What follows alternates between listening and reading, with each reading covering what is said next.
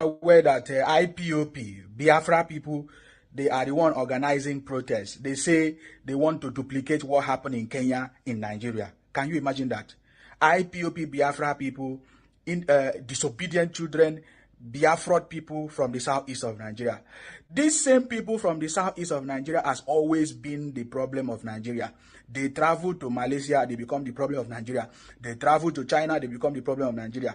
They go to South Africa, they become the problem of Nigeria. They do kidnapping, they do all kinds of rubbish, they spoil the country. The same Biafra IPOP people from the same southeast. My question today is, why is the southeast of Nigeria, Biafra people, Biafra people, Nnamdi developers, why are they always excited to be part of the problems in Nigeria? Right from 1967 to date, they have always been causing problems. But you know the striking thing, they have never achieved anything yet. That was the same way Ojukwu started causing problems in Nigeria. Do you know why Ojukwu caused problems in Nigeria? Because during the Aburi meetings, they refused to listen to him, or they refused to give him his personal interest, because he wanted to be a leader. They rejected him. They rejected Ojukwu right from the Aburi. He came out because he was rejected. He started causing problems in the country. The same way Obi was rejected in the presidency, in the election, presidential election. Today, his brothers and Obi, they are causing problems all over the country.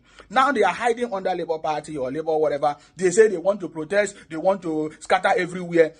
For your information, in case you don't know, IPOP, Biafra people are behind the protest. We can see what they are doing on TikTok, on Twitter. They are forming in their audio, in their meetings. They say they want to burn down the country. I want Nigerians to know that from 1967 to date, IPOP Biafra has been causing problem in this country. Yet they have not achieved anything. They started with Biafra. This Biafra game is obsolete. Nobody is listening to all this Biafra tactics that IPOP from the southeast are using. It is no longer making sense. Please change your strategy, because I've said before, if you continue the same strategy, you can never be president of Nigeria. Obi can never be president of Nigeria. Are you getting me now? So my question is, why is it that all the people from the southeast of Nigeria, Nnamdi Biafra developers or Nnamdi developers or Biafra disobedient children, they are always, anywhere you see problem, it is from the southeast of Nigeria. Either they are selling fake product, is from the southeast of Nigeria. Either they are doing kidnapping, is from the south. Why? My question is why? Now, I went on Twitter and on TikTok. I discovered that, wow, look at all the groups, all the meetings that they are doing online. They are all IPOP Biafra from the southeast, planning on how to burn down the country. Why? My question is why? Why? Why are you still doing the same thing? When Ojukwu at Aburi, they refused. They turned down his request. He started causing problems. He was forcing people to join him. Today, we can see IPOP Biafra forcing people to join them. And people are saying, no, we don't want to be part of it. They say they force people. They try to force people. Is it by force? We don't want to be. So, right from the time you lost election, you are still bitter. Let me tell you, no matter what you do, up to today, it will not change the fact that President Tinubu is on the throne. With all your propaganda, with all your lies, with all your protests, it will not. President Tinubu is still on the throne. Are you getting me now? That was the same way they hijacked NSAS. Look at what they turned you to do. They burn down properties, they do everything, and they were giving commands. Burn down police station, do this, do that. Today, they want to do the same thing. So for your information, in case you don't know, IPOP Biafra people, they are the one organizing protests. They are the one say they want to burn down the country. But this time around, we will never allow them to do it. Go back to your southeast. Go back to your 5 plot of land. Go back to your Biafra and do your protest there. If not, the owners of the land. My message to everybody is rise up and make sure you will not allow all these IPOP Biafra people to come and burn down your villages. Let them go back to their southeast. Let them do whatever they want to do in their southeast. Enough is enough. This nonsense must stop. And for you to become the president of Nigeria, you must apologize to Nigerians for all the calamity and lies and propaganda that you have meted on Nigeria for a very long time. Bunch of criminals. President Tinubu is on the throne, whether you like it or not. May God bless our president. May God bless our Senate president. And may God bless the Federal Republic of Nigeria. Guys, stay blessed until I come your way next time. Bye for now. All right. Good morning, good afternoon, good evening to every one of you. Thank you so much for your time with us. Today's another wonderful day, Wednesday, 17th July 2024.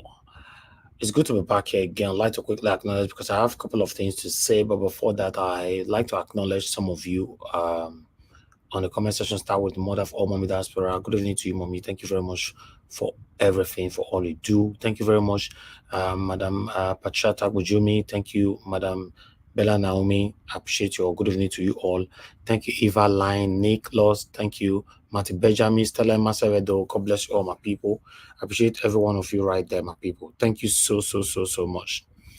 Thank you, Jude King. Thanks for joining us. I appreciate you. He's also said thank you for joining us today. Good evening to you. Great mind. Thank you.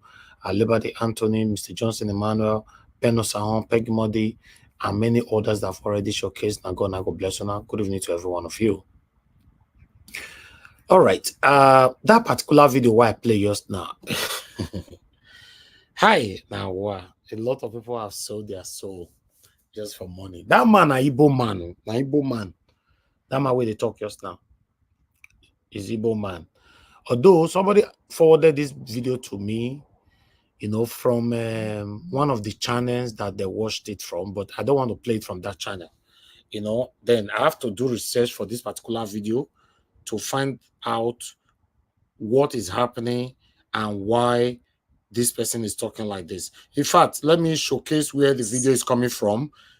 Somebody forwarded this to me. Okay, good. So that was the particular video they forwarded to me. But based on the research, I have to look for the original video by myself. In fact, that's the main reason why I came out late. Because I saw the message very late. I was like, okay, wow, okay, let me look for the original video. I thought, the video long past that one. Maybe I might go cut it and all that. But I found out that's still the same thing, but I decided to play that. But the question now is, because I really want somebody to tell us what is happening here. This is a Biafra man, an Igbo man speaking like this. Does it mean that something have exchanged hand or what is happening? Me, I don't understand though. I really want to be educated on this particular video. I was shocked listening to this. In fact, you and I listened to this video at the same time. You and I listened to this video at the same time. As I see, I was okay, make a complaint. But hearing what this man was saying just now is baffling. It's shocking. Yeah, it's really shocking. But now, someone like me, I support Nigerians to protest because of the hunger that is eating almost everybody up right now in Nigeria. But does that mean I'm an Igbo man or a Biafra man? Because according to that video, he's saying that the people that is planning this thing are Biafrans. So automatically now, any Nigerian that is complaining right now of the hardship in Nigeria are Biafrans. Every Nigerian that is complaining of the situation we are facing right now is an Igbo man. Although I'm not surprised, they've called me Igbo man in different comment sections. Whenever I comment how Nigeria can be better and all that, the next thing they come under my comment, calling me different kind of name, call me Obidiot, call me Peter Obi, call me different kind of names, Yes, I've complained over that before on this platform.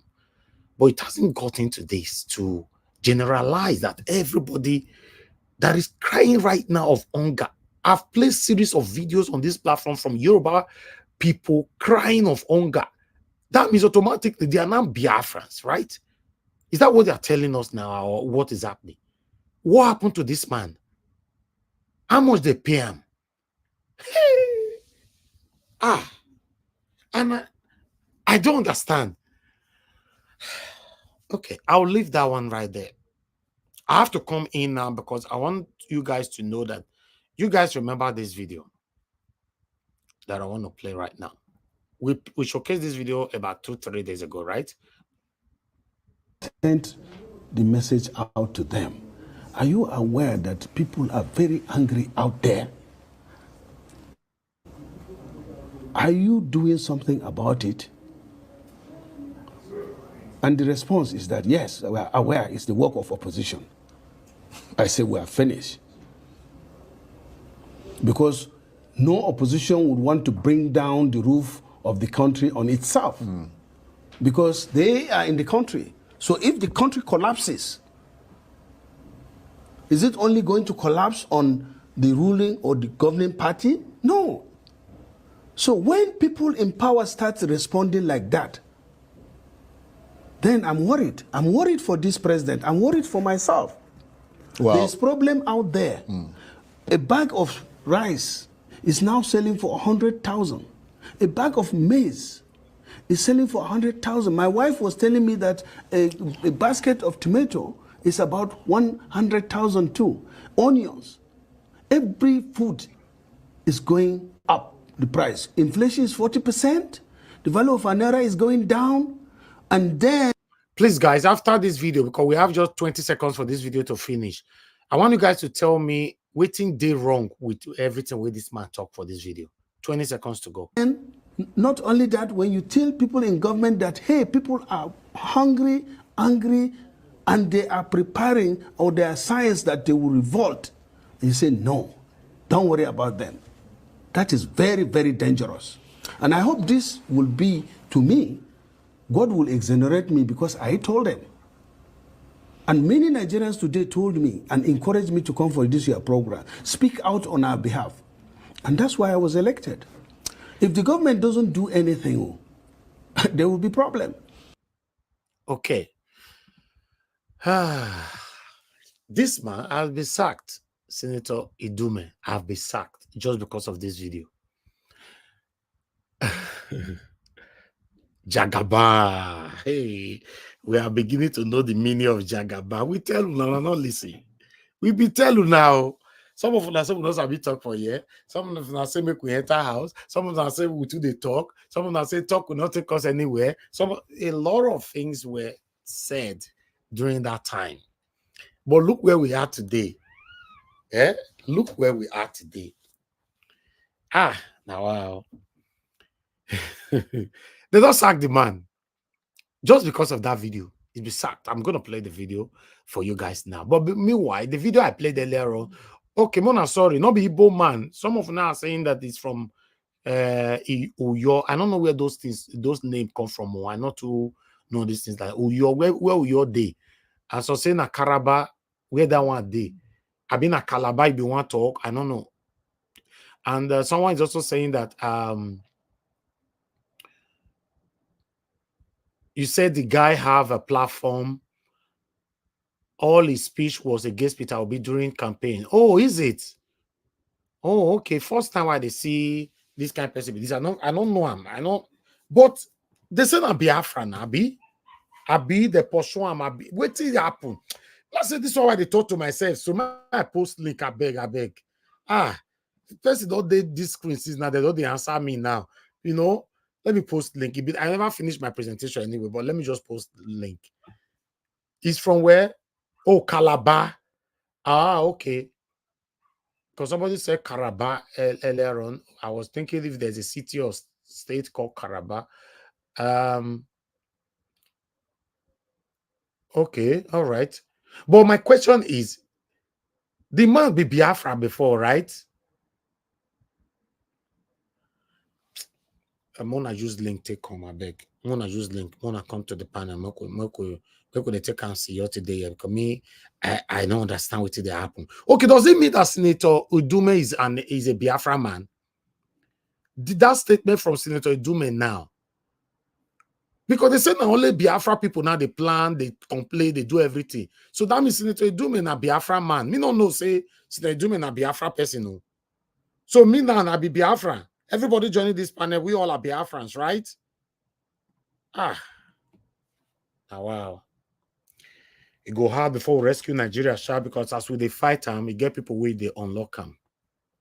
Yeah, there's people that is benefiting from the situation we are facing today in Nigeria that will never allow Nigeria to work.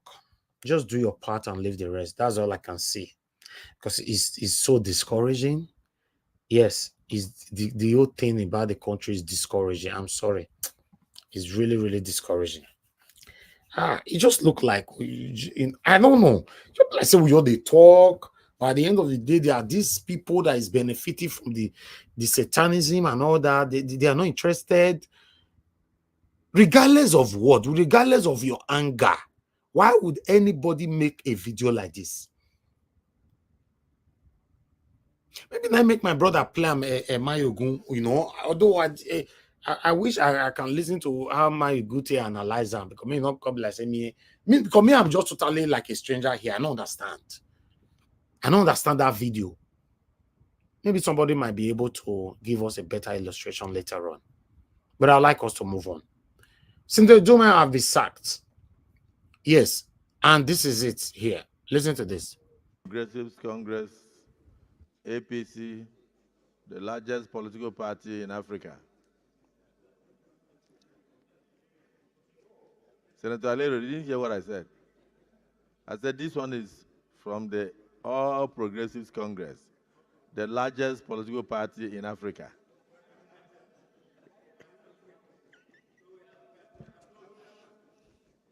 So the party that overtook the PDP and diminished the PDP to a miniature ABGA.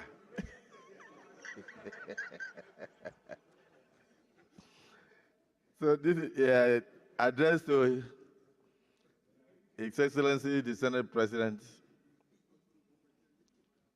Dr. Godswill Obodokpabio, President of the Senate, complaints against the unbecoming utterances of Senator Ahmed Ali Ndume. I'm writing on behalf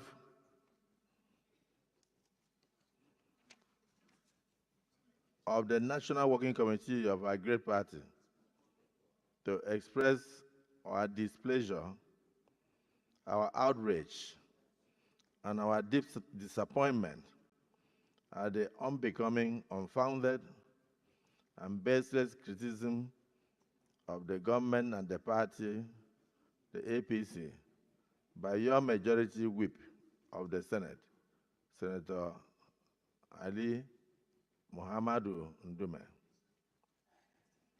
As a member of the ruling party, we expected a much more responsible and decorous behavior from him. But this has not been the case. His uncouth and rabid outburst against the government before the international community and before the global community is not only harmful to the government's image alone, but also undermines the party's unity and cohesion.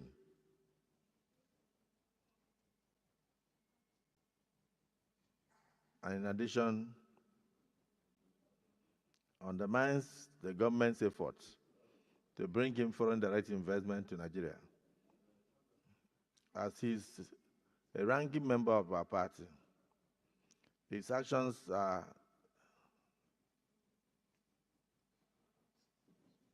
unbecoming of a senior member of the Senate and sets a very poor example for others in future to follow. His latest tirade, I hope I'm right, on air during a program on Rise Television,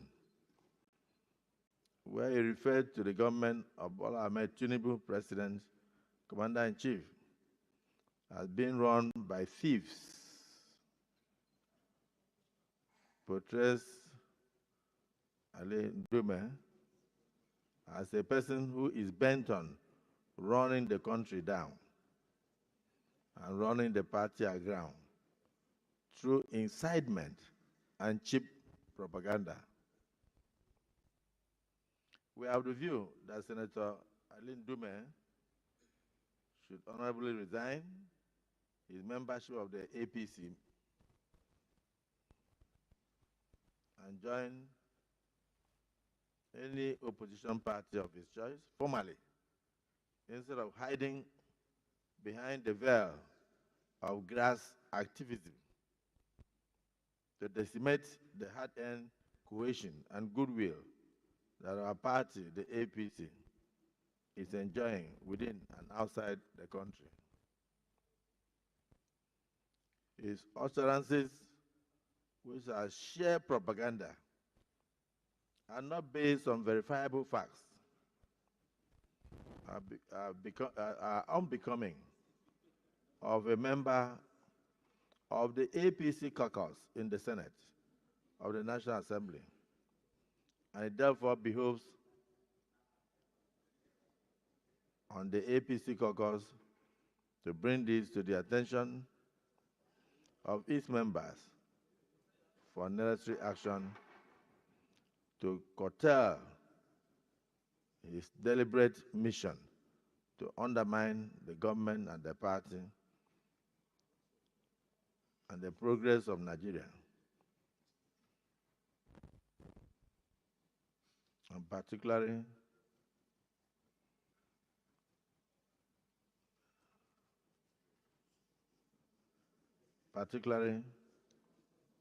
those appointed by Mr. President to work in his administration.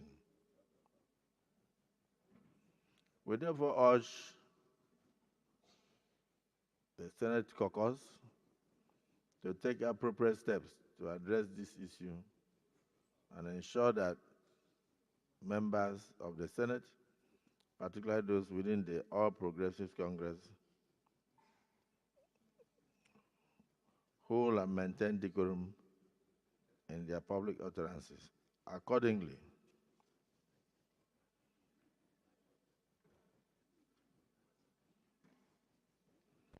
we realize that the position of the whip of the Senate belongs to our party,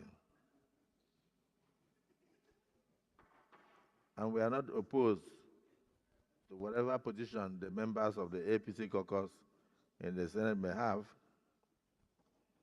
But we are of the opinion that distinguished Senator Mohammed Tahe Monguno should immediately replace distinguished Senator Ailing Ndume, who is bent on bringing down the country,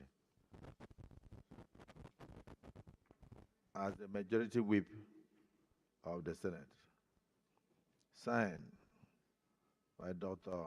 Abdullahi Omar Ganduje, CON, National Chairman, and Senator Surajuddin Ajibola Bashiru, PhD, BL, Bachelor's at Law, National Secretary.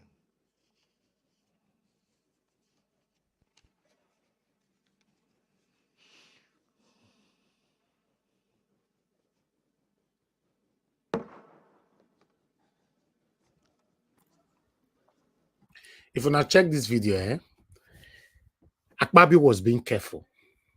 Akpabi was being careful not to offend Senator Ali Idume more than the way he's already going. You see the way he was stammering, reading that, even though he knows that what happened is wrong. You know, so all these people, all these criminals, all those thieves, armed robber, you know, you say armed robber, if they don't catch them, though they ask, how do you feel? And you say, I feel so bad, please forgive me, I won't do it again, right? They have minds as well. Yes.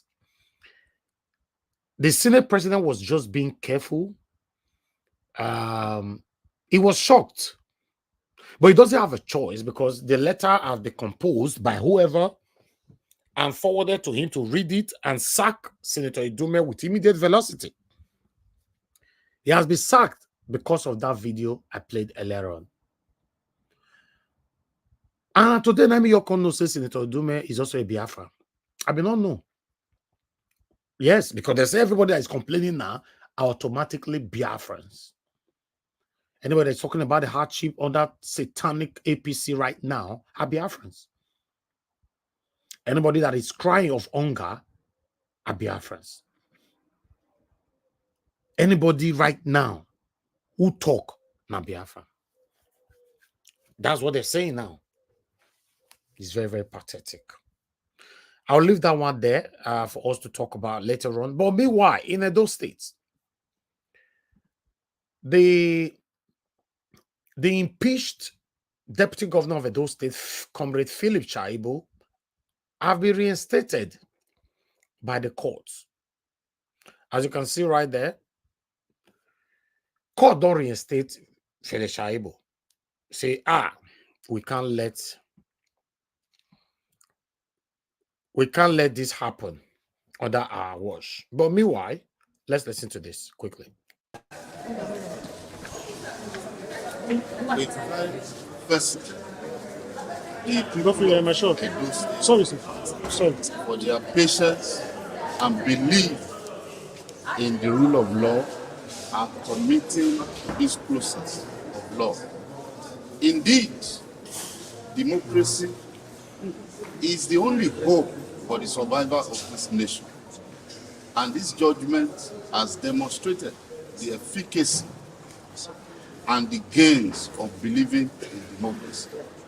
We thank the court, and we thank particularly the person of the Deputy Governor of Edo State, His Excellency Comrade Philip Shaibu, for trusting in the judiciary. Thank you very much. How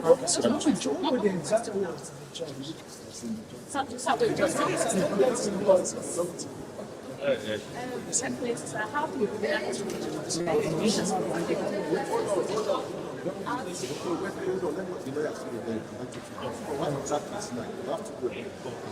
You are allowed to say something. Please. Let him say something. This is also the government to say something. How do you react? And did the court make any consequential order as to the benefits of the deputy governor? Why this is different? Please, just so that he's in my short, please. I think that's will have been from a lawyer to talk about the case. For me, I want to thank the judiciary. I want to thank Justice for his courage, and he has restored confidence. Truly, the judiciary is the last hope of the common man. And as a common person, justice. I want to thank every people and Nigerians. Everywhere I went throughout this process, everybody I see, they tell me we are praying for you. I want to tell the people and Nigerians that have been praying for me, that this is answered prayer. So I dedicate this to God and this court.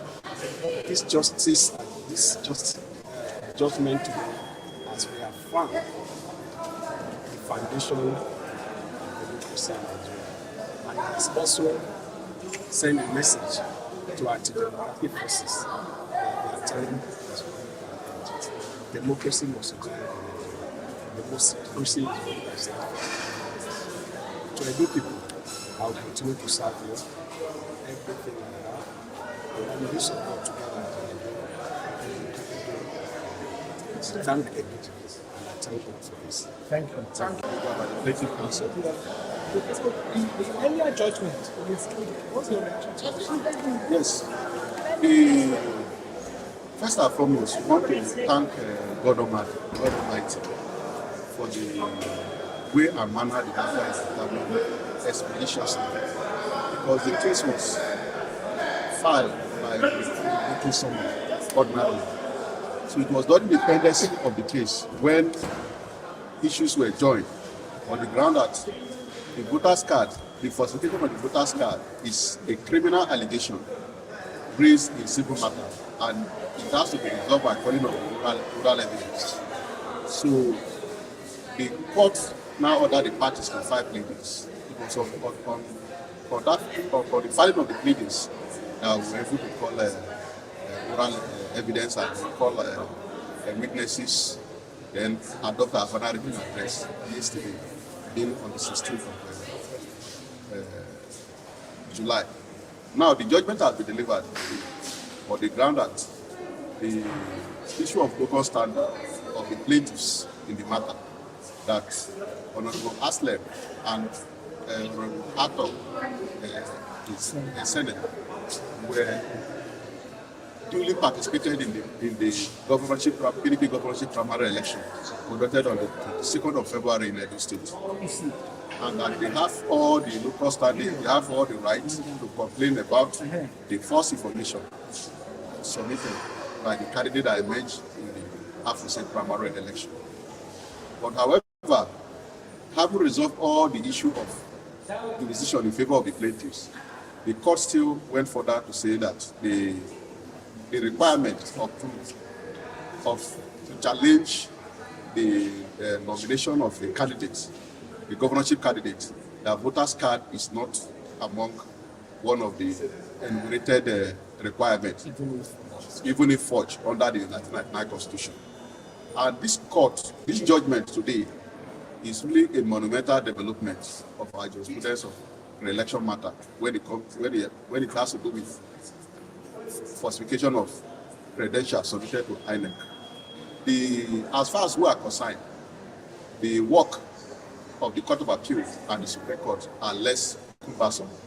It is just for them to interpret whether the voter's card is a disqualifying factor in contesting the office of governor of a state or not. And once that is resolved, we are very optimistic that the PDP governorship candidate will be disqualified from the election.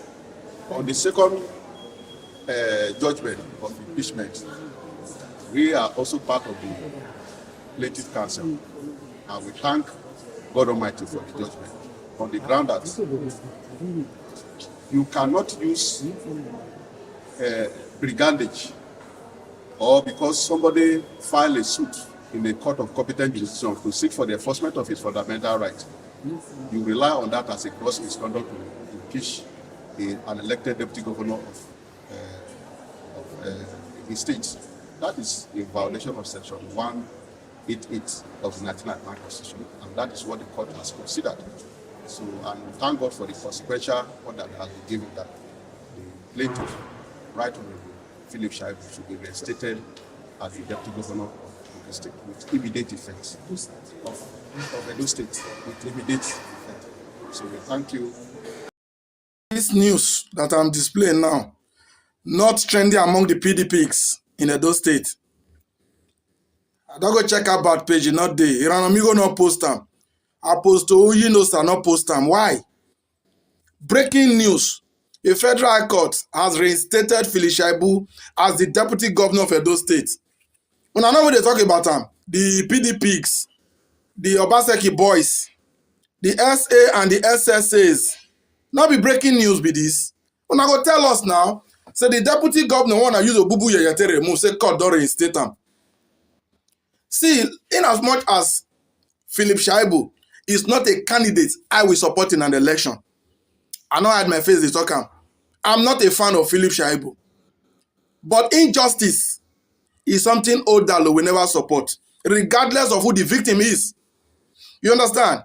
The way Philip Shaibu was booted out, just like what other deputy governors in other various states of the nation have suffered, it doesn't make sense. For goodness sake, the deputy was part of the ticket that brought the governor to power. You cannot tell me that the ticket, the vote that brought the governor to power was 100% because of the governor. That's not possible. The deputy has a role.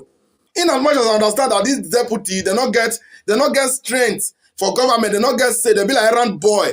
Even when they refer to their spare tire, the spare tire will not get used. That's what most of the governors they can't turn them to be. You just booted the deputy governor out. What was his offense?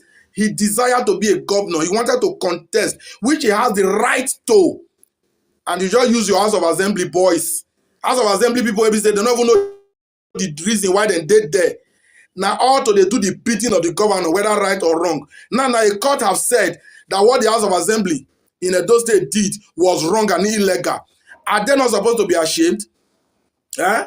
Okay, I'm not saying now they go appeal, but whether you like it or not, under the law, as at this moment, Philip Shaibu stands the deputy governor of Edo State, pending the outcome of a superior court.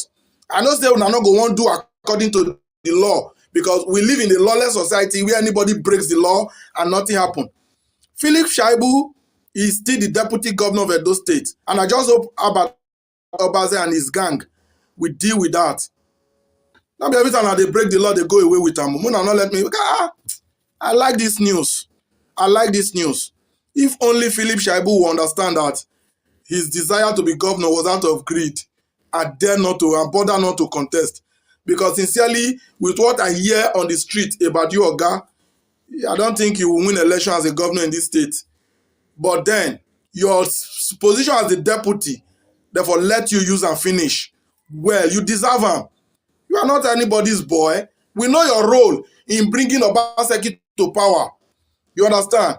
So, in as much as I don't support PDP in this election, but this particular one is a welcome development. So let's see how it ends and what happens next. Here in Lagos, where the governor of the state, Babajide Sanwo-Olu, on Tuesday announced a 5 billion naira pledge towards construction of a permanent site for the National Youth Service Corps orientation camp in the state. Well, the governor made the pledge during his address as a special guest of honor at the NYSC Passing Out Parade closing ceremony for the 2024 Batch B Stream 1 Corps members. The governor also announced a sum of 100 million naira for the NYSC support staff and a farewell gift of 100,000 naira for each NYSC member departing camp. Let's take a look.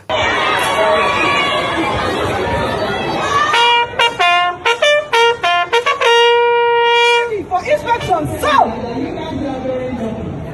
I'll be putting available a total of 5 billion that I'll be using to start the full development of the permanent site for NYSC. For this batch, we have 4,254. And so with all sense of responsibility, and because you've been very hardworking, each and every one of you will go home with 100,000 naira.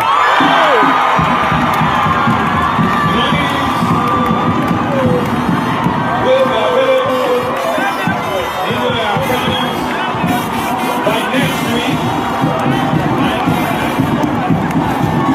Your directors will credit your account. Don't worry.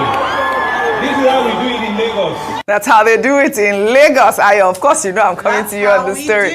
Absolutely. Lagos State, you know, doing the Lord's work for our youth corps member. I mean, who doesn't want 100,000 naira? But I think most importantly is that 5 billion naira pledge for the renovation of that camp. I mean, it is when you see some of these youth corps service members, they show you the way they live and how, you know, they go to camp. You're like, oh God, do I really want to do this? But now Lagos State is showing example. We lead, others follow. And this is why everyone wants to come to Lagos State for NYSC.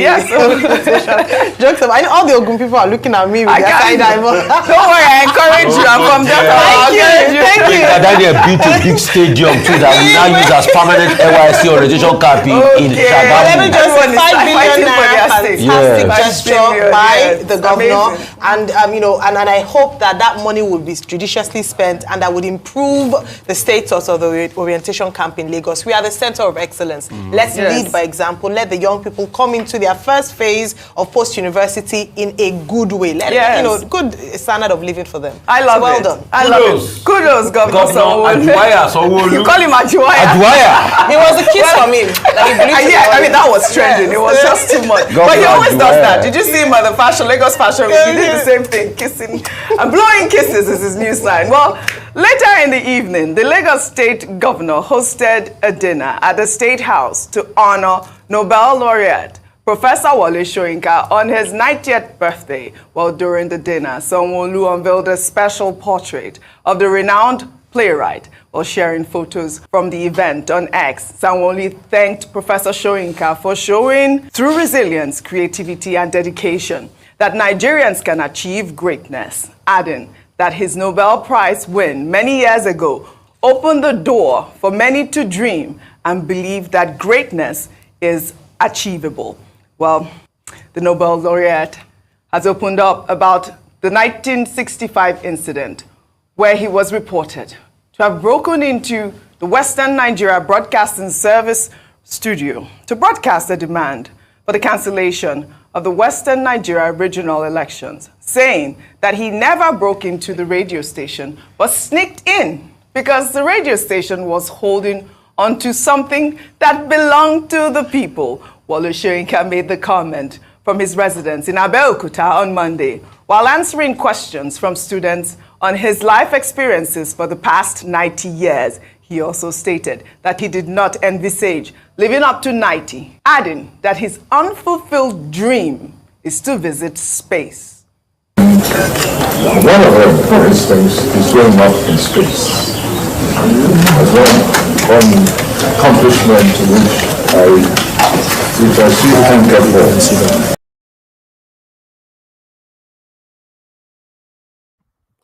All right, thank you very much, my people. That's all we have for you guys today in terms of videos. Good morning, good afternoon, good evening to every one of you right there. Thank you very much for your time.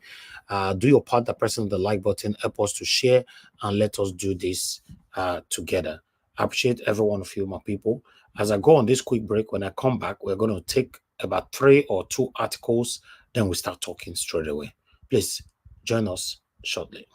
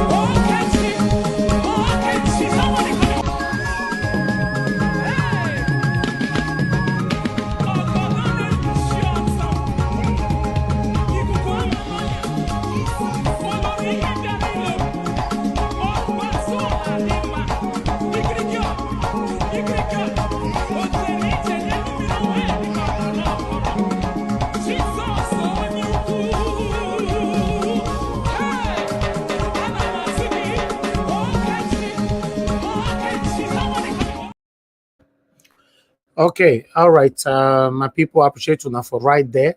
Okay, make we take them from here where we stop. As you can see, we still have one particular one on the screen that we need to read for you guys. Nnamdi Kanu.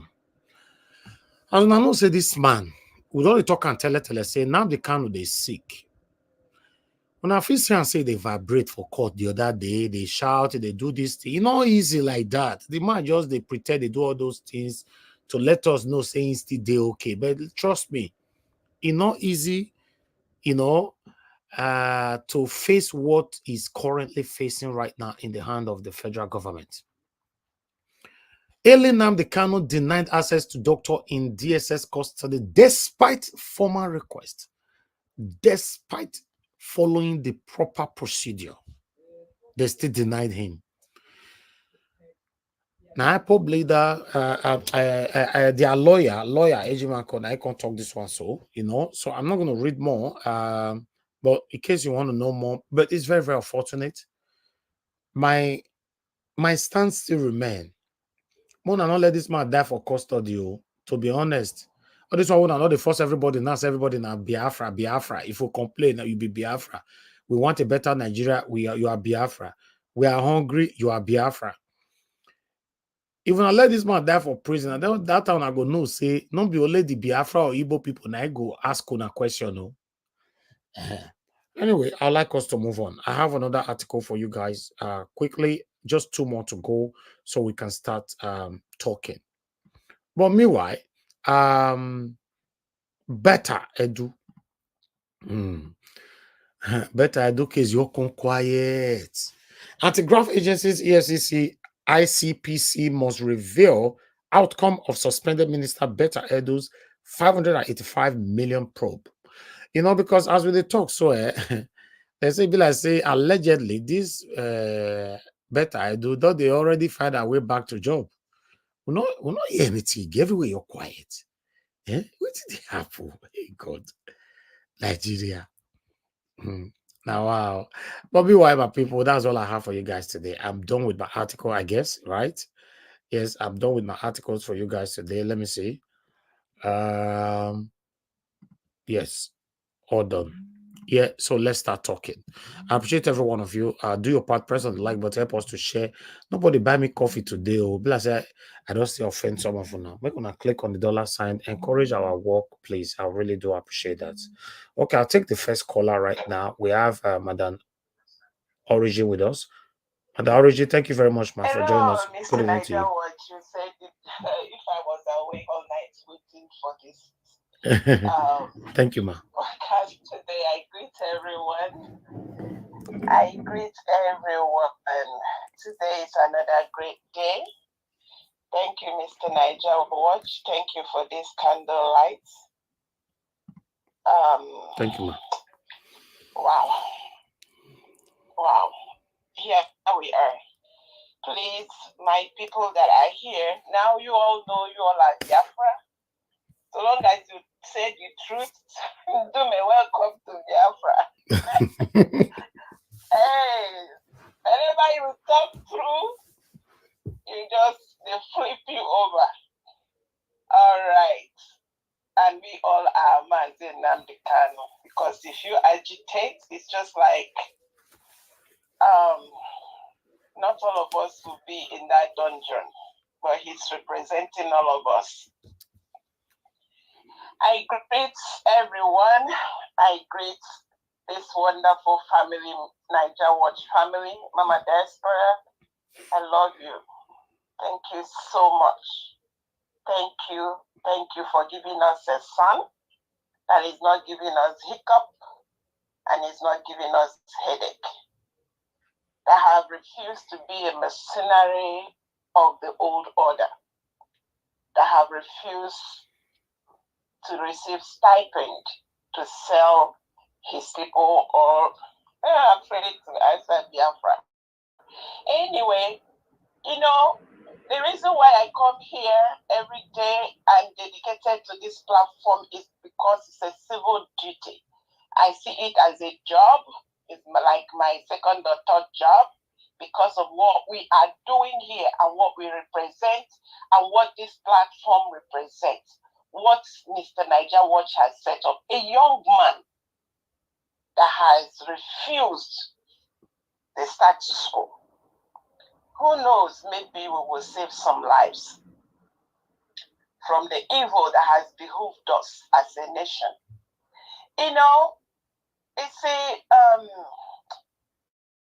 I do come here because I want to see how I can make a difference, how can I speak, because our objectives here is to speak the truth, to speak truth to the people. See if we can educate them from the lies that have been told to us. You see, this young man called Nsime, it doesn't matter whether he is not an Igbo or whether he is from Uyo or Calabar. This is why they removed history from our schools. This is why it took 20 years to hear the truth about the 1966 coup, because they hid it.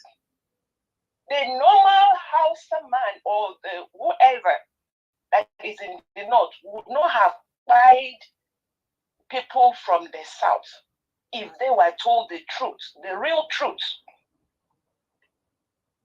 This young man is being sponsored. If he know the truth, if he know that this thing he is saying, this is female boy or man, if he know that he is inciting ethnic genocide, a possible another ethnic genocide, he will be scared to do it. But because the history is hidden from him, because he does not even know that he is sending propaganda, the one similar to what caused almost 3 to 5 million people to buy. That has caused the evil, because the people, the system, I call it a system, that has propagated and done the evil to the people of Nigeria, they are still very much alive. And this man is being used. And I speak to everyone that is in the UK. to begin to search the government of UK, because this thing is ethnic hatred he's spewing. None of all he said is true. And this can cause, because he does not even know he collected money being sponsored. He does not even know the extent of what he has done already. So as I am speaking, I call upon Ohaneze Ndigbo, the governors, whether you are, if you are in Southeast, whether you are a mercenary of the old order, whether you have eaten and you have collected stipends against your people, this is similar to what happened that caused the genocidal war. You people have better sit up and begin to find out how to stop this man and the sponsors from causing another ethnic cleansing, genocidal evil, that the one that they have done before, they have not yet rectified it. They have not told us, go, if you want to know what is happening, go and read Why We Struck. Go and read the Revolutionary War. Go and read Nigeria 5 Majors. That the people that caused what happened have never been revealed. And now the music is playing again. The music that happened, that caused the evil of genocidal war is playing again. And I call upon every Umuadayibo and every Igbo mother to wake up and hold the Ohaneze Ndigbo, the governors, House of Rep, House of Senate accountable. If they don't get this case up and let it be that enough is enough. We are tired of dying. We are tired of being somebody saying the truth and they are flipped over and labeled to be destroyed. I rest it there, Mr. Thank you. Thank you so much. Thank you, ma. Thank you. God bless you. Okay. Thank you very much, my people. I appreciate you all. I'm just going to go straight to my panelists. We don't have much people on the panel today. Maybe they might come in later on, but let's just keep going. I appreciate you all, my people. I got a super chat from Madam Bella Naomi. Thank you very much, man. I appreciate you for this support. As always, I'm very, very grateful. Thank you, man. Okay, the first person with us today on the panel is Oga Destiny. Oga Destiny, it's good to have you back again. Good evening to you, sir. Please talk to us how you see the matter with the table. Good evening, Mr. Najawo. Thank you. Good evening, everyone. Good evening, Mama Diaspora. And good evening, good morning, good afternoon, depending on your location. I agree with the commenters and the people who are listening to us. This matter, guy, I swear, that guy, I don't really know, Sha. Sometimes, it's like if we don't do abroad, sometimes some of us, because we know, say, some kind of slap where they give us that year, they make us the get sense. For here now, they don't feel they give out to us. It's like that makes some of us, we always mishear, mistalk.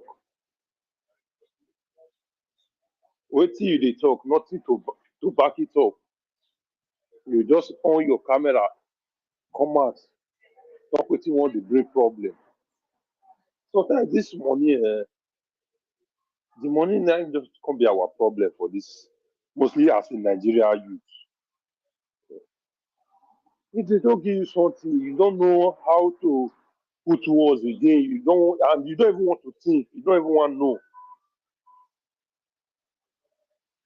If everything we're talking about, nothing go through the inside. Okay, even if you are not saying that really now the IPOB self now want to bring the protest. Waiting that they complain for. Is there any lie inside for the problem where the country right now, for the hungry, well, the whole ordinary people, the hungry for the country? Everything where they happen for the Nigeria right now. Is there any lie? Everyone is saying the truth. All of us are saying it. I don't even get it sometimes when some people just come up on their camera, talk as if they have the whole sense. And whereas you don't have the sense at all. People are suffering. People are just going every day for hunger. Not that for any other thing or just hungry because they cannot eat. Now, many people in Nigeria can never say they cannot eat 3 times. They cannot even eat once. Before, we only cry people are not eating 3 times a day. Now, it's not 3 times a day. They cannot even eat once a day. That is what many people are crying for now. Then you come out and say that if the IPOB are the one doing it, they are not supportable. But if they are the one even planning for protest because people are not eating once a day, why would I support them? If you like good things, if you want people to be okay the way you are, why won't you support them? If anybody is doing bad, let's say, this one they are doing bad in this area. But if they are doing good, if IPOB speak out about these things, to say they need protest, me, I will support. But people are not, they are not okay, they are not happy. Majority of them are not looking fine. It's only the politicians and their followers. Some that are still disguising as if they are not with them, but they are with them secretly. They will just come out, speak as if, man, I don't even understand. If you even look at the kind of person that is talking, you are not in that country that people are passing through air, suffering every day of your life. They don't take light. Your internet is good. Your road, everything is good. The school that whether you have to, I don't know. The school that they are going there, everything is okay.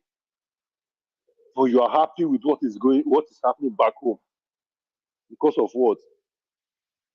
Maybe if we even go do research, it may be one of those politicians' son or their family.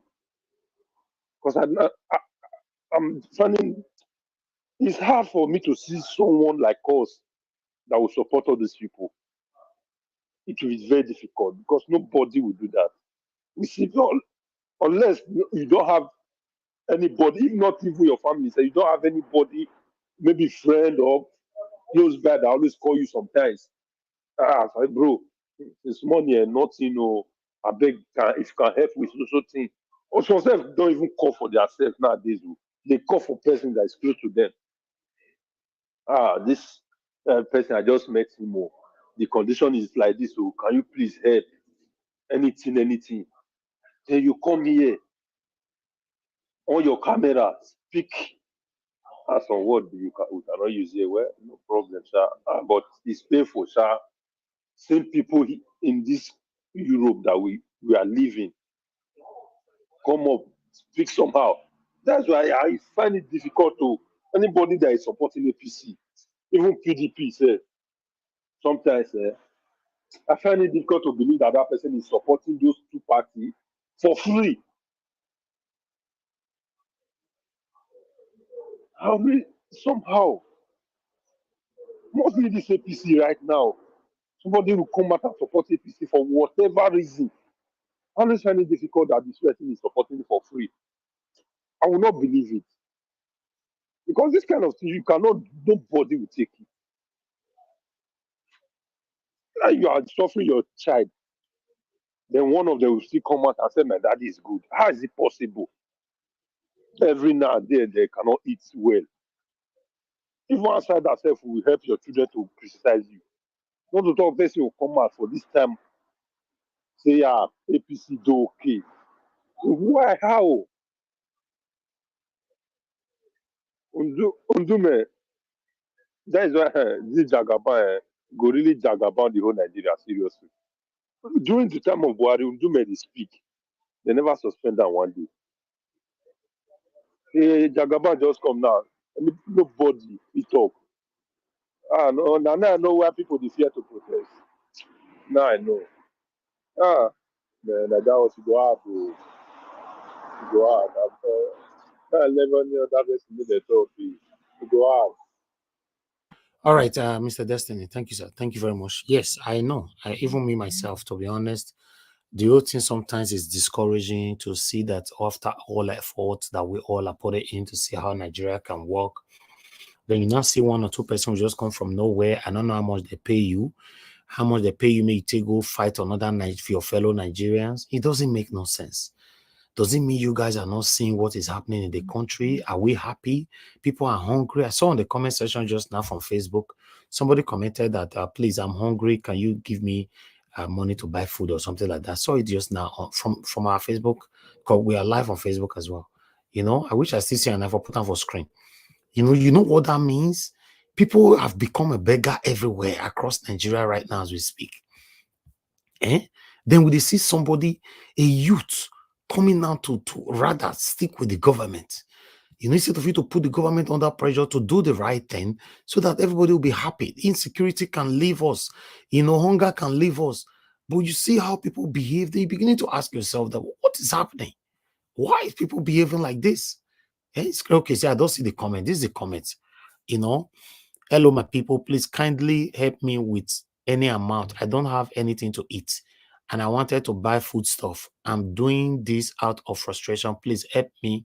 Blah blah blah blah. I put account number there in case any of you want to put money for your account. I just put it there, but you don't have to. But I just have to show. Not the lie. Yeah, the person saying they hungry, and this is what they are doing across everywhere right now. He's saying they're hungry. You know. So for me, do you know how many people I help? Today I don't help somebody. Today for Instagram, we are not going to continue like this. Then we still see a youth coming out to fight us. You know, telling us that this government is the best ever. How much they pay you? Do you even have a heart? Wow, me, I don't understand though. I don't get it. Although not everybody where they beg online still they genuine. You know, for me, before you send people money, you need to be sure if these people are also genuine. Some of them can be tricky, following from one account and all that, you know, to extort people. But the realism is that hunger is in the land. We know. Let's hear from the next person. Give us a Monday. Thank you very much, my brother, for joining us today. Good evening to you. We are not much on the panel, so let's say we'll close today. Talk to us. What's your take with all we've presented so far? Give us a Monday. Go to Mashallah. Okay. Okay, Mashallah. Thank you, sir, for joining us today. God bless you. Please, I'd like you to talk to us. Good evening to you. We know they hear you, or Mashallah. The audio or whatever, we know they hear you at all. You are muted yourself. Guy also turn on your camera. Is the rules. Don't be on the panel without I cannot see your face. Okay, now I can see your face. Always do that. I don't like reminding people of it. I know saying that you are new here. Mashallah, we can't hear you, fortunately.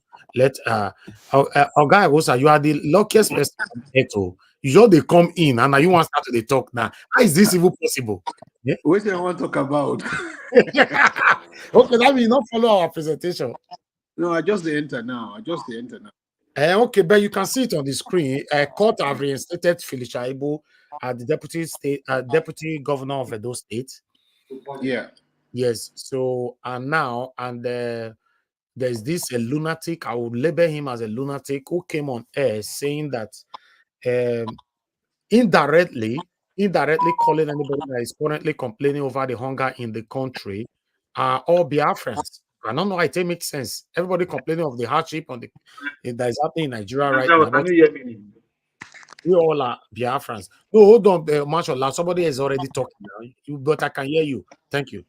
You know, so sir, yeah, just go ahead with what we have on the screen. And now the Kanu denied once again treatment. And this man is seriously sick.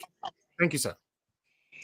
Thank you very much. I want to say good evening to everybody in the studio and those listening around the world.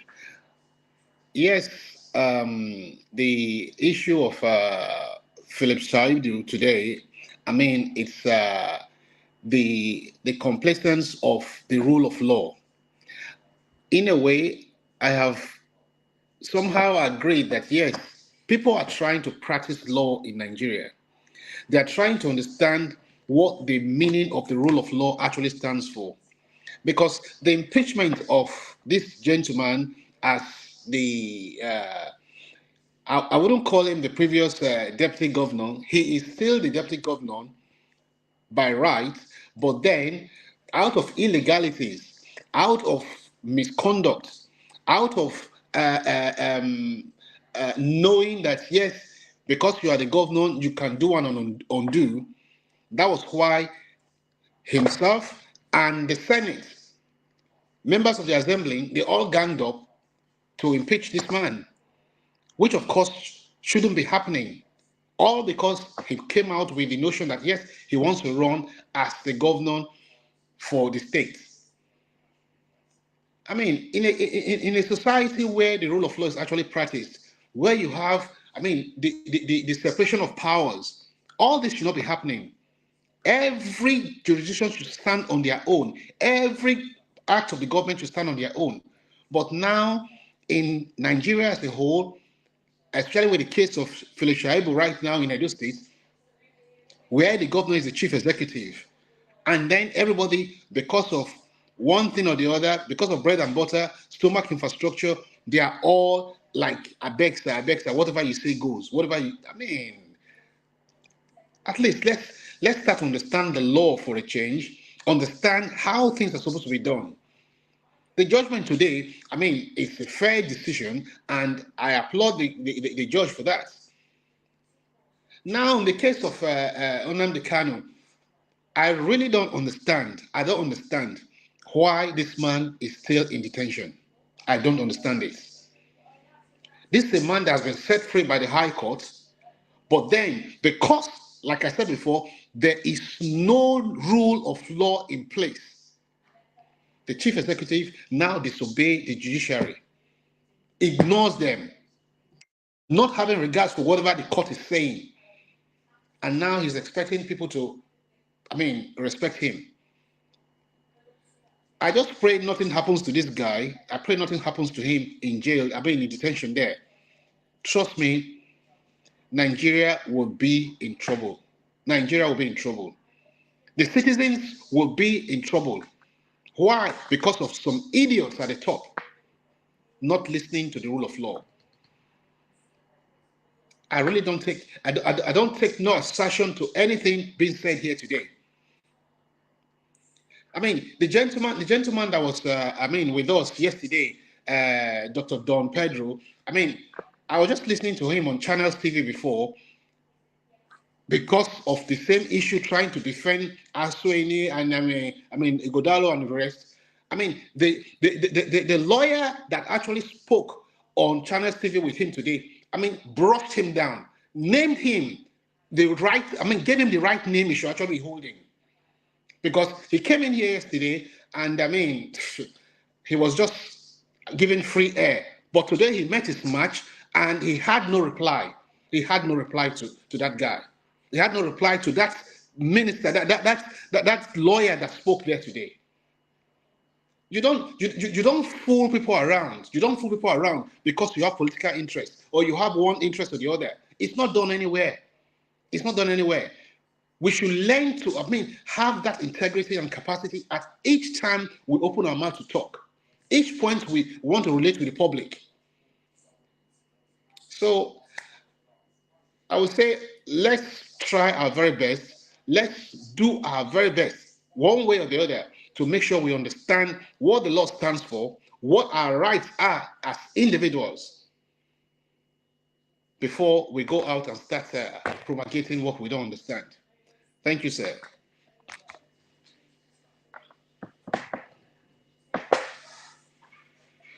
Mr. Ellis, are you there? Yes. Mr. Ellis, are you Okay. there? Yes. Thank you, Mr. Agosa. God bless you, sir. Thanks for your submission. Thank you. Let me come back to you. I can go now if you're ready for me. You can go now. Okay, that's fine. Mashallah, I'll come back to you after I give us a mandate. Thank you. Give us a mandate. You have the floor. Thank you, sir. Thank you very much. I truly do appreciate this time. I actually have to let my camera open. Mr. Osa, thank you very much. God bless you, sir. Thank you very much, panelists. Thank you very much, Nigerians. Thank you very much, people all over the world. We thank you for all that you do. Thank you for your service. Madam Origin said something earlier. This is like our second job because why? It's our civic duty. It's our civic responsibility. Every time I go to bed at night, I think Nigeria. Every time I wake up in the morning after my spiritual activities and all that, the next thing that comes to mind is, what are we going to say again today on Nigeria Watch? What happened again today in Nigeria and things like that. And so, Mr. Helvis, thank you very much. I mean, you have this platform that allows people like me to speak, and well other great minds, people like Mr. Chris Dublin, Mr. Ose, Black Panther, Madam Milena, Madam Origin, Madam Rita, Dr. CM, Mr. Moshala, Mr. Malik, Mr. Ike, uh, Mr. Concern, Madam Luke. Oh, the list just goes on. Thank you very much. I appreciate you. Mommy Diaspora, I greet you. Mr. Abuaze, Madam Marie Finance, I greet you all. Thank you very much for all that you do. I do appreciate you. Mr. Osa, I think I will always just keep mentioning this that you said some 3 days ago. He stuck with me, and I don't know how long it will stay with me, maybe for eternity. Be careful of a man that has nothing to lose. Be careful of a man that has nothing to lose. That same day before I actually joined the platform, somebody said something. Don't plant what you will not harvest. Thank you for bringing up the situation of Don Pedro again today. It's so sad when sometimes people that you think they are men of dignity and honor, they play childishly in public space. And I need Nigeria to listen to what we are saying tonight or today. When men that you think that they are men of dignity, honor, and responsibility, they play childishly in the public space. Yesterday, even the anchor of the show said the man was rude, and he has gone somewhere else to display his arrogancy or his rudeness today. Good governance is not something you cannot feel. By the grace of God, I live in America. To the glory of God, you can literally feel good governance. People tell you they don't even build bridges in Western country. Hey, stop that nonsense. I mentioned to you yesterday how bridges are going up here. People don't even feel it. That is good governance. Hospitals everywhere. In fact, you go to some places, you see new hospital, you're like, ask yourself, how is this coming up? Are they doing this? There is no amount of lies that Don Pedro can peddle that will change the fact that Obaseki failed woefully. Obaseki failed handsomely. Obaseki failed gallantly. And I need the Edola to please pay attention. Mr. Chris W. may probably join later on. He told us the history of the forefathers of the Obasekis. And their father went about showing the house of the chiefs to Lord Lugard during war against the Bidi kingdom. And those chiefs, their houses were burnt down, destroyed. We now see how Obaseki is taking in collusion with the Enoges, taking the monarch to court today. And the younger brother will come here yesterday to come and spin lies. It ain't gonna work. It ain't gonna work. I'm not an Edolite. I'm from your state. But I tell you, I have so much to lose in this election. Whether election in Bauchi, election in Abia, election in Imo, election. I'm a Nigerian. I am first a Nigerian before an American, to the glory of God. And so I have so many things to lose in this election. Is it the Bini? Is it the Uniben University? Is it the Ekpoma? Is it the roads? Is it that the girl child, 16 years, cannot even feel anything called good governance? Or the 16 years old boy cannot test anything called good governance? And you come here in public space, doctor in courts, displaying arrogancy. With all due respect, people, I don't have anything against him. But it bleeds my heart when our common patrimony given to these people. Hey, the last time I checked, Obaseki became a governor because we gave him our mandate to go represent us.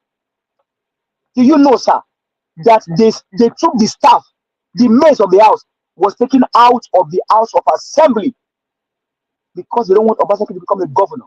They had to pour gravel in front of the House of Assembly. They had to remove the roof. Let's remind them. Let's remind them of history. Nigeria Watch Media stood. Edola stood all over the world. Even though I'm not I do like I saw that incident. Do you know, sir, after Obaseki became a governor, he went on an altar to go testify how that God brought him into power. And this same man cannot do good for his people that fought for him. And his younger brother think he can go everywhere to go and peddle lies. The court just showed just destroy you guys shenanigans today. Even though I'm not supposed to Shaibu because they are all sympathized, compromised. They are all together. But the court you don't beat the hand that feeds you. You don't bite that hand. Shaibu did a lot for you as much as Nigeria went extra mile for you. From Ojo, I gave my voice for you during the election that would have destroyed your career. And today, now your brother can go everywhere to go and pay you life because you want to bring your money back to be the governor of Edo State. We are saying no, it cannot happen. The court just destroy you guys shenanigans today. Will Asue be in the race? I don't know, but the court has said he's going to be in the race. Edolite, please listen to me. I don't have bitterness against any of them. I just care. As much as I wake up here in Texas every day, I can drive from 12 a.m. of the morning to the next 12 a.m. of the following morning. Nobody will harass me on the road. Nobody can harass me. That's what I want my country. I can go into a food bank in Texas and ask for food. They will give me free food. Nobody will ask me question. Nobody can question me. And these evil guys, because we give our common patrimony, they have now seen us as evil when we call them out. You guys see the arrogance of Fabio in that house this morning, based on the video Mr. Evans showed us. These are evil men. These are evil men. Is Ali different? Is Ndume different from them? No, they are all the same thing. Destroying our common patrimony. And this is why Nigerians should arise. Arise, Nigeria. Arise. And let's fight this fight. Arise and let's fight this fight. This evil cannot continue this way. Let's stop this evil. These guys are evil. We can cause their evil. We can destroy it. And so let's arise.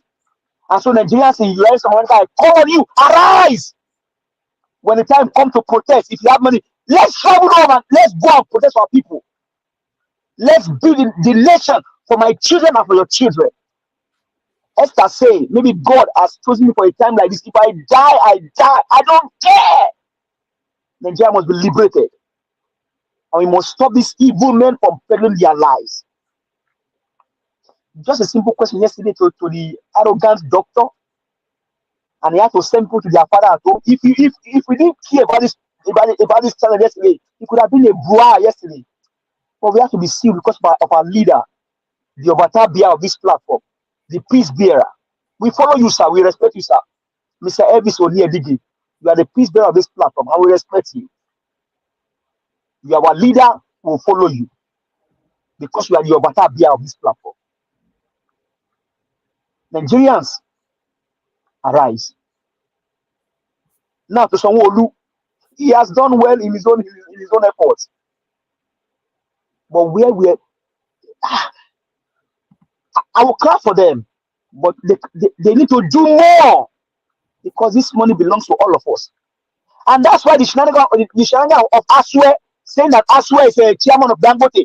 Dangote, my money is in Dangote. Your money is in Dangote.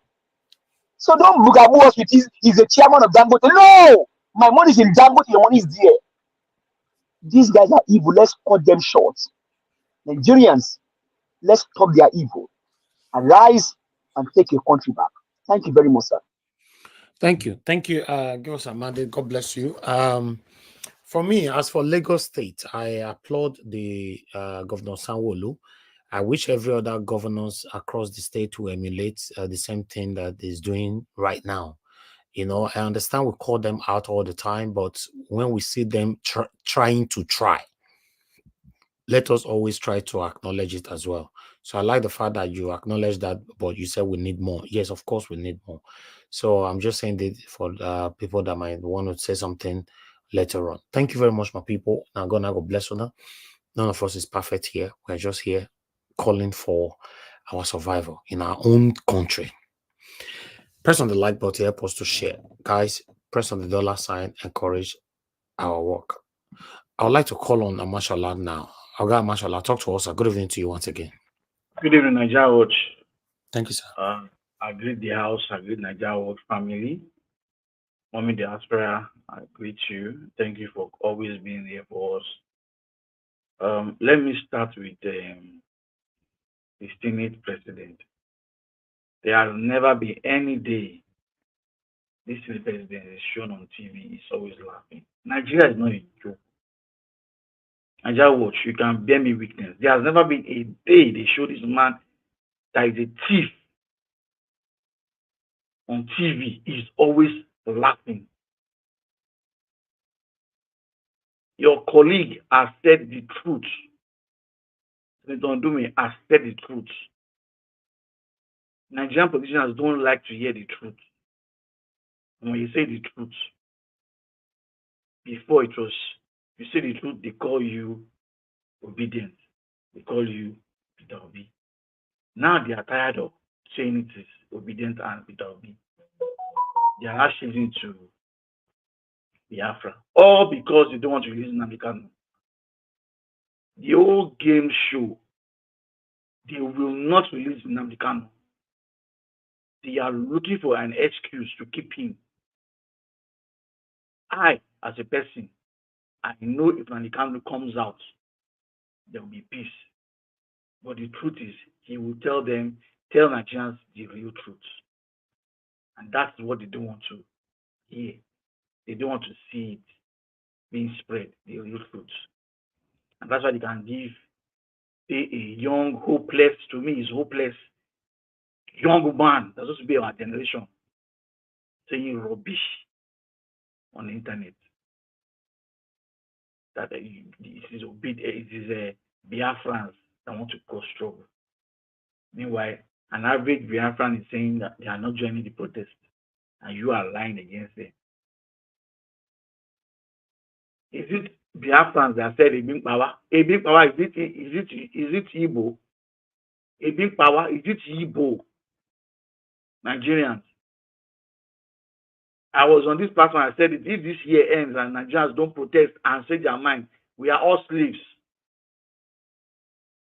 to these politicians. If this year ends and there's no tangible protest bigger than NSAS, it is over that Nigerians are born to be slaves. I will say it again and again. You have hoodlums in government stealing. The worst of us in Nigerians are the ones ruling us. Your Senate leader has a case because in APC it has been cancelled. Can he telling his colleague to resign and go to any other party? Maybe he should go to ABGA. He's making jest of other parties, and that's supposed to be a Senate leader. Because he's a thief. He can't speak when it comes to people with conscience and integrity. He cannot speak there. He cannot speak there. Better Edu is still there. EFCC continue playing romance with armed robbers that's looting the country, and you say you have EFCC. EFCC chairman, you have failed woefully. In this dispensation, the amount of money this government is stealing that we don't know. The day it will come out, Nigerians, they won't tell you to go and protest. They will not tell you to go and protest. People cannot feed. Every day you check, you want to send money to people in Nigeria. Before you know it, you look at the pound standing. Naira is just going, it's falling, and it's falling, and does not. We don't know when it will stop falling. It is now 2,040 naira. Last week it was 1,950. Last week, and these hoodlums keep borrowing, and we don't see what they are using it to do. I don't call them senators. I don't call them governors. I don't call them president. They are hoodlums, opportunists. Ndume is speaking the truth. But because an average Nigerian president does not want to hear the truth, they like to be lied to be praised for doing nothing. Nnamdi Kanu, if you don't release this man and anything happens to him, don't be surprised what will happen. It won't be IPOB again, no. To be an average Nigerian. The courts have already cleaned their hands off it. Tinubu, if you are wise, release the young man and let him go. Because we know you are not even, the Nigerians didn't vote for you. You stole the mandate. From day one, agenda you do not have. Plans you do not have. The main thing is grab it, steal it, and run away with it. Now you have run away with it now. Dollar and pounds can't even chase naira again. It's that bad. Cruelest government. Shaibu being reinstated. At least one state judiciary is still working. There's still hope for judiciary in Nigeria. The only thing we are waiting to see maybe by the end of the week is if he has been given access to his office as the deputy governor. Because I know that will be in part 2 fight we'll be seeing. That's if they allow him to go into the office. Nigerian issue is changing every day. And Nigerians, people in government, do not have any feeling. The only one that has feeling is talking, and they are sacked him. The rest of them that even have feeling small will throw away that feeling because they've sacked one. That's to let you know how wicked it can be. It comes to be a senator is talking what is the pains of Nigerians, and yet somebody can sit down and compose a letter to sack a fellow senator that is speaking the truth, that is saying people's mind. If this protest they are saying does not come up, I don't see the effect. Nigerians just know that we are slaves to these people ruling us. Because the average Nigerian that went to school, majority of them are out of the country. And the few that still went to school and struggling are the ones struggling and killing themselves to make sure that things work. Meanwhile, those that will never enter the class, those that will always buy certificates, those that will not come to class while teacher is teaching, those that will play gamble are the one in Senate. And their ringleader is our president that cannot show any certificate to show us that yes, I went to school. They have frustrated all the professionals out of the country. Each time I call my colleagues as architects, they will tell me they've traveled. Professionals that will change the country, they have all gone. Doctors, engineers, lawyers, they've gone to where things work, where human beings live. And then the few ones that are still there, they can't wait to try and see if they can gather money and get out of the country. Nigerians, if August pass, January next year reaches, I do not see any sign of any protest. Now I don't know that you have confirmed us as slaves to these guys ruling us. Thank you, Nigeria Watch.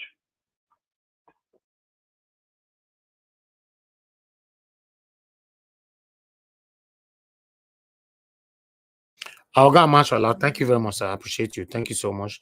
I would like us to quickly hear from the next person, which is Oga CM. Oga CM, it's good to have you on the panel, sir. Good evening to you.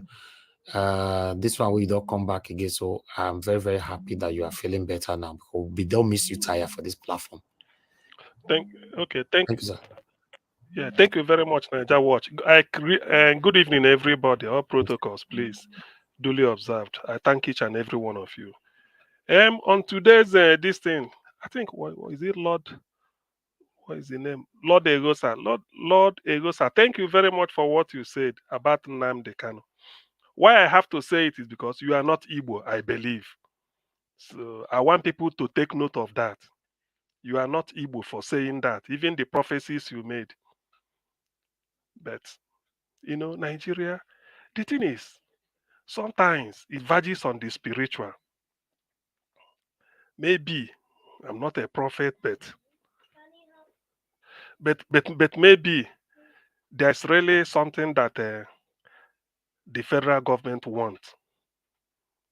People may think, okay, why? You are holding a man, you have your own hospitals, a president goes to any part of the world to take treatment. Why not move him from that 4x4 DSS? Move him to federal, what is it called, National Medical Center, Abuja. At least with a battalion of soldiers under handcuff. You treat him. Whatever it is, you bring him back. You don't want it. The thing is that somebody told me after all, MKO Abiola, they poisoned him, nothing happened. Okay. We shall see. But the thing is,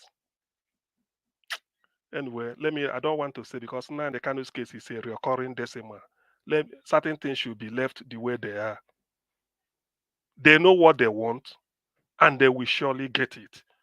But the only thing I always like to remind them is, a bird at hand, what million in the bush? My father taught me that the dirty water you drink every day, don't throw it away until you see a clean one. That oil in Niger Delta that they are drilling, Urobo oil, Ichekiri oil, Ugoni, now we get Nigeria. Hey, when this thing starts, Ogonima that has been forgotten will now get back his oil wells on a platter of gold. Urobo that has been forgotten, because I don't see how Urobo man could be president in Nigeria. Not because they don't have, Kanu Ogoni even contest. When this thing happens, this Nnamdi Kanu is a factor. It's not Ndibo you are punishing. It's like everybody will now say yes. Until you set fire to a building, you never know the people that are asking for freedom from that building.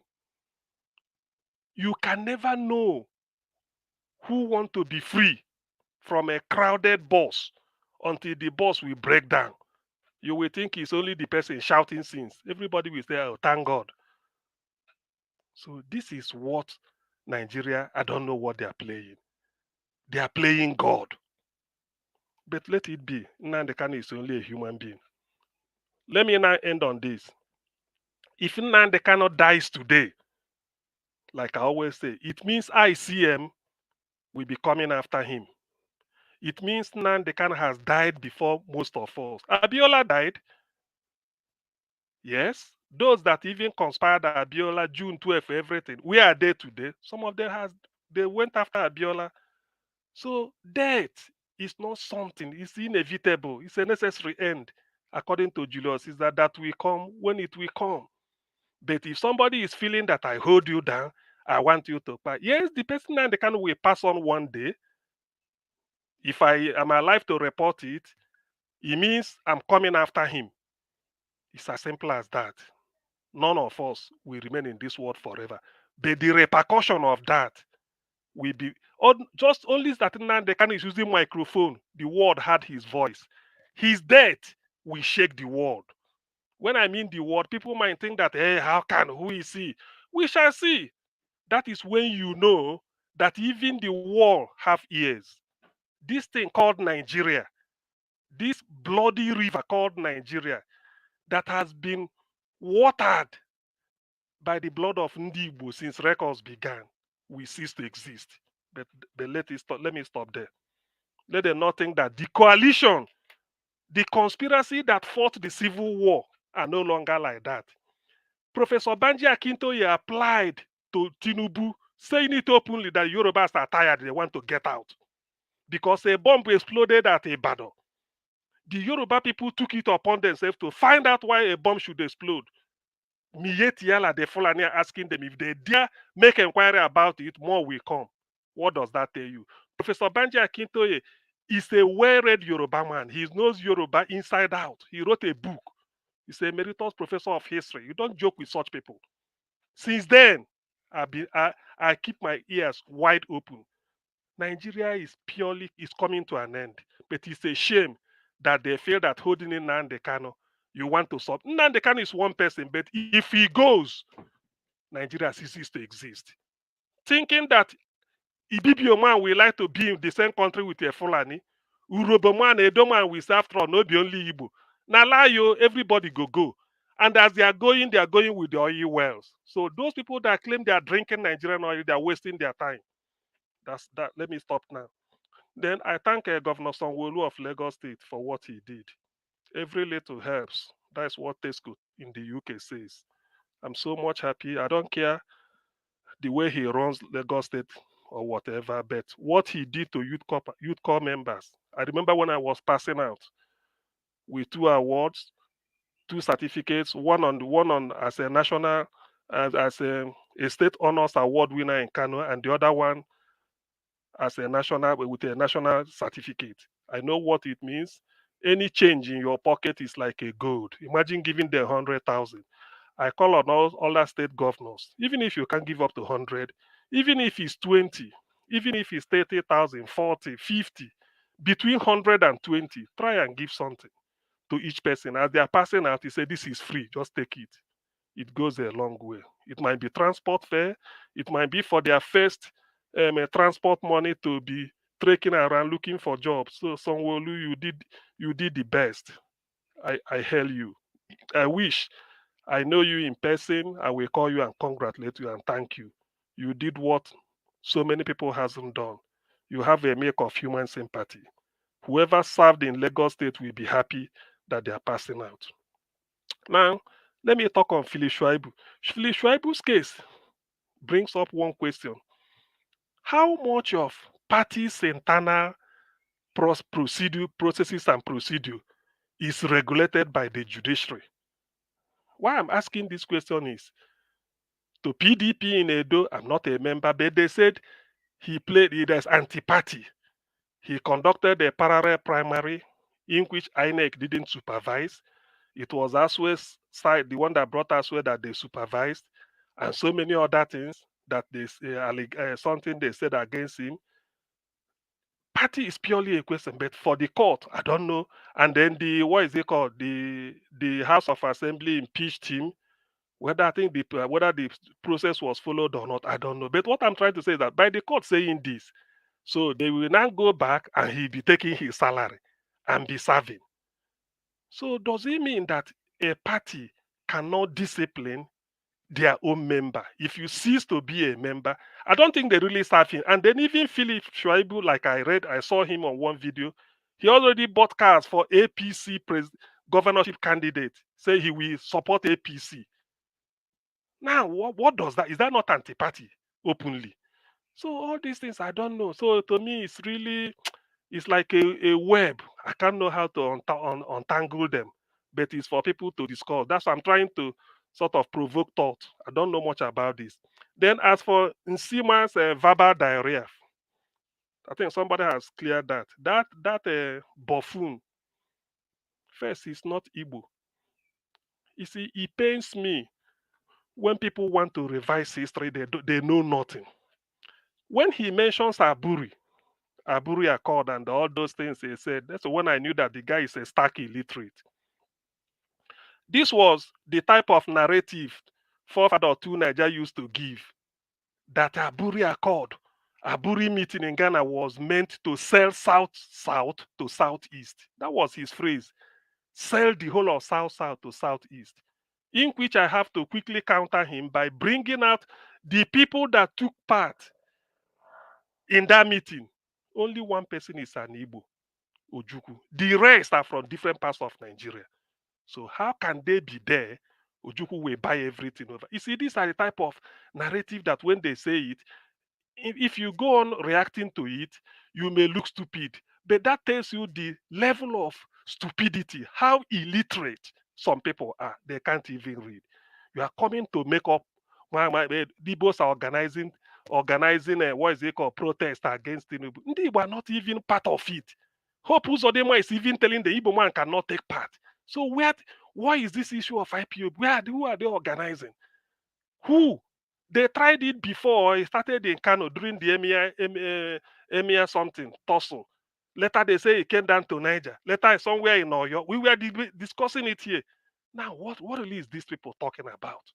You see, the thing is that I'm not against somebody being mad. And I'm not against somebody wanting to commit suicide. But for you to involve me or other people, that is where I say no. Some of these these types of narrative, when you hear it, it's not only that you may think that the person, okay, you have freedom of expression, expression, but it tells you the level of the degree of illiteracy that is pervading the Nigerian space. That somebody will come and be telling, it's like somebody will come and say, after all, the people on ballot during the June 12th, it was maybe something, you mention another name and remove MK Abiola, say it's not part of the ballot. That is rubbish now. You don't know the history of June 12th. So how can you just go and mention Aburi? Aburi went there, go on, this. I can bring a link of Aburi, that is the bit by bit, minute, the way it was, everything discussed. Nothing involved whether who is who or who is not. Yet they came back and they are talking about this. More than 50 years after Aburi, an illiterate will just come and then be talking nonsense as if he's better than each and every one. Talking you stupidly.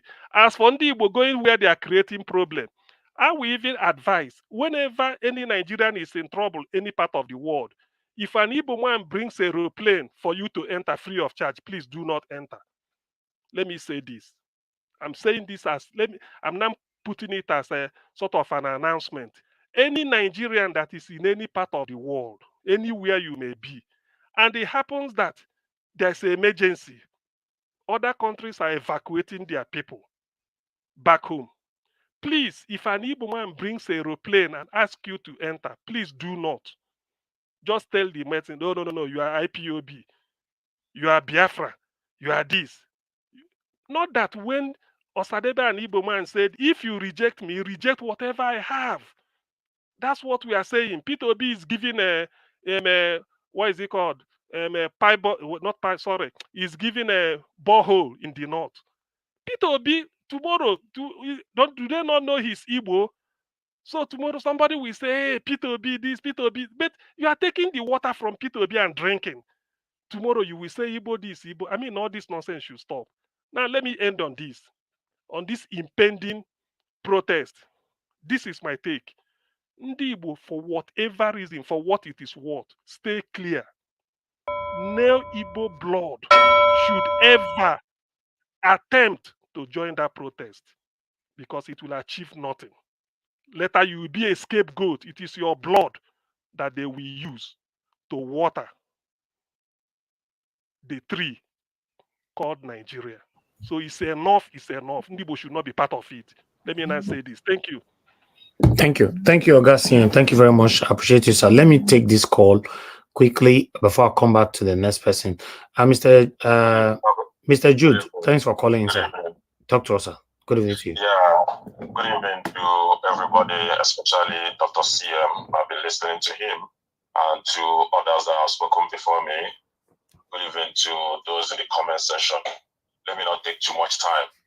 You see, when things happen, I try to look at, the denotative meanings, like things you could see as the reason for those actions. when we are in work, they will say, if you can't convince them, confuse them. I'm thinking, if Felix Shaibu had declared his support for Labour, do you think he would have gotten this judgment? I don't think so. All of these things, I see them as confuse the whole place. Make the whole place ungovernable so that you can thrive. That's what I have seen most times in APC. If Felix didn't go to support their candidate, I don't think he would have gotten this judgment. But he got it because of where he has thrown his tower. Now, the confusion that would envelop this thing now, courts have said it. Felix Shaibu will now want to go to implement the court's decision, and there will be confusion in the House of PDP and by extension in those states. And the election is very close. I am not very comfortable with this. Now to Nsime. Some years ago, Nsime was on the side of Nnamdi talking this, talking that. But they have... Who is the Nsime? The guy on that video, is that his name? Yes. That's that guy, I mean the guy that was talking about how IPOB is organizing this protest. Oh, okay. His name is Nsime. Yeah. Yes, Nsime, that's his name. And where is he from? In London. Akwa Ibom. He's from either Akwa Ibom or Cross Akwa Ibom. Okay. So those in London can as well. That thing he said is against the laws of London. He is trying to incite. Because I tell you, those things he vomited can start causing some intertribal wars and destruction. Now, all of these things are geared to divide people about this protest, and that takes me to Sanwo-Olu. You want to tell me that all these youth corpers that Sanwo-Olu gave 100,000 that are going to be part of this protest if it starts? They will never. They will never. All of these 20 trucks that they have said that they have sent to different states, all of these things are just to break the resolve of people that want to protest. All of these things you see they are doing to Ndume and so on. Let's set you people to start fighting yourself. And when you start fighting, like they said, when people fight, the center cannot hold itself. Thank you. This government don't think good about us. Thank you. Thank you, sir. Thank you very much. Okay. I think we have another caller. Hold on. Thank you, Mr. Osei, for calling in. Talk to us. Good evening to you. Yeah, good evening. Good evening, sir. Thank you, sir. Go ahead. Thank you, sir. Good evening to you. My own opinion for the court judgment. Where did they go? Why everybody here they accuse APC? For my own observation, that the rule of law they work. Obviously, they obey law, not the agenda. They obey rule law. If I do greediness or business, that the cause of the society they have before. So now, Obviously, can spoil everything for PDP. If they see loser for those states, now Obviously can end one greediness, now killer. If they use bulldozer, the bulldozer people anyway, because they'll go court. But now they blame APC for all those things where they go. Why did everybody blame APC for all these things? Now the law they work, where they say law to work, how did they work? And I just like I said, they have like if you enter power now, they just say now, and Shaibu now. And they work against APC, they work for APC, just put them like that. With all this kata way they have for PDP now, Basek now just cause all this problem. Now it too they greedy. It too greedy. It do face like No, you don't do that here, please. You don't do that here. Hello, you hear me? You don't they use those words on the city governor. Do face like you don't do that here, please. If you want to discuss that, you do it for your living room, not before here. Please. No. Hold on, sir. We have lots of people that's talking right now. Just hold on. I would like us to quickly move on. Before I will come to Madam Ife, I would like one man, you're on the show, please. I'd like you to quickly talk to us. I see you asking for time. Good evening to you. All right. Thank you for having me, Elvis. And big apologies. Be quiet for a moment. Thank you for having me, Elvis, and a big apology to Ife. I'm only really going to take about no longer than 3 minutes just to drop a little soup song into and Elvis, thank you for having me on. But as you know, my views runs somewhat skewed towards the trajectory of your usual narrative. So you letting me on indicates then that you want to hear a view outside of what's being chimed all the way through. So my views are different. So maybe the That's fine. heckling, so the heckling is a bit passé now. So I don't want to be heckled because I'm saying something of the directional thrust of where you're going. But I just wanted to come into that protest a little bit. And I'm really wanting to ask, because I have been asking, what the protestation is all about. Because the protest really is a protest against a lost election rather than anything else. So that's the broad view of it. So it's not a protest against anything that looks like hardship, no. And that's sufficient enough a reason to protest anyway. But it's nothing to do with any of that. It's a protest. Oh, are you aware there's hunger? Are you aware there's hunger in the I am land aware. Right? I did say that my view was and you want the people to keep silent. You want the people to keep silent, not to speak. No, out, no. right? I want the people to protest against that. But this protest that is upcoming is nothing to do with that. It's all about a lost election because we know the people, the spaces propelling it, the Showore space, which has a political leaning, the obedience space, which has a political leaning. So these are the sort of spaces propelling this sort of protest. So that tells you that there's a political bent. So the protest is entirely about sour grapes, about a lost election, and nothing to do with the hardship going on in the country, which, as I said, is sufficient enough a reason to protest anyway. So those are the broad strokes of it. And if you look at the list of demands, the constitution has to go, Nnamdi Kanu has to be released, and a whole lot of unattainable sort of request. Then that tells you then that it's more a day of anarchy. Do you remember during NSAS when Nnamdi Kanu was directing them to burn some monuments? We have the clips, by the way, so I'm not even sure that will ever be in contention, to burn some spaces within Lagos. There's the fear that this might well be a repeat of that. So that's what I wanted to insert quickly into your conversation. So that is a nuanced view. So you can either do the torrent of abuse, or you can interrogate what I've just said. So thank you, Ife, for yielding the space. Let me let you carry on with your conversation. Let me ask one question before you go. Yeah, I would like to speak to this gentleman. Everybody hold on. There's something that I want to ask our man right now. If you think that the people protesting, these are the least, the non-negotiable demand from the federal government.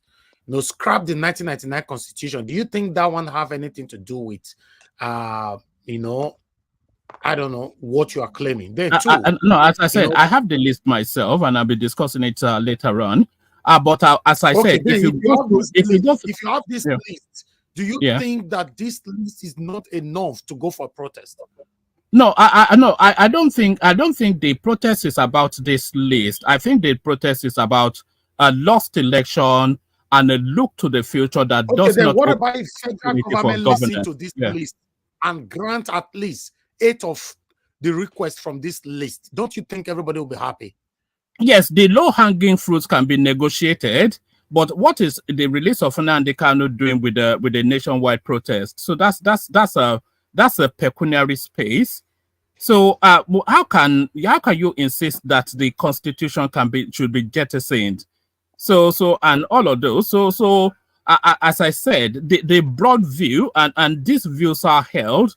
So you can say, oh, this one man is a Yoruba, blah blah blah. You can do all that, but what I am telling you is that is a Yoruba man as well. No, I'm presenting this view, but I know what as soon as I go, it will be a torrent of abuse with the usual howlats at the Black moon Panther, and ask all of your that. question before he leaves. Black Panther, ask your question before he leaves. I have to bail in 1 minute though. Wait. Let me ask you a question before you go. One man. No need for you to go. Just hang on. Hold on. One man. I'll ask the question in Yoruba. I don't want. One man. Please speak English and ask your question. Okay. No, Naija Watch. I know what I want to talk. Just hold on. I don't want to make it just they blow out.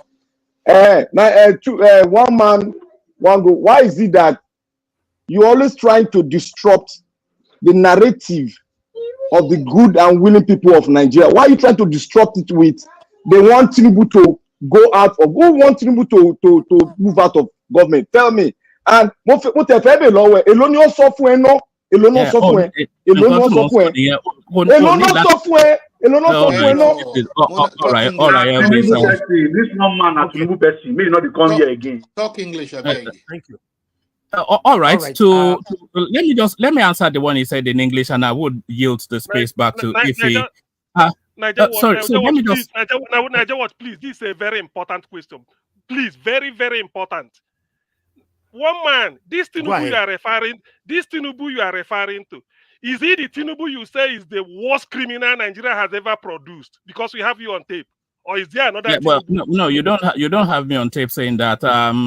You know, there's context to every. I was there when those words were uttered, and you were there too. Sorry, I have you on tape. You want an answer?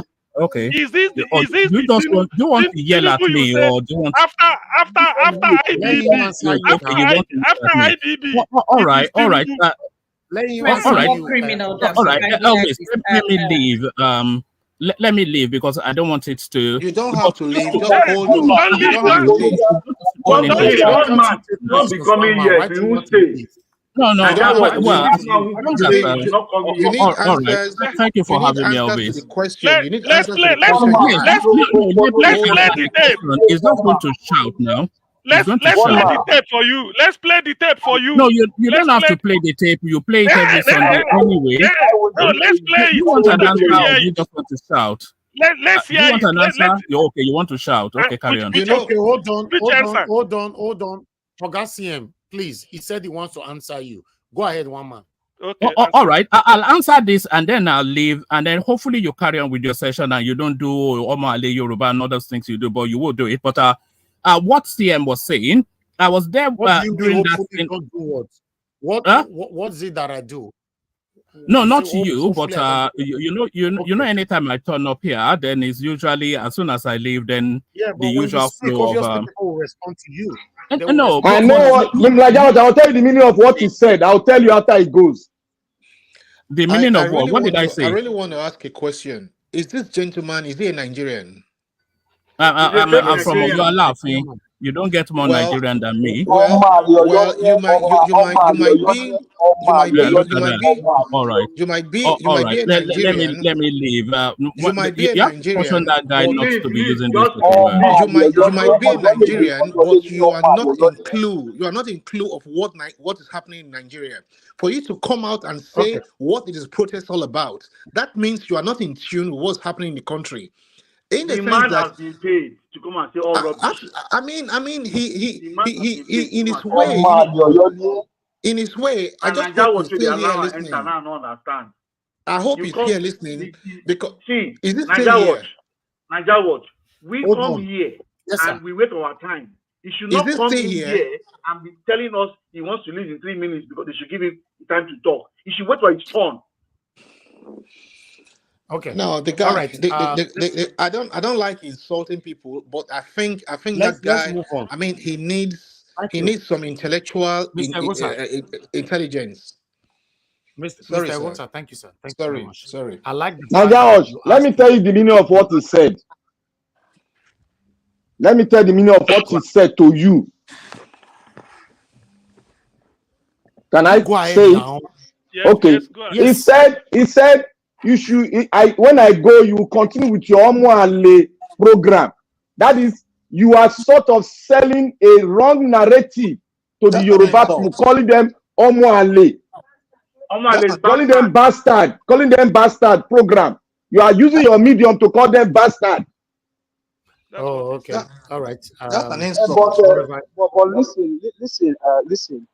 He said it's from Oyo, right? I am an Oyo person. I am from Oyo, and I keep telling you guys. So you can draw comparison now. These are the bastards that Tinubu employed. So don't you. I mean, I've been here for several months, several years. I mean 1 year plus now, much more than that. So I'm from Oyo. So you can draw comparison. We know the bastard and we know the true Yoruba. So carry on, my brother. You are doing well. We clap for you. I beg clap for my service again. I mean.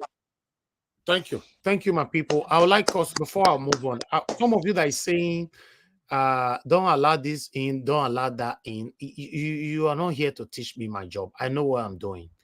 It's good for people to come in and expose themselves by themselves rather than you assuming the kind of person they are. So for me, I don't have any issue with that.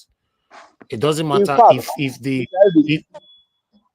I will even say that yes, sir. the video Mr. Sen was referring to, let's play that video now so that people can now see what he said about Tinubu. Yeah, you know, he's aware. He's aware. He agreed that he said it. You know, so it's very unfortunate that with the situation we are facing right now in Nigeria, you know, it's not just the person. I think whether you like it or not, his submission is still better than that man that we played this video earlier on, right? So we are seeing these people everywhere. That's why I asked him earlier on that with the hunger that is going on right now in Nigeria, you think people should come out? Eh? Look at the suffering. And people are still saying, oh, man, wow. No, Mr. Elvis, you know something? You know, now that they know this protest is imminent, now Tinubu has now said, okay, let them distribute 20 trucks of rice. Where has this rice been since? Now, this truck of rice you're talking about now, how many kg are we talking about? 25 kg. So you mean that would make somebody to sit at home and say he is satisfied? Sean Olu that they're talking, oh, he gave 100,000 to youth corpers. Why has he not been doing these things? Just to sensitize people to say, oh, stay at home. It's for that retention, my brother. It's for that retention. You understand? You understand? Man, thank you. Nigeria, Let's rise up again. Thank you. Madam, okay, hold on, madam, please. Thank you for calling in, sir. Please talk to us. Thank you. Go ahead. Yes, sir. Go ahead now. We are hearing noise on your background. You're calling me more than 70 times. Go ahead.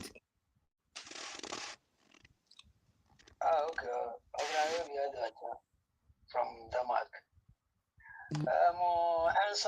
Mute yourself, everybody on the panel, please. Noise is coming from your end. Go ahead, sir. Thank you, sir. No, not you, sir. Not you. Go ahead. Answers 3-4 years ago, pot of soup 2,000 naira. Today, pot of soup 100,000 naira. Chumulu answers, people wasted there for the protest. Today have come. These guys cannot use my brand to drink akam. I know these politicians very, very well. And they can never deceive somebody like me again in my life. Yesterday, when Don Petro come, Niger Watch, he didn't take question. He was just doing a campaign. And this your platform is well sound the way you are doing it. Somebody who come and play politics 4 years ago, and all the whole things going on in Edo State since over 4 years, you are crying, tearing tears, fighting. He never come back again to speak. And after 4 years, he come back again. He's playing a childish politics to deceive people. That is totally wrong. So we really need to stand. We are in Western world. If you are living in UK and you haven't turned around to see how Spain is developing, which means you don't know what is going on in Spain. Spain will have the same democracy the same year Nigeria have democracy. Nigeria does not have democracy in 1999. Nigeria have democracy in 1978. To Jagare, that is when Nigeria have democracy. So at the same time, Spain will have democracy, and there is no village you can use to compare Abuja. And once governor do small thing, then we say, hey, what the nonsense are they doing? We really need to know that we are in Western world and we are learning things. Before you got your British pass, there is history. Make that nationality. In Nigerian pass, there is no history to give you Nigerian passport. There is no history there.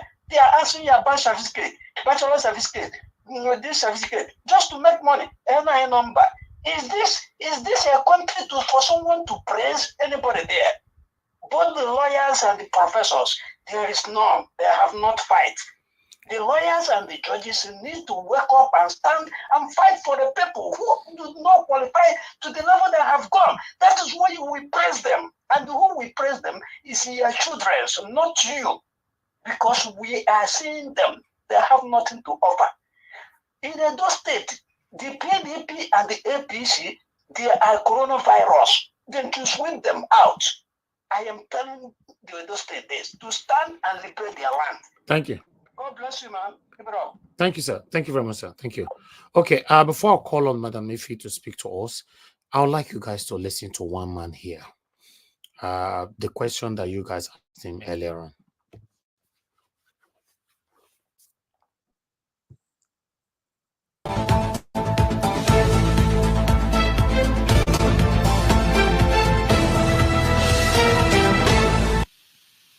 Who suffer casualty during the gunshot needs to answer some questions too. How are they there? How long were they there? What kind of characters are they? Tinubu is a criminal, yes, of course, a categorical grade 1 criminal. The only person more criminal than Tinubu in Nigeria is probably Babangida. But he is a criminal, and is he fit for purpose? Absolutely not. Should Tinubu be the president of Nigeria? Categorical no. Is there a better option than him? That is subjective. So show me who he is. Okay, that was one man there. So I believe say they no lie against you, one man. You know, so that's why when we talk, we need to listen to ourselves. You know, I say this all the time. Listen to yourself when you're speaking, because whatever we say on air can be used against us tomorrow. You know, some propaganda that you guys are saying across my channel, none of you, I repeat, none of you can use anything on my channel against me. Because when I am speaking, I listen to myself. I don't talk anyhow. But look at you. You're calling Tinubu a criminal. Normally, if Tinubu is not practicing nepotism or favoritism or satanic biasness, you should be in jail. You know, you call Tinubu a criminal. Me, I don't know before say Tinubu not criminal. But today I hear they know now. They hear from you now. So one man, I wish you were here now to let us know. Huh? Sorry, Niger Watch. You didn't say it's a criminal. You say it's a categorical grade 1 criminal. That is the you see, description. And you know, categorical grade 1. He said probably the only person in the whole Nigeria more criminal than Tinubu, maybe Babangida. And Tinubu, how can you be calling how can you be calling the city president a criminal, one man? This is wrong. He asked a question. Is Tinubu fit to be president of Nigeria? Categorical no. No. You see where we are now. Oh, wow. And it's from your state. Which of your states? That's Omale or your state. Omale. Those are people that use the left hand to say, hey, they are their father's. They use their left hand to discuss their father's house. I think the guy is suffering from personality grandeur. You understand? So Niger Watch. Yes, sir. Somebody needs to speak. Okay, sorry, sir, for cutting you short, sir. I beg for your pardon, please. Quickly. Niger Watch. No, I have my. Did you listen to what Mr. President now said when that stuff happened in the toll gate? If you people should listen to him, you know that man is very crude. He knows what he's doing to Nigerian economy. No, he knows what he's doing. He has an elite. He has an elite. Hold on. That is what one man listened to before he responded to Tinubu now, right? You know, that's what he's listening to now. So, you know, one man, you were denying just now. I don't understand you. You were denying.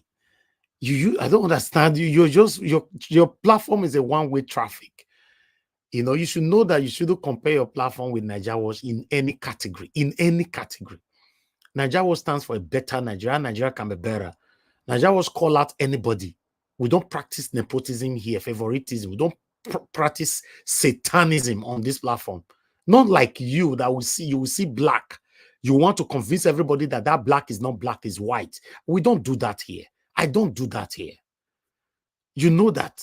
So sometimes when you come here, I just want you to come in. You know, I blocked you in the past. And you are still blocked. You're only coming in now with another channel. That particular channel that I blocked then is still blocked. Your original channel is blocked. Your one-man channel is blocked. So I only just let you in with this. I thought you have changed. Can you be saying that the people that want to protest are the people that, you know, crying because of a loss of election? With what is currently going on in Nigeria? Come on. Don't you guys have a heart? People are suffering. I just returned back from Nigeria. I was there for 4 months. I was spending money like what, like water. Not for myself, for people. Hey, what is wrong with you? Today now, I've touched 4 lives. I just saw one now putting me on a story, telling me that, oh, this is what you've done for me and blah blah blah. Let me screenshot it here for you to know. I don't need to be doing this, but sometimes it's good. You know, when you push us, we just bring it here. This is what this person wrote now. And this is not my first time. I didn't even know that this is not my first time because I give money all the time on my Instagram, TikTok, and all that. I do this. I don't need to come here to announce it. But I saw that, okay, this one went to write something and put it on a story and all that. I was like, oh, okay, that's good. But let me put it here so that you can see what I'm talking about. This is what the person wrote. For you to see, how many people are you touching their lives, one man? How many people, as of today, how many people are you touching their lives? Are we going to continue with this? Pretending, supporting satanic set of people, why people are losing their lives every day? This is it. This is what, I don't know if you guys can read it, but can anybody read that from the panel? Please read it. Can I read that now? If you say I do, why you? If you can read what that person put there. He carry my picture, go see the person account there. This is what the person wrote. Eh? Can anybody see that and read it? No, it's not coming. It's not showing yet. Where is it now? Oh, it's not showing on screen. No, it's not. It didn't. No, it's there. It's there. It's there now. It's on screen now. It's there. It's on screen. It's on screen now. Okay, yeah. Okay, it's on screen now. Let me read it. Okay, do. See who blessed me again today, love sign, man of his word. You have been a blessing to me and to everyone around you. As you put smile on my face unexpectedly, may the goodness and mercy of God never depart from you and your generations. Thanks for all you do, Papi. May God reward you liberally. May you be blessed through the rest of your life. Ash Zegijim. You see, this is just 1 hour ago. This one not be way to go carry cons. It's still there now. You know, story lasts for 24 hours in case, although I reposted it. I'm telling you what, people are suffering, people are starving. You are here defending satanism. You are here saying that people that want to protest, they are the one crying for loss of election. If Tinubu, the way Tinubu ringed himself to become the president of Federal Republic of Nigeria, if he was doing the right thing, do you think anybody will still complain? A lot of people would have forgotten how he got into power anyway. I would have been one of the people that would have moved on. You think someone like me will still complain? If he was doing the right thing, I would have been opposing people on this platform. When you complain, I will tell you that, oh, I know, sir, saying the way they reach there, you know, good. But this man, I've changed the country positively. Now, so I be. You are here. You know, when I was growing up, my parents normally let me know that your character is not what you tell people who you are. You know, your character will speak for yourself. You that is coming here to say propaganda and all that, you in the process of you talking or when you spilling out your rubbish from your mouth, people are hearing the kind of person you are already. Do you know how much my hard-earned money I spent for Nigerians, which I'm not supposed to be doing? Do you think I know these people that I give money today? I spent over 12 million naira supporting people in Nigeria. Since the beginning of this year, money I've spent online is already more than 10 million as well.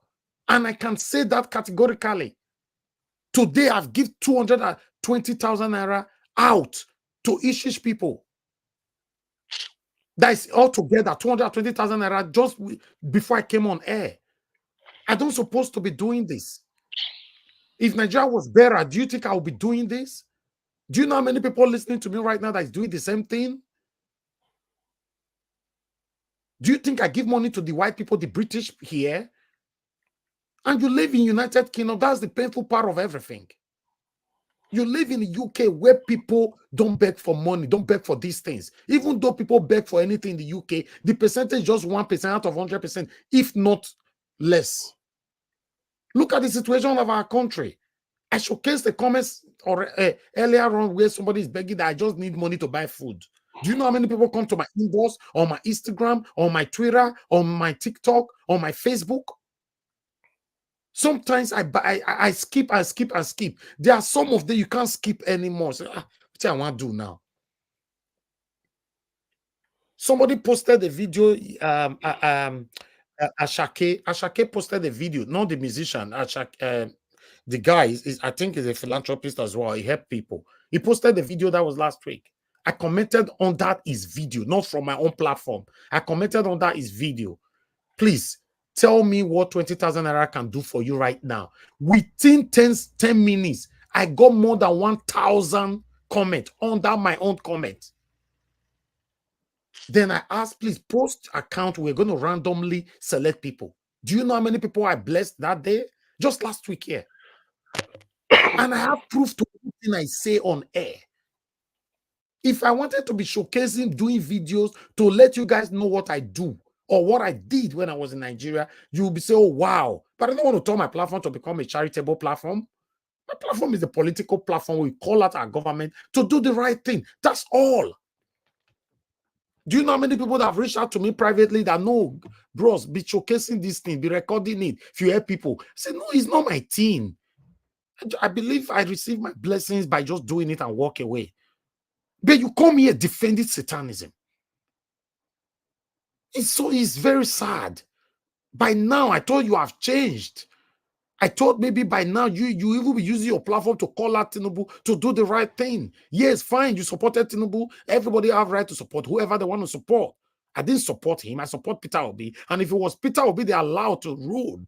And he was doing the wrong thing. I'll call him out every day on this platform.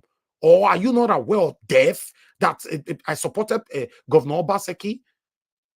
Since he's 4 years in office, the only hit that he have in Edo State is Niger Watch platform, the same platform that supported him. That is my life.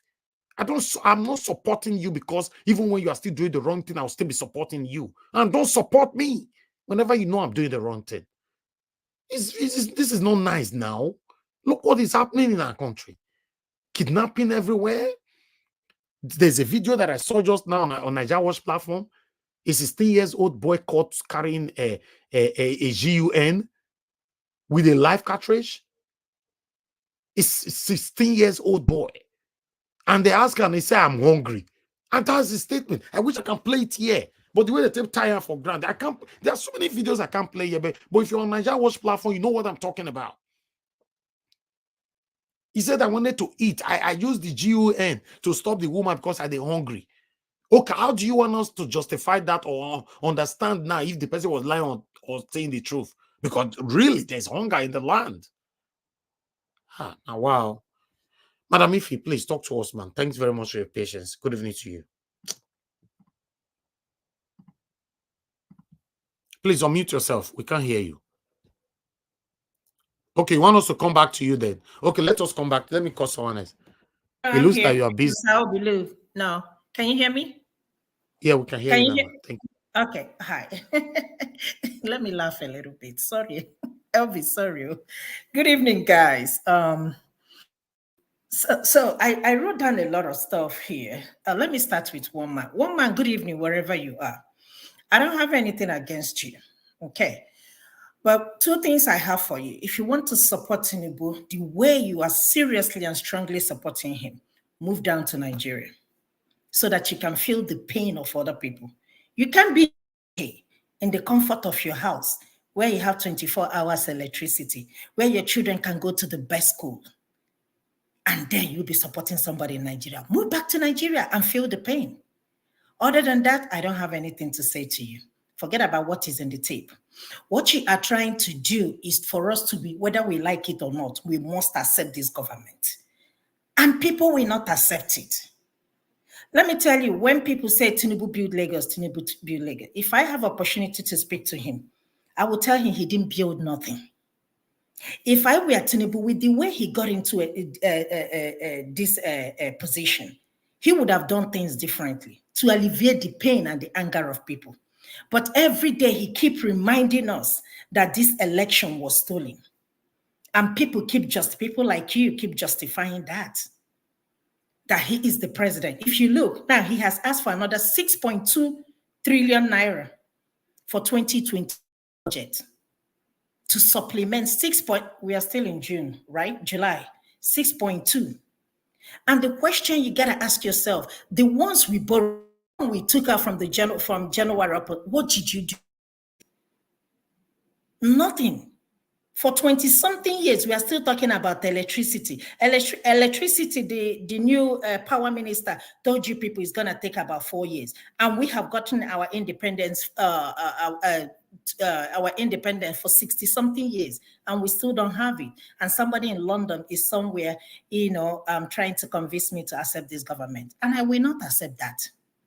I live in the comfort of my house, but I will still not accept it, because I don't think it's right. Just like Evie said, if I open my messages and I look at even the days I don't want to pick up to go to work, I think about, I have to remember my aunt that just recently lost her husband. I just remember this person that is sick, that you have to money. And I will go to work to pick up extra shift. I was talking to my cousin back home. I said, left for us in abroad, with what we are making, I believe we are comfortable. But when you think of the people back home, that you have some money to send out, you go and work extra shift. One man went to Mo. I know you have families back home. Tell me you're not sending money to people in Nigeria. If this government is favoring you, that means it's favoring your family back home. You don't have any of your families that is hungry. Is that what you are telling us? I don't hate you. I don't know you. Everybody's entitled to their own opinion. It's okay to support who you want to support. But the way and the utterances that come out of your mouth is just very appalling. I cannot even believe it. Anytime anything is said about Tinubu, you would start talking about the election, that is people against Tinubu. Who are you referring to? P2B? It's not even Showore. You always refer P2B. Why? Election is over. We have moved on past this election. What we are talking about, the governance. Tinubu hasn't done anything. Instead, he has inflicted more pain. You're talking about truck. How many trucks of this thing that was sent to give to other states? We have 36 states and 20. Is it 20 or 20-something trucks we are sent? So some states we get and some states we not get. I don't understand how they plan to do that. What is right? So after that, what is next? What is the long-term solution of the problem of Nigeria? There is no plan. That means that this government does not have any plan at all. I think the only reason Tinubu contested for this election is just because he wants to be the president. Let it be somewhere in the book that he was one time the president of Nigeria. He doesn't care about the sufferings of the people. You are constantly appointing, for the past 1 year, you're still appointing people into office and still nothing to show for that. Come on now, let us have our senses. The protest that is coming up, and my question is, what the essence of the protest? What's going to happen? How long is this protest going to happen? After the protest, what? These people, they don't have no conscience. I don't know if anything will happen or if anything will come out of this protest. In my own opinion, unless if we want to shut Nigeria, this protest must continue. It's not going to be a one-day stuff. If you really want to feel for them to feel the impact of this protest, shut everywhere down. But if you're going to tell me you're going to come out one day to protest, and after that, everybody go about their business, it defeats the whole purpose. So they need to understand, what are you people trying to do with this protesting? It's just a one-day thing or something that is going to be ongoing until something is done. This is a country, the largest, is it the biggest country in the whole of Africa? And look at where we are. People are begging for food in their own country. People are refugees in their own country. And nothing is done. Everybody's fine. Let me forget about it. Let's talk about Nnamdi Kanu. I am an Igbo girl. I have never been a fan of Nnamdi Kanu, but what is right is right. Even if committed a crime. Even if Nnamdi is sentenced to 100 years imprisonment, he is entitled to health care. I work in a hospital. I see convicts. They come to the hospital, stay in the hospital, get treated just like any other person. And upon discharge, you send them back to jail. This guy has been asking you people, let me have access to doctor. Who does that? Is this a democracy? And definitely, honestly, we don't have, Nigeria is not a democratic country. And I will keep on saying it. The only reason why we're still talking is just because we haven't seen the military with their guns. Of course, we see them on the checkpoints and all that stuff. Nigeria is not a democratic country. This man spoke up his mind and he was removed. So we don't have freedom of speech. I live in a country where anybody can open your mouth and tell Joe Biden anything they want to say and tell Trump anything they feel like. And nobody removes them from the, from the party. Yesterday, one of the senators was found guilty of bribery and corruption. Guess what? He's going to jail. He's a Texas senator. And I was like, wow. I was shocked. That is a country that works. And when you talk, people will tell you, you can't compare Nigeria with America because America, they've had democracy since 200 and something years. Do we have to wait for 200 and something to get things right? Do we have to wait for 200 and something years to get election conducted properly? Do you wait 200 and something years for us to have common electricity and common water? There are some things we don't have to wait for. Do we have to wait for 200 and something years to know that 2 + 2 is 4 and 1 + 1 is 2? I don't know who did this to us. When I see people come on to defend this government, I wonder what their children, the future generation, I wonder what they are thinking in their mind. My people, wake up. This is not going to get better anytime soon. With the way things are going. Look at the states that have oil. They are the poorest states in Nigeria. Even look at rivers. Look at what is happening in rivers. Look at what is happening in rivers. Is this supposed to happen in a democratic country? Of course not. And the president is not doing anything. And people of rivers, everybody kept quiet as if it's a everyday thing. Let's move. Nigeria is not going to get better. We talk about division, divide so that you refuse. What do you want to do? We can never be united, no matter how much we try to, patch together so that we can stay as one country. It is not going to happen. There will always be this division. Some group of people will always feel that they are marginalized. And they're not telling a lie, they're telling the truth. Let us be honest with ourselves. You can't be in abroad and be talking to people in Nigeria that the president is doing well. If the president of the country is doing well, pack your stuff and move. A lot of people wanted to move back to Nigeria when they thought Peter Obi was going to win the election. A lot of people wanted to move down. But immediately that happened and he lost the election, people stayed back. So one man went to Mo. I like you. I like your opinion. It's okay for us to disagree. But if you're supporting Tinubu, my brother, pack your family and move down to Nigeria. Let us know how long they're going to stay. You've been living there for so many years from my understanding. But the way you reason, I just don't understand. I can never say that you are paid because I don't have the evidence. I can never say that. But if it's your understanding of politics, man, you need to go sit down. This is not how to reason and how to talk. Thank you, Elvis. Thank you. Okay, Madam Ifi, thank you very much for that wonderful submission. I appreciate you, man, for putting your voice to this. God bless you. Okay, thank you very much, Madam Bella Naomi. God bless you, ma, for your super chat earlier on, and thanks for your support always. Let me come to the next person to speak to us because we still have a couple of people that have not said anything at all. Let me come to Oga F. Emmanuel. Oga F. Emmanuel, it's good to have you on the show, sir. Good evening to you. Please, I'd like you to talk to us. 8 minutes. Yeah, my brother Elvis. Good afternoon, good evening, good morning again. Nice to be here again. All protocol observed. In fact, some of the things I want to say, Madam, if you are taking them out of my mouth already. So I'm going to just ask one question. Probably Dr. CM might have the answer. The question is Nnamdi Kanu not a British citizen also? Are the Britain, are they not seeing what is happening to him? don't they protect their citizens any longer?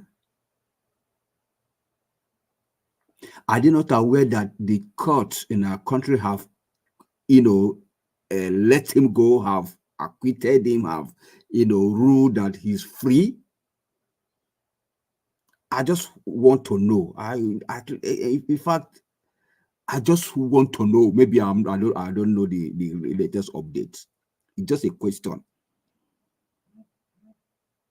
Because I know in America here, they value their citizens. Apart from Nigeria, even the British too, they value their citizens too. What is happening in this case of this guy? Or is there somebody somewhere that is pressing the button for him to remain where he is? I just want to know. Because I don't understand where somebody who is a dual citizen, looking at the situation surrounding his arrest, and your second country or first country, so to say, second country kept mute. Please, if anybody knows the answer, please, you can clarify. Dr. CM, I'm listening. Mr. F. Emmanuel, let me help you out. Okay, sir. Go ahead. Nnamdi Kanu is a British citizen, agreed. But the British that colonized us are benefiting from what's happening in Nigeria. Case closed. That's the reason why. Okay. Thank you. Thank you for your answer. All right. That's no problem. Let me go back to the issue of Ali Ndume that was sacked by Akpabio. The truth is, if we, the Nigerian people, have risen up to the occasion of what is happening in our country, I don't think all this shenanigan in the House of Rep or Senate will be happening. Sincerely, I don't think so. Let's borrow from what Kenyans did now. We know the sea road. We don't get here again to here. Eh? Let's back up our talk with action now. What did you do us? Who do us this thing? Now winch or now wizard?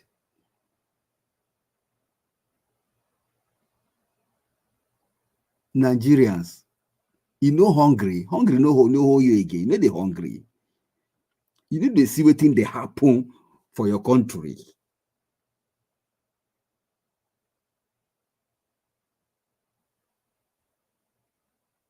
Who is going to help us apart from us? No one.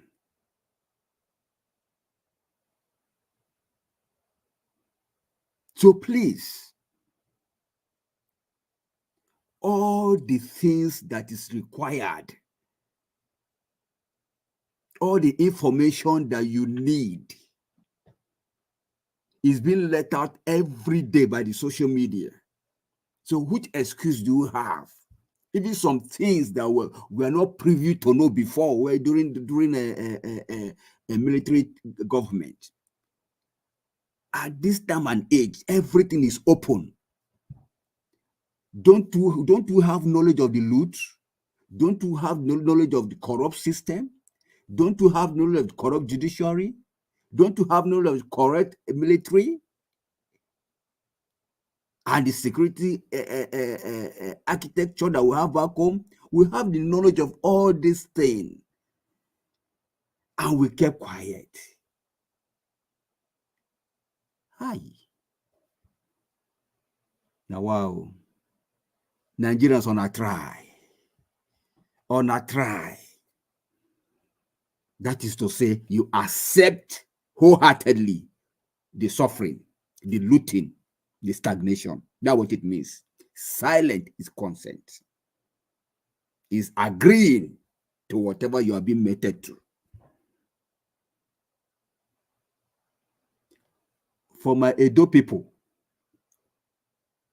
well, the battle is not over yet. We're still going to see more. Between now and before the election day, we're going to see more coming out. So tighten your seatbelts for the occasion. As long as I'm concerned, I can't come there physically to vote, but I can only encourage you to do the right thing. He who wears the shoe knows where it pinches him. Shine your eye, my in-laws. Mr. Evix, don't be tired. We are praying for you. We are supporting you in any area, anyhow we can. We die here. We die here. Like I said, this is African CNN that we have. Say it as it is, transparently, professionally, and democratically. So at this junction, I pen down for now. Thank you, sir. All right, Guy F. God bless you, sir. Thank you very much for that submission. I appreciate you putting your voice to this today. Let's continue to do this. I know it's very, very tiring. You know, a lot of people say don't be tired. The same way I'll tell you guys not to be tired, but how long are we going to do this for is a question, because it doesn't look like it's working. Because when you're putting on effort to see how Nigeria can be better in our time, you don't see some satanic people come from nowhere, you know, fighting you back, telling you that the government is doing well. I don't understand. Even the blind, the deaf, all of them understand what is going on right now in Nigeria. But to see anybody defending this, I don't understand. You know, calling anybody that want to protest Biafrans, anybody that is crying, they are hungry, they are now automatically, they are Igbos, they are Biafrans, it's not making any sense to me. I'd like to move on. Let me hear from the next person here, which is Abdul Malik. Abdul Malik, thank you very much, sir, for your time with us. Good evening to you. Then I'll come to you, Black Panther, after Abdul Malik. Yes, I'll come to you, Black Panther. Thank you, sir. Talk to us. Good evening, Nigeria Watch. And good evening, everybody in the panel. Good evening, Nigeria. You see, this would do Ndume, that senator was sacked in their house. Is it that there is no freedom of speech anymore in Nigeria? Because we say we are practicing democracy. No, what that means, in case you don't know what it means, let me answer your question. It means that you, that is just a common person, if you talk, they go catch you like chicken. If they can capture a whole senator like this, it means senator that your voice. Yeah, chief wife, yes. I understand. So that is what I'm trying to say. I don't really understand the type of country we are living. Anybody that come to say the truth, they will do one or two things. Either they arrest you or they sack you in your workplace. How can we do this? How can we change this narrative, everything? Because you see, like every day, everything is getting worse. There is nothing getting better. Because especially we, the youth, most of all, we are the problem too. Because it's just like everybody in Nigeria is compromised one or the other way. Even though you don't take money, but one or the other way you compromise. Look at this guy that was speaking. So anybody that came out now to protest, peaceful protest, where is hunger in the land? You say the president from Igbo, from southeast. How? Is it only southeast? The inflation, there's inflation, there's cost of living in Nigeria. All the region in Nigeria, everywhere there is no food. Everywhere there is cost of living. Just because of Igbo now, if you come out to go and protest, you are Igbo, you are southeast. What type of I don't really know some of our youth. I don't know what is wrong with us because we youth supposed to fix this problem. It's not the older ones. It's we generation supposed to fix the problem, but some of our generation they are compromised. Some of them they come on air to lie. Look at this guy now. Even though as he was speaking, even himself, he know that he's not speaking the truth. But he just come on air just because of what he will benefit, what he will achieve for his self-interest. That's why he just come and talk anyhow he like. I don't really know how this thing will change in our time because the way it looks is look like it will be very difficult. The way I see, because some of youth they are the problem of the country. Both the youth, the professors, the one that they say they go to school, the same thing. Because I see no reason why you see the truth, but you cannot speak the truth just because of what you will benefit. And it's not going to be that way. It's not supposed to be that because the masses, the majority are suffering. Why the minority just enjoy the fruit of the country? How this thing is going? How are we going to change this? Because I see no reason. Look at now. There is no food. There is no the money depreciation every day. Naira is going down. Dollar euro is increasing, appreciating every day. Naira is going down. Now inflation, no food. There is no food. Even though some you have money, some type of food you need, you cannot see buy. You cannot see the food buys of some part of the country. Imagine you cannot even address how you will fight insecurity. Now you are targeting people that speaking the truth just because of there is hunger in the land, and really there is hunger in the land. You don't want anybody to speak the truth. But the problem is this: most of the permanent men, the one that they have known of before, just like example like the Obasanjo, the Babangida, they are there. They don't even react. Those are the problems we still have in the country because those people that their voice are heard. Those are the people that are supposed to be reacting. Yes, but they are there, they are quiet. They don't react. They see what is happening in the country. There is nothing is moving. Masses, they are suffering. Now they are staging the day that they will go to protest. Now this guy this one man, what do they call it? This guy that just came and speak now. He said that they are not coming to protest against because of hardship.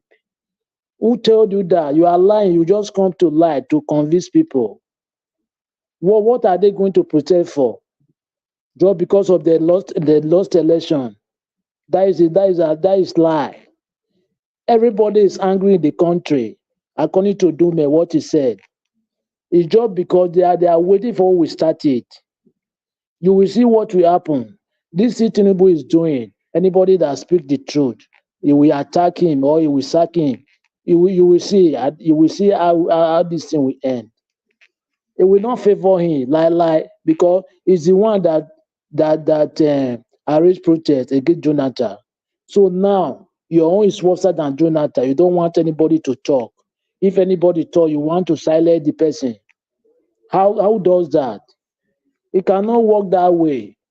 But I believe one day, one person will stand and fight this corruption people. Yes, we will get what we want. Understand? We will get it right one day. It's not going to be long. Let's just wait and see. Because you are the one that fight Jonathan when Jonathan was there, and Jonathan regime was better than your regime far back, far away, like 3 times. But now, if anybody talk the truth, you want to pocket the person, want to arrest the person, or you sack the person from his work. I don't know. You see, this Ika, those kind of people, they are the people that protest against Jonathan. But now, the man is quiet. He cannot say anything. After we say they are professor, they are doctor, they are this. They are the problem of the country too. Yes, because just because of the interest, what they will get on their own, they forget about the masses. The masses are suffering. Now you want to distribute rice. How long are you going to give people's food? And this food you are giving, how many days are they going to eat the food? Somebody who have family, like one man, one wife, and 3 kids. How many cup of rice or rubber of rice? How long are you going to give people's food? Why can't you address the security, fight the security, so that people will start going back to the farm to feed themselves, to produce what they can eat? Don't give me food. Teach me how to eat, how to keep fish. Thank you, Elvis. Thank you, Mr. Abdul Malik. God bless you, sir. Thank you for your submission. Okay, let me quickly hear from Black Panther now. Black Panther, you have the floor. Before we can do our final round, they will come to Oga Chris. Black Panther, over back to you. Naija Wash. Thank you, sir. I thank you for giving us this day. Oh. Now you will go thank. And I want to thank everybody out there, everybody, all the patriots on the set. God bless you all. And all the men on the background, typing, watching this video, watching this TV station, keep gluing and press on the like button.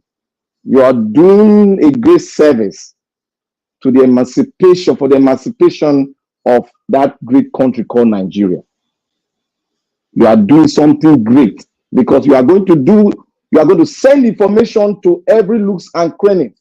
There is power in information dissemination. There is power. What we are doing here today, we think is ordinary. There is power. That is why we need to be very careful with that small part of our mouth, and that is the tongue. We need to be careful to send good information to the people. You see, we are gathered now because it's pointing. We are focusing on Nigeria. Everybody's talking on one end. But I want to tell every Nigerian, but before I go for it, I will not forget this. Mama in diaspora, may God bless you, ma. I will not forget to drop that. God bless. I love you so much.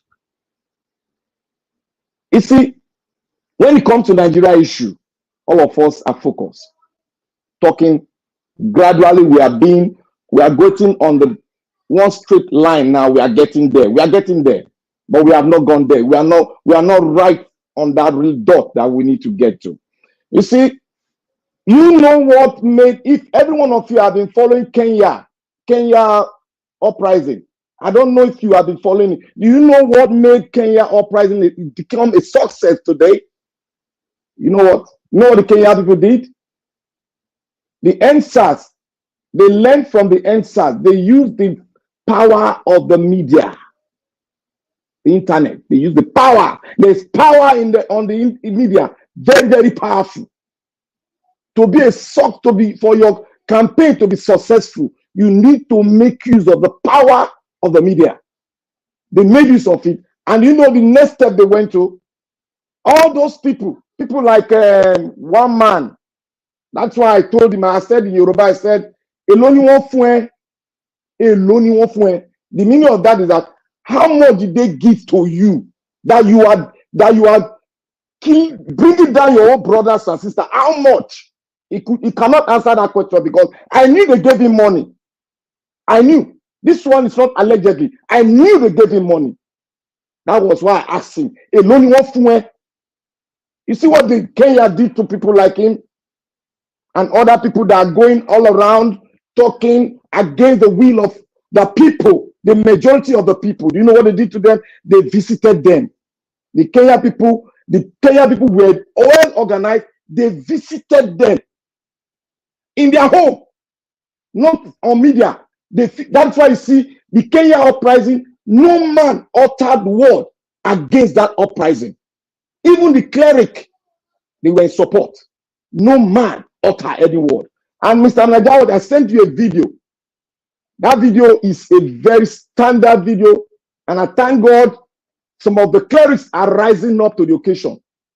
If you play it, if you don't want to play it, it lies on you. But if you play it, it's going to help the Nigeria to sink in the real message that there is somebody in the sanctuary that still believes in we the people and the youth of Nigeria.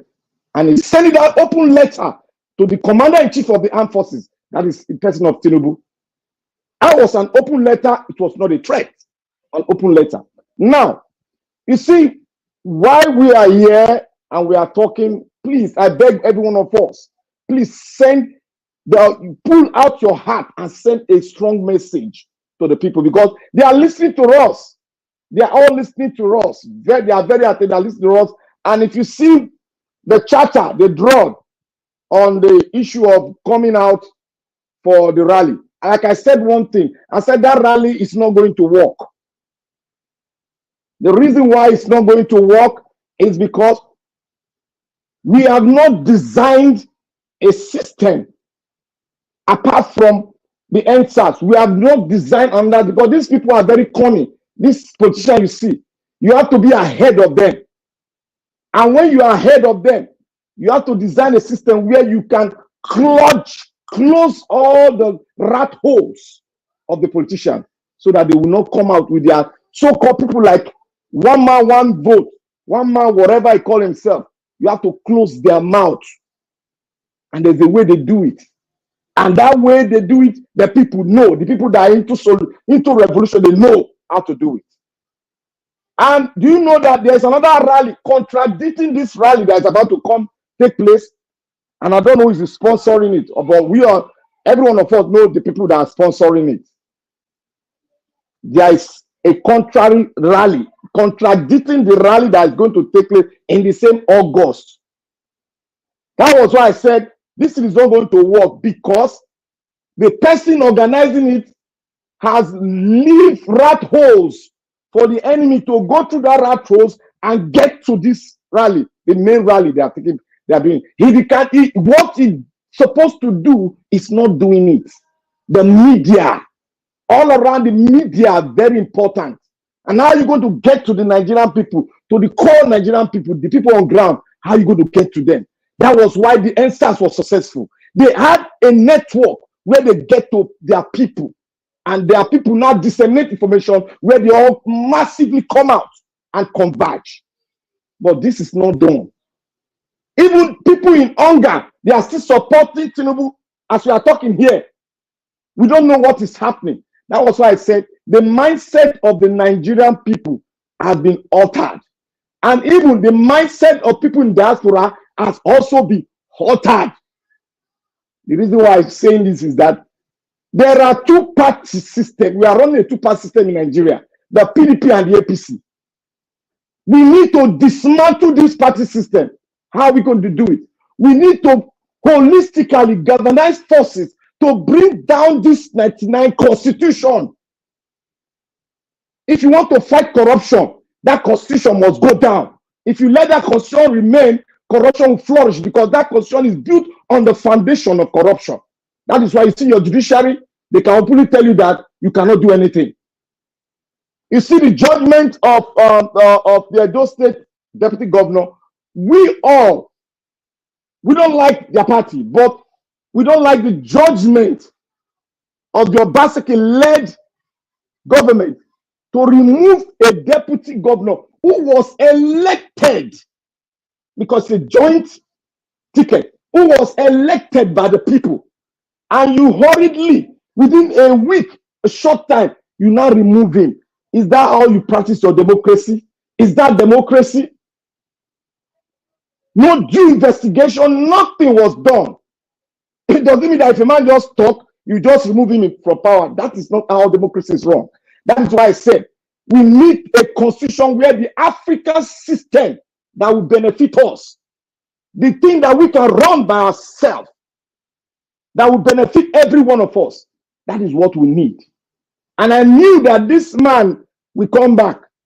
I was foreseeing it, because when they went to court for the other one that we had, and I heard that he's in court for this one, I knew that it's going to be the same thing, because This guy, he cannot talk too much. He doesn't talk very like that, but he has one blessing on him.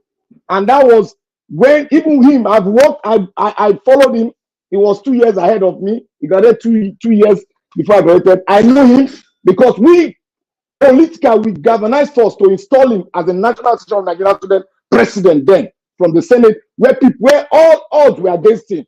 But when he moved, he got it.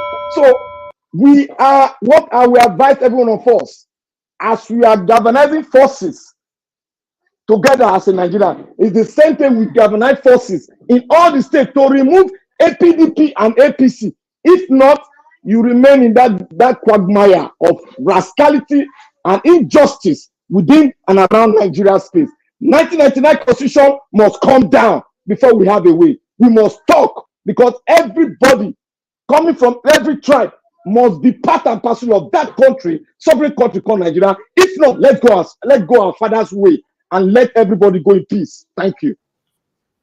All right, thank you, Black Panther. God bless you, sir. Thanks for your submission. The last person on the panel is Oga Chris. Oga Chris, please quickly talk to us so we can do the roundup. Good evening to you, sir. Before that, Oga Chris, please hold on, sir. Hold on. Let me take this call. This person calling. Hold on, sir. Hold on, sir. Hello, caller. Where are you calling from? We are hearing everything in your house, sir. Off your TV. Can you hear me?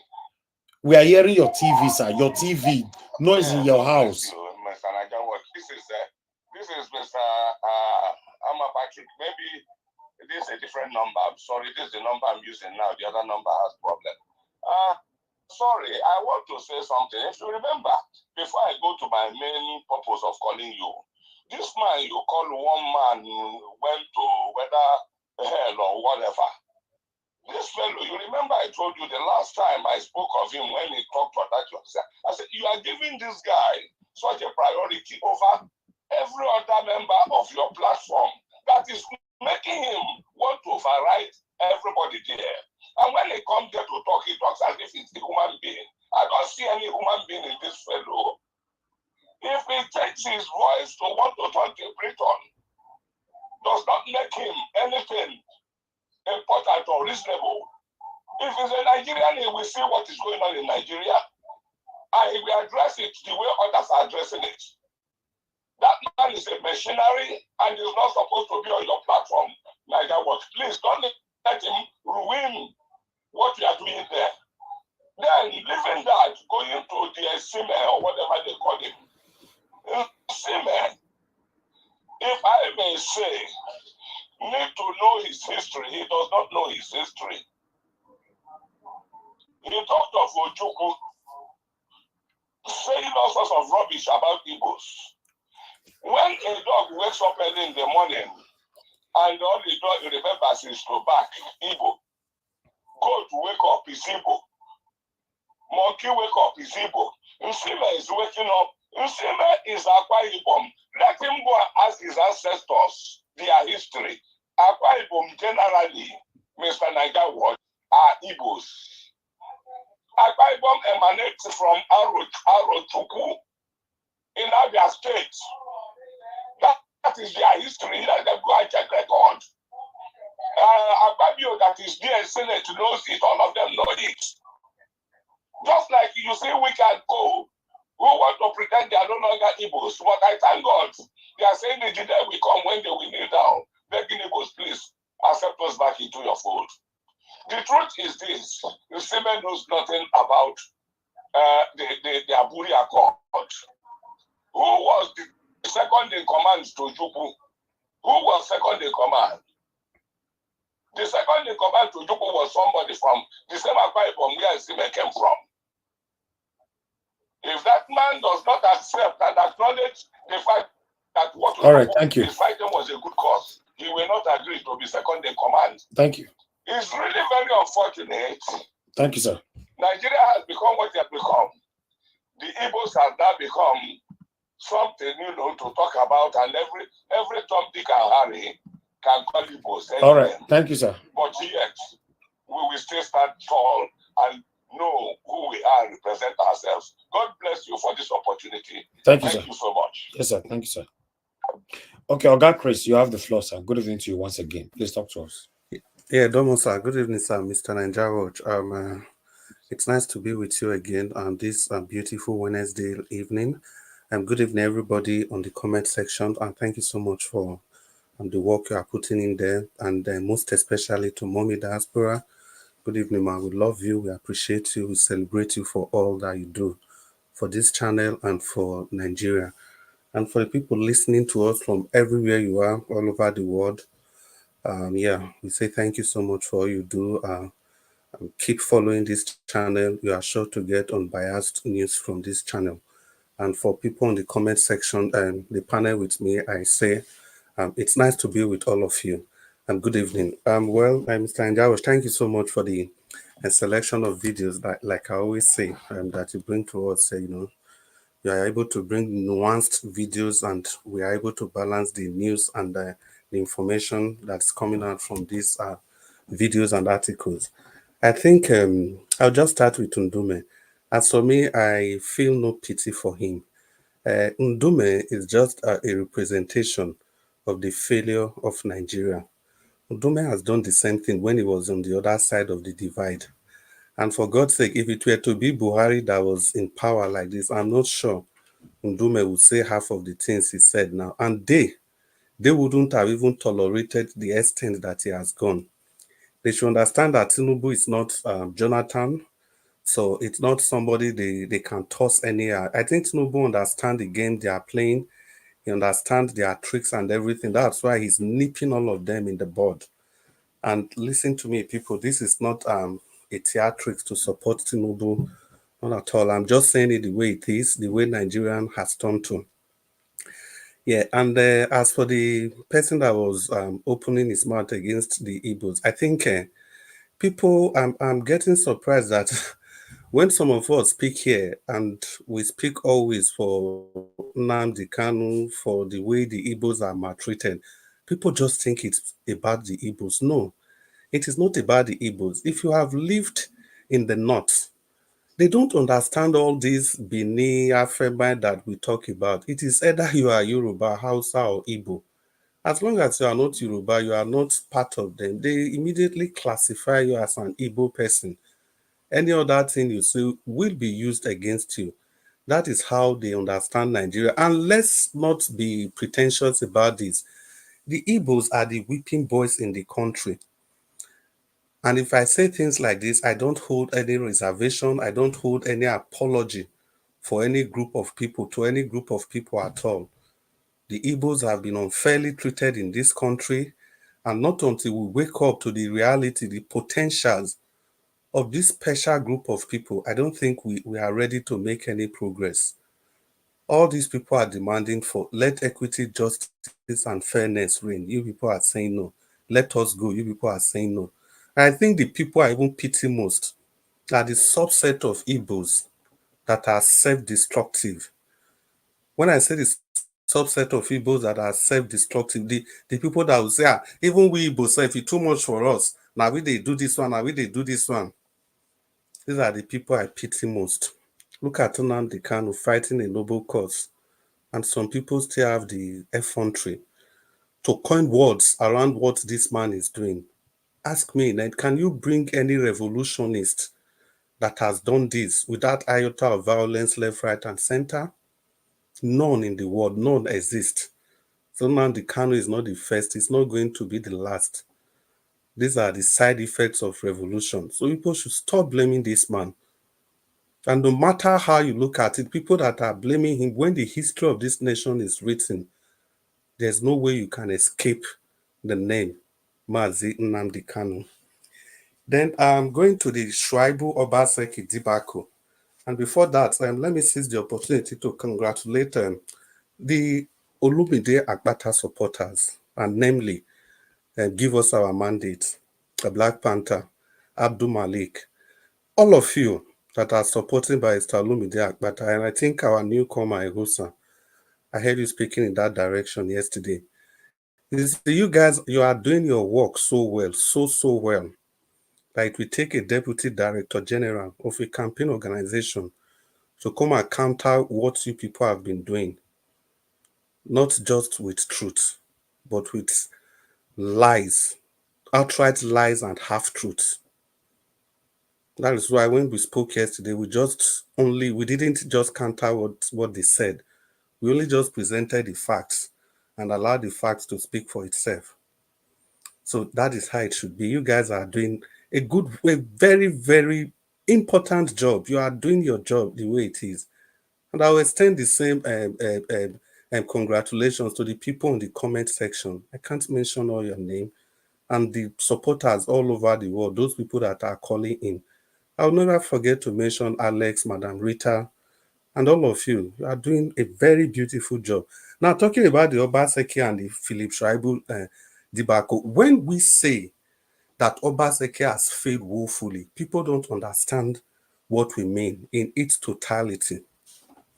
Now, what we mean by that, they said it is shameful that the victim of an oppressive system will not turn out to be the oppressor himself. It is shameful. I think that was said by Thomas Sowell, an erudite philosophist. Obaseki was a victim of oppression, a victim of lack of democratic values. And what has he turned himself to? A pocket-sized dictator. So that is why we say he has failed woefully. We are looking at the complete picture.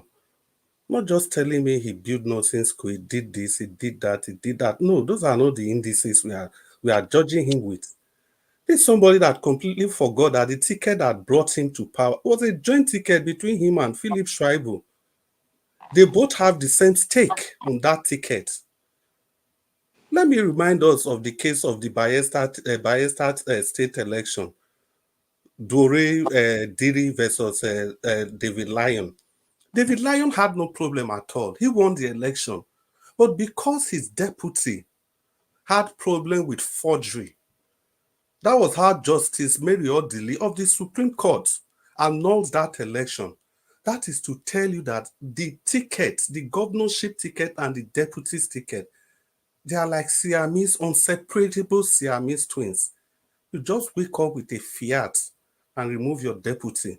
And this is somebody that could have become the governor of the state if he had listened to Oshomole, if he had given Oshomole the opportunity to impeach Governor Obaseki. And today Obaseki turns around and look at what he has turned himself to. That was why we say he has failed woefully and is a pocket-sized dictator. Edolites, remember to vote by Stalumide Akpata of the Labour Party. There's so much to be said. Thank you and good evening. All right, God, Chris, thank you, sir. Thank you very much. I want to use the opportunity to thank every one of you for your time with us today. We're going to have our final submission right now. Guys, if you're listening to us, help us to press on the like and help us to share. Ogasiim, you wanted to say something? We're having our final submission now. I know before the final submission, thank you. You know, Lord Egosa brought some figures here. I wanted to ask him so that because let it not be that he placed it here, maybe nobody attended to it. If he can sort of shed more light on it. He says debt management office. I want to know where I believe the figures you brought here, you displayed here are for Edo State, maybe the debt profile. So I'm trying to find out where is it from the debt management office website you lifted them from? Because all along I've been checking. I didn't know if it is. Then you can guide us through so that we can also get what we'll do, how you arrive at those figures. Because I couldn't. Okay, thank you very much. Okay, Mr. Egosa, you are going to take this now on your minutes for the final submission. I'm giving everybody for 5 minutes for final submission, and exactly 5 minutes I'll stop you. So please work with it. Thank you, sir. Okay, thank you very much. Right. Those figures were what I wanted to post yesterday when Dr. Don Obaseki was here and was arguing about the debt profile for the states. So if you go on the debt management site, because it's not the public site where you people, where people assess things. You need to be a paid subscriber. You need to be a paid subscriber of that particular section where you go in depth of what we actually see behind the scene. Because the figures he was playing yesterday, that's like Google, what you could get on Google and on just the facial profile of the page. But if you go in depth, that is where you now see this. Even if you even maybe if you use AI, okay, I think that would be a better option for you. Use your AI to assess the depth of Edo State, the depth profile of Edo State for the different year. For the different year, you will see Sorry, sir. everything, When you say both AI, are you talking domestic, about? Hello, sir. both When you say domestic. AI, hello, sir. When you say AI, are you talking about Bing or Copilot or which one, sir? Okay, I would say use which one? Okay, I would say try chat GPT 4.0. Okay, makes sense. You understand? Try that one, and then you will see. I think that will be able to give you like what you can actually work with, and then by the time you assemble those figures, you will see exactly what we're talking about instead of you paying money to go through all that. Okay, so when we are talking of the debt profile in accounting, you don't just look at maybe what the person owe for 1 month or 2 months.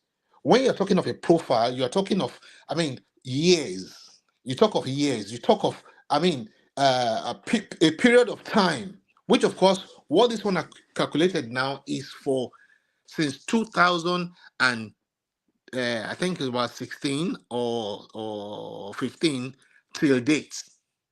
And this has been the period where PDP and APC has been, from the time of Shomole was in control of the Edo State finance till date.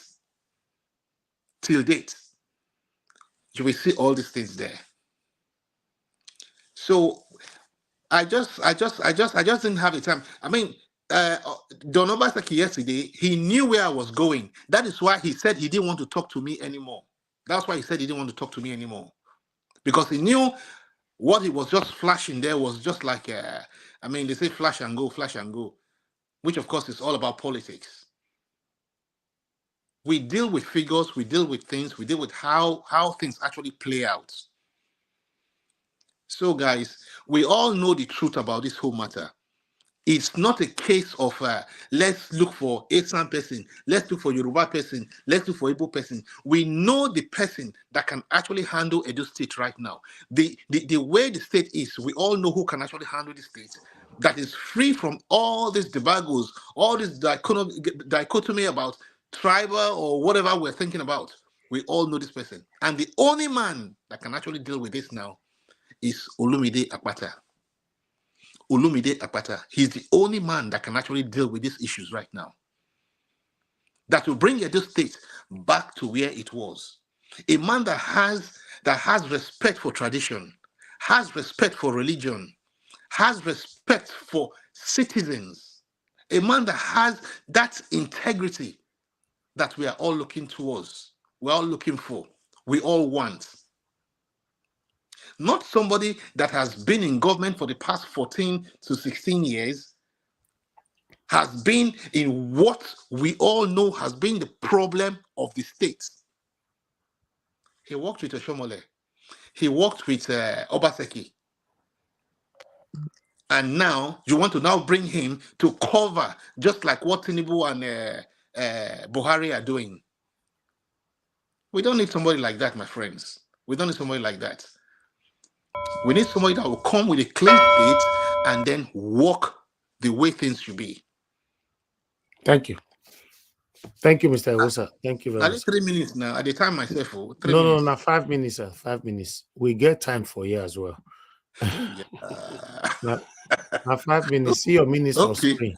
See her for screen. You see your minutes. But this man talk, all of them talk for my time now. No wala, no problem, no problem. Okay, round up in 1 minute then. Let me give you extra 1 minute. No, it's okay, that's fine. Thank you very much. Thank you. Thank you, sir. Thank you so much. Thank you. All right. All right. You say I make the Pedro don't let me talk yesterday because he does say you want to expose so many things. All right. You say off your mic. Let me come to the next person to speak to us and give us a mandate. Today, really see somebody when he pass them on Channel C. Mona try to watch him after. He see somebody when pass him today. He keep quiet. My brother, somebody with a big person, I me today. I watch him now. Okay. We'll bring it tomorrow. Thank you. Give us a mandate. You have your 5 minutes, sir. Thank you. Well, Mr. Osa, thank you very much. Black Panther, thank you. We big person for this platform. It's just that we have to respect the Obatabia, the peace bearer one of Nigeria Watch. Honestly, we big past Don Pedro. With all humility and with respect, we big person for year. But we have to respect the Obatabia one of Nigeria Watch, Mr. Elvis Oniedidi. You see, after everything yesterday, Madam Amebright, if you are listening, please, I will apologize, retract what you said about Mr. Elvis yesterday. Please, ma. I respect you, we respect you, we love you, please. Don Pedro cannot stand us here. But one thing I've come to learn from Mr. Elvis is that even though we are doing this, we still have to have our insanity in place, our dignity in place, our dignity in check, which I appreciate.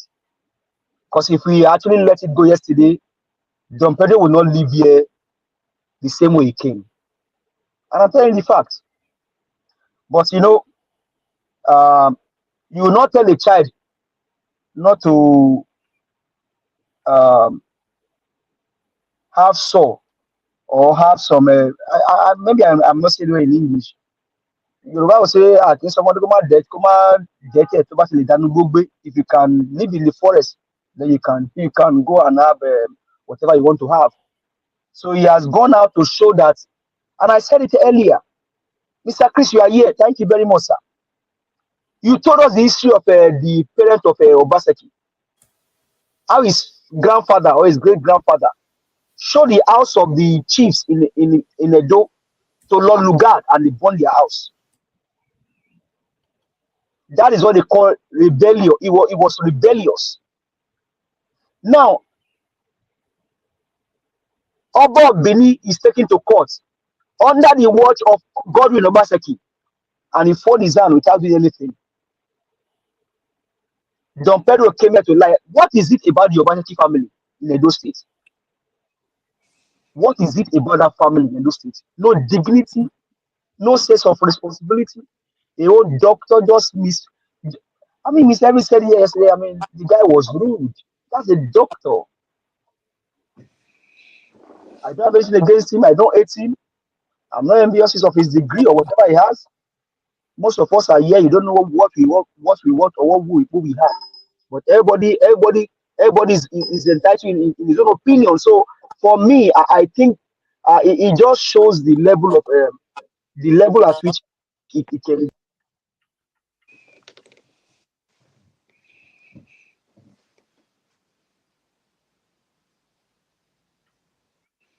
Give us a mandate. We can't hear you anymore. We lost you totally. So I think I need to move on to the next person. Can you hear me now? Yeah, you are back now. Go ahead. You have thank you. Less than 2 minutes left. So for me, the court today just put Don Pedro, Obaseki, and Aswe in their place. How they deal with that, I don't know. But the viable candidate for this race is no other person than Barrister Olumide Ozabuapata. He's a man for the job. Like Mr. Elsa said, he has respect for tradition. He has respect for the people that he wants to govern. He came here on Sunday, said, before we embark on project, we ask our people, is this what you want? I mean, involve the people in your government. don't like fought for Obaseki. Did Obaseki carry them along in his program? I swear is the money bag for Obaseki. They brag with selling bank. How many brands of selling bank do you have in the streets? They brag with the Dangote. My money's in Dangote. Your money's in Dangote. These are clean up boys just playing into the hands of politicians. Dangote Enterprise today. My money is inside. Taba Dale Katusha. My money is in Dangote. Your money is there. So for me, I don't lie. Open your eyes very well. I mean, I sent a link to Mr. Evans some days ago about Monday Ekweolu, about 3 different birth dates. I don't know how true that is, but it's in Net Media showed it. He has 3 birth We have dates. already showcased that thing you sent to me a couple of weeks ago already here. So okay. So I mean, then we have the everybody's aware that he's having issue with his date of birth here.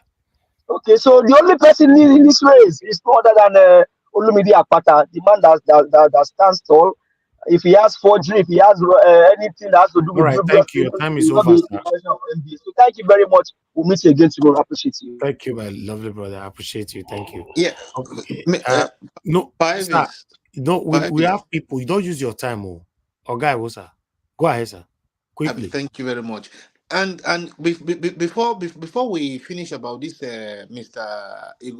Ighodalo profile, EFCC are actually after him now because of the 10 billion naira one Obaseki send into his firm account. Can you imagine? They say, oh, now to build hotel for Edo State, they want to build Radisson Blue for Edo State. You tell me, with all the flood when they go on for Edo State, now Radisson Blue, now Edo State need now. Instead of to talk, say he want to use this 10 billion naira for a campaign. Thank you. He said, "What can be Radisson Blue?" Thank you, my brother. That hotel case on this is important. Mr. Rosa, I'm not sure say they go like say you come this platform because they go hate you. Hey God, because my brother, they come every day. They come every day. I beg you, they come every. Mr. Niger Watch, they hate person where they talk through now, and it good. All of us, they talk more stand on our ground. The truth will prevail. They go fight you a pie, Rosa. They will fight you. Well, all right. Anyway, that is the man with the stable land, though. I swear, the man with the stable land, and what other? Don't talk finish, Oga. Thank you. Oga F. Emmanuel, please give us your final submission. 4 minutes, sir. 5 minutes, sorry. You be like say give us a mandate, one hijack the whole thing, the whole time. Waiting they do them now. We saw him just they scratch him like this. Oh God, carry one lane, you go now. Give us a chop black soup or okra soup. Which one? Calm down now. Waiting they do you. It will make I change hand for you. Calm down. The way they pay me now, not be that way they talk. Niger, everybody they hungry. Nobody they agree right now for Niger. Okra, tomato, everything they're expensive. You understand? Politicians made the day the politique, but let's look at how the average Nigerian can survive. That's the most important thing. Politicians, they won't stop fighting. They won't stop their shenanigans. It's normal. But our people back home that we are sending money consistently, how are they coping? You send as if you're not sending. So these are the things we should be looking at. So I'm interested in that protest where they won't do. Where that one man who went to hell, so to say, came here and be saying that it's OB people and those who are disgruntled of the last election that want to really. Hey, that guy is like he smoked weed. Anyway, the truth is, our country is a talk of the town globally. Anywhere in the world, what is happening right now in Nigeria is known to the deaf, is known to the blind.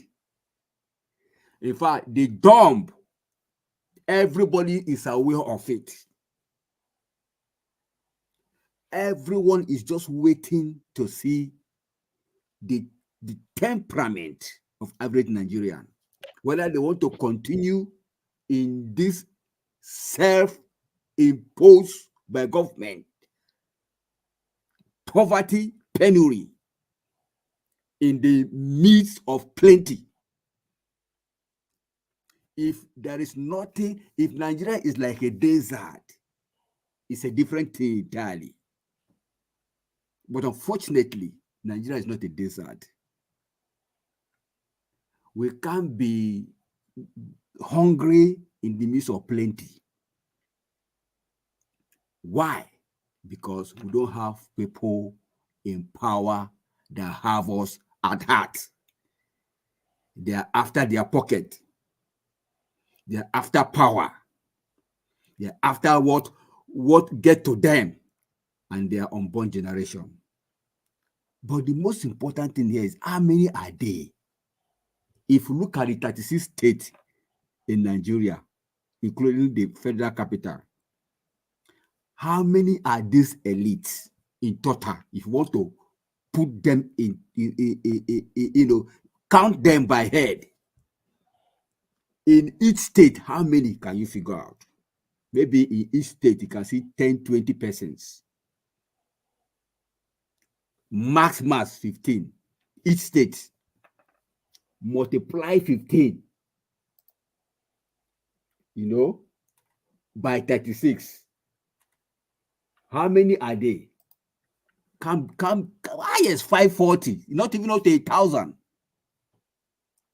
That is holding us hostage in this kind of situation we are. And yet, we are over how many 100 millions? Over 250 million people. And we are still counting. Some are still giving birth. Yet, we cannot do anything. Rather, we'll be fighting ourselves against ourselves while they keep on looting their loot. Well, we will keep talking. We will keep sensitizing you people to know why you are being impoverished. We won't keep quiet. Mr. Evix, keep up the good work. Now here we did. So what I want to say finally here is, please, that woman went to moon. Thank you, sir. Make it come here. Make it no come spoil our regular. Carry in blue spoil our regular. You know, if he spoil anything, because we get people for here we go counter him. August him countered him before. Say person not come, person come. I don't believe on that. If you come here talk, people are here to counter him. That's not a problem. Okay. So as long as you are in Nigeria, you want to join us. Me, I don't have a problem with that. The only time I restricted people was during the time of the campaign for Peter Obi. At the moment, anybody can come into the panel, speak. We have, if you come this platform line, before you finish, people don't counter you, they don't eat you raw. Okay. No, let's keep up pushing, Sha. Let's keep pushing. By God's grace, we'll get to the end of this whole quagmire, and God will help us. Thank you, sir. Okay, Emmanuel, now God will bless you, sir. I really do appreciate you. Thank you, sir. All right. Let me call on the next person to speak to us. Abdul Malik, please. You have your 5 minutes of final submission. Thank you, sir. Good evening once again, Nigeria Watch. Thank you. You see, this Edo governor election coming. You see, those people that used to come to speak for PDP or APC. When you try to question them, understand, they can't. When you try to give them the right question, they cannot answer you. Rather, they will tackle you so that they will disrupt you from the question to question them. How can you tell me, Edo people, you people should not vote for APC and PDP? Just take a look what is happening in Nigeria. If really we are truly to ourselves,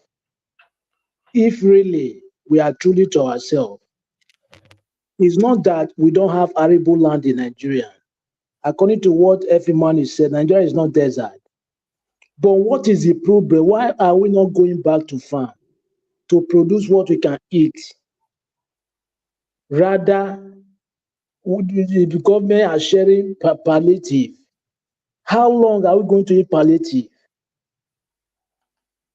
PDP and APC don't mean well for Nigeria people. Let's talk true to ourselves. They don't.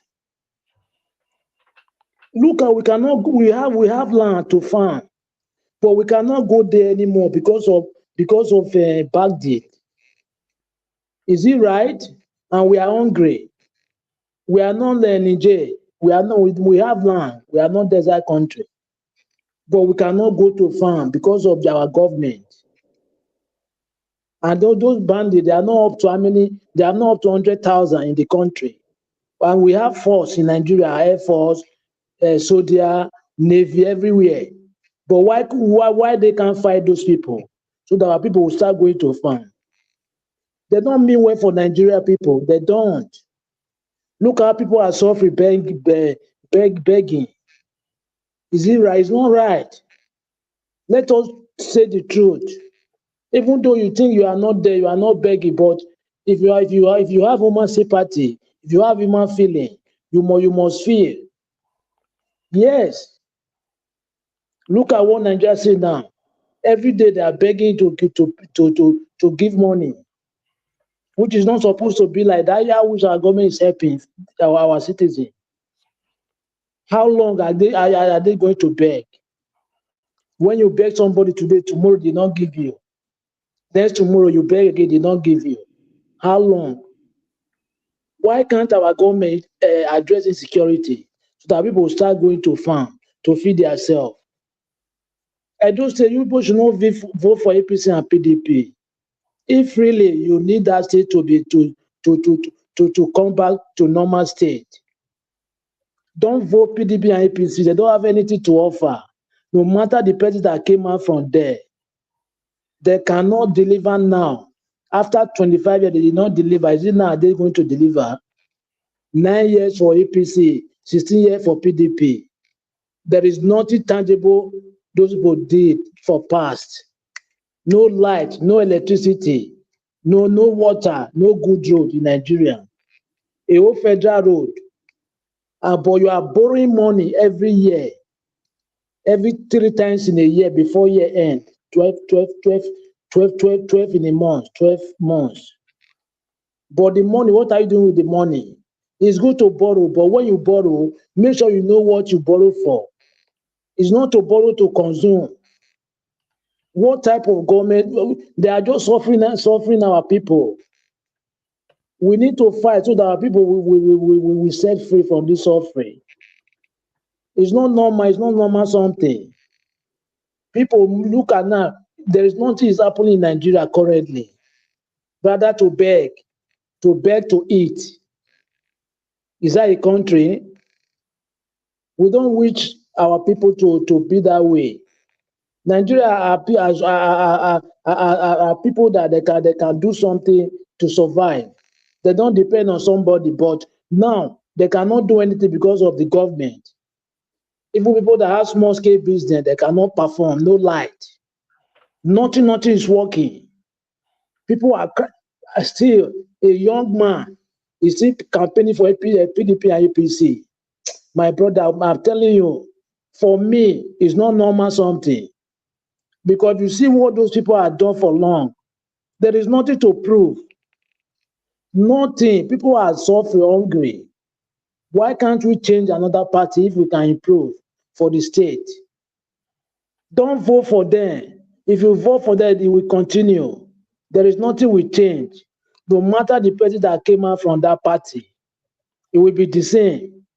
If you like, go and write it somewhere. Go and write it somewhere. It can never be changed. Thank you, Elvis. All right, Mr. Abdul Malik, thank you, sir. Mr. F.A., talk to us. Good evening to you, sir.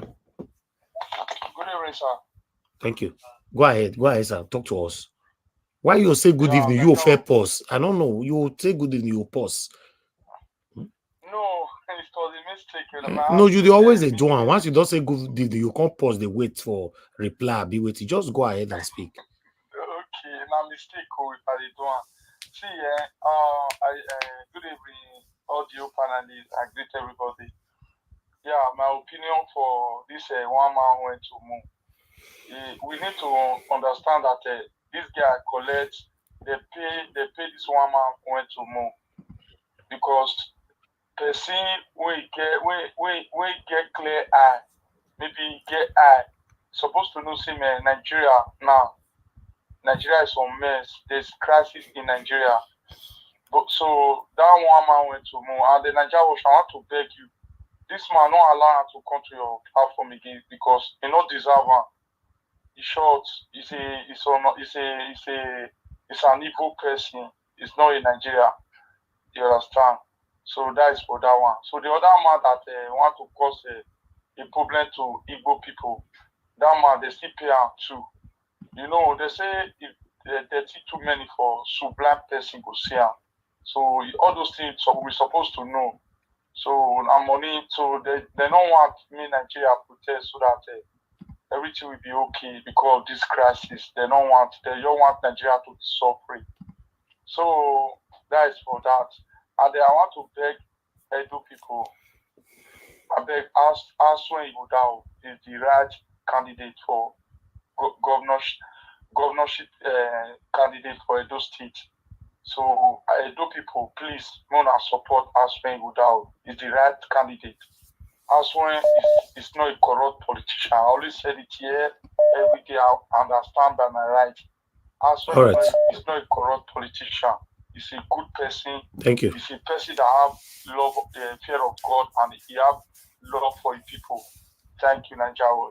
Thank you, sir. Thank you very much, Mr. Faye. Thank you. All right, I'll take the last call for today. After 10, before I felt when I say another peak call low. Let's say the rule, don't the break us more now. Madam Origin, please talk to us, man. You have 2 minutes, quickly. Yes, Mr. Nigeria, thank you so much. I appreciate. Thank you again. Thank you. Just straight to the point, please. No one should say one man went to more should not come to this platform to speak. The same way Mr. Niger Watch allows all of us. The only thing you will see is it makes you understand the magnitude of what we have at hand. And you now know how to strategize and know what to do.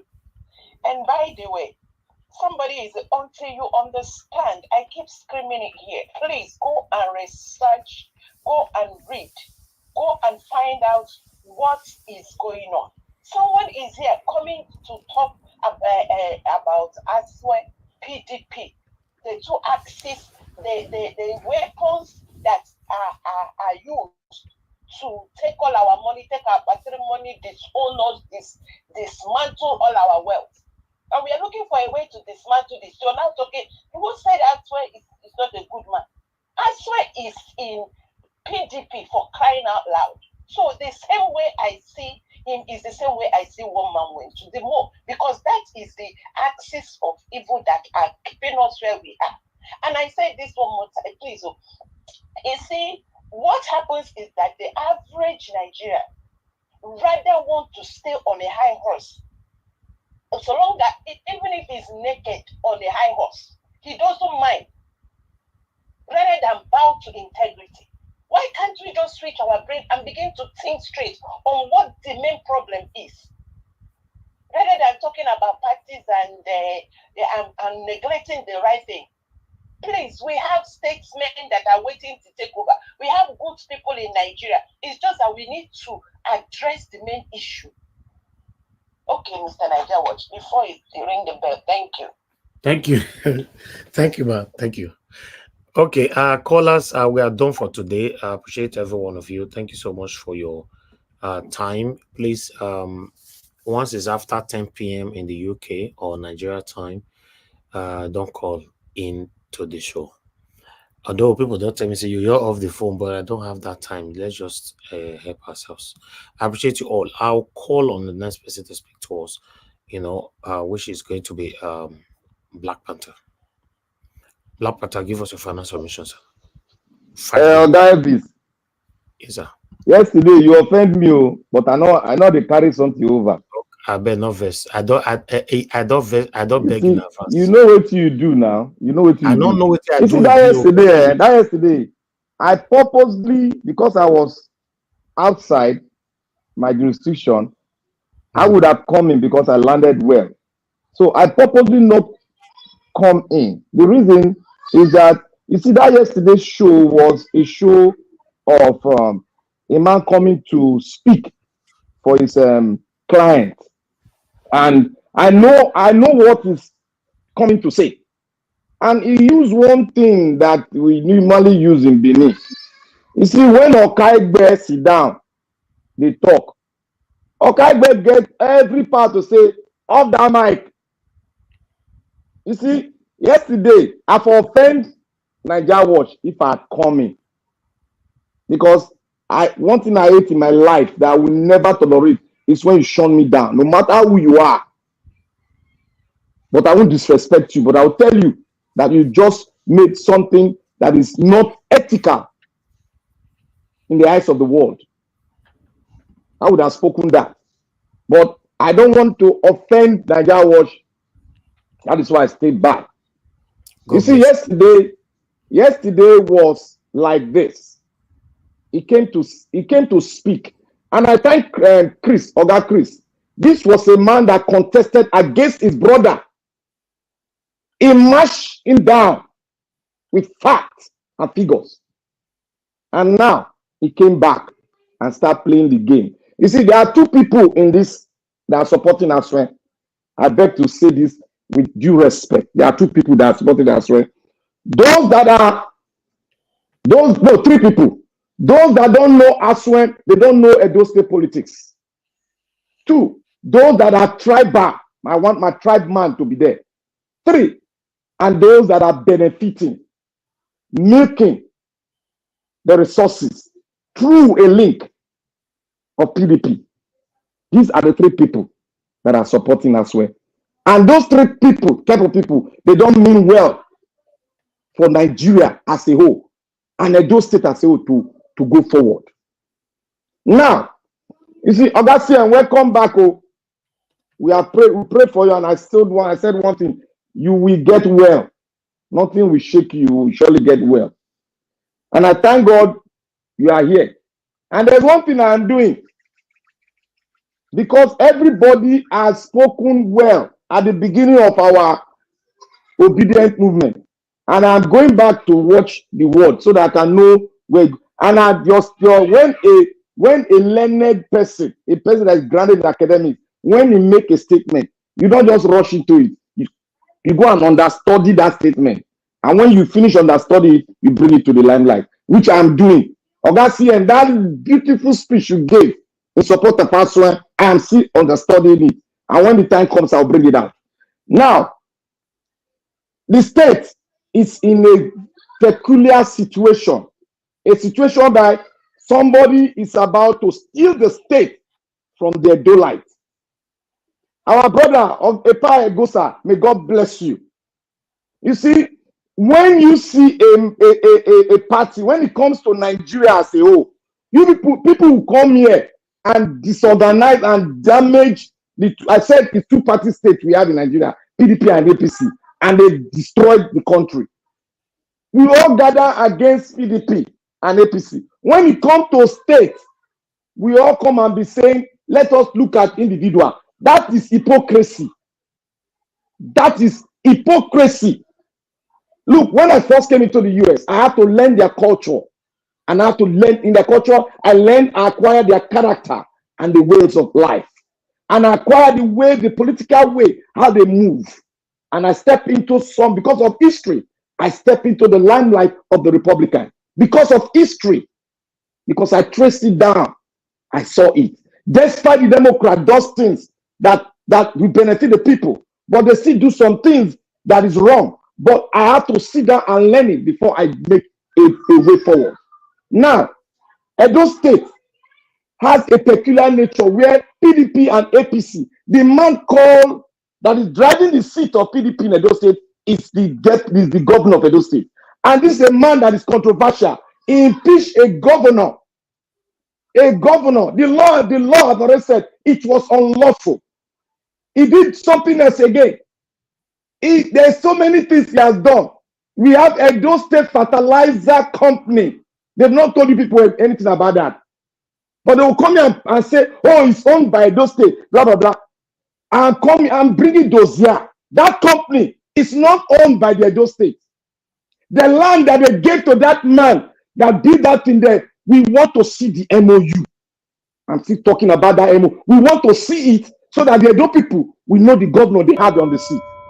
See, let me round this up. Let me round up. You see, the governor of the central bank, I made one statement. I said, that man needs to be thrown into the IC. But people disagree. But when you saw the damages, you see, the damages this governor of Edo State has done and the money he has taken, God will let his administration finish. Those of you that are in support of him, we will speak that time. God let us be alive. We will speak. But every one of you, vote Olumide Akpata is the right man, because we need somebody that is destabilized, that have the heart of the Edo in his mind, and the man that does not be functioning or dwelling in these their shenanigans of corruption. That is the kind of man we want. And he has proven himself as an NBA president. He has proven himself in the law firm where he sat for the truth. And the truth has set him free. And he has come down to do that same service to his father's land. And that's Edo State. God bless him. And God bless our Oba. Thank you, Nigeria Watch. God bless you. All right, Black Panther, God bless you, sir. Thank you very much. Yes, I apologize for yesterday. You know, it was just very tight. And I'm also happy that you didn't come in, though. Trust me, because as you take talk counsel, you was scatter everywhere, and I don't want that. Thank you for regarding me and the platform. Thank you, sir. Let me come to we have just two people left on the panel now, Oga CM and Oga Chris, but I want Oga Chris to speak now. Oga CM should be the last to do the closure. Oga Chris, please talk to us. Are your 5 minutes now? Yeah, Domo-san, Mr. Nigeria, and thank you so much for your kind and consideration. And let me join, give us our mandate to say to Madam Ame Bright and Lao Ma Wemewe, Lao Ediwa Tase. So, you see, when we say things, you know, people think we are playing politics. We are not. I can categorically say that the people supporting Barrister Olumide Akpata here are just organic people, everyday people that mean well for the good people of Edo State, with almost zero affiliation, personal conviction. That was how we came on this train. You know, somebody mentioned Radisson Blu. I've always talked about the book of Obaseki. We are going to open that book. The Radisson Blu Hotel is just a chapter. In short, it's even a subtopic in the book of Obaseki. Now that Mr. Agosa has let the cat out of the bag, let me tell you people about Radisson Blu. You see, in the fall of 2023, the project was initially awarded for 15 billion. Do you know it was now jacked up to 23 billion? That is 8 extra billion. And the development partner for that project was Afri Invest. Who owns Afri Invest? Governor Obaseki. Then the legal partner for that same project was Banwo and Igodalo. Who owns Banwo and Igodalo? Barrister Aswen Igodalo.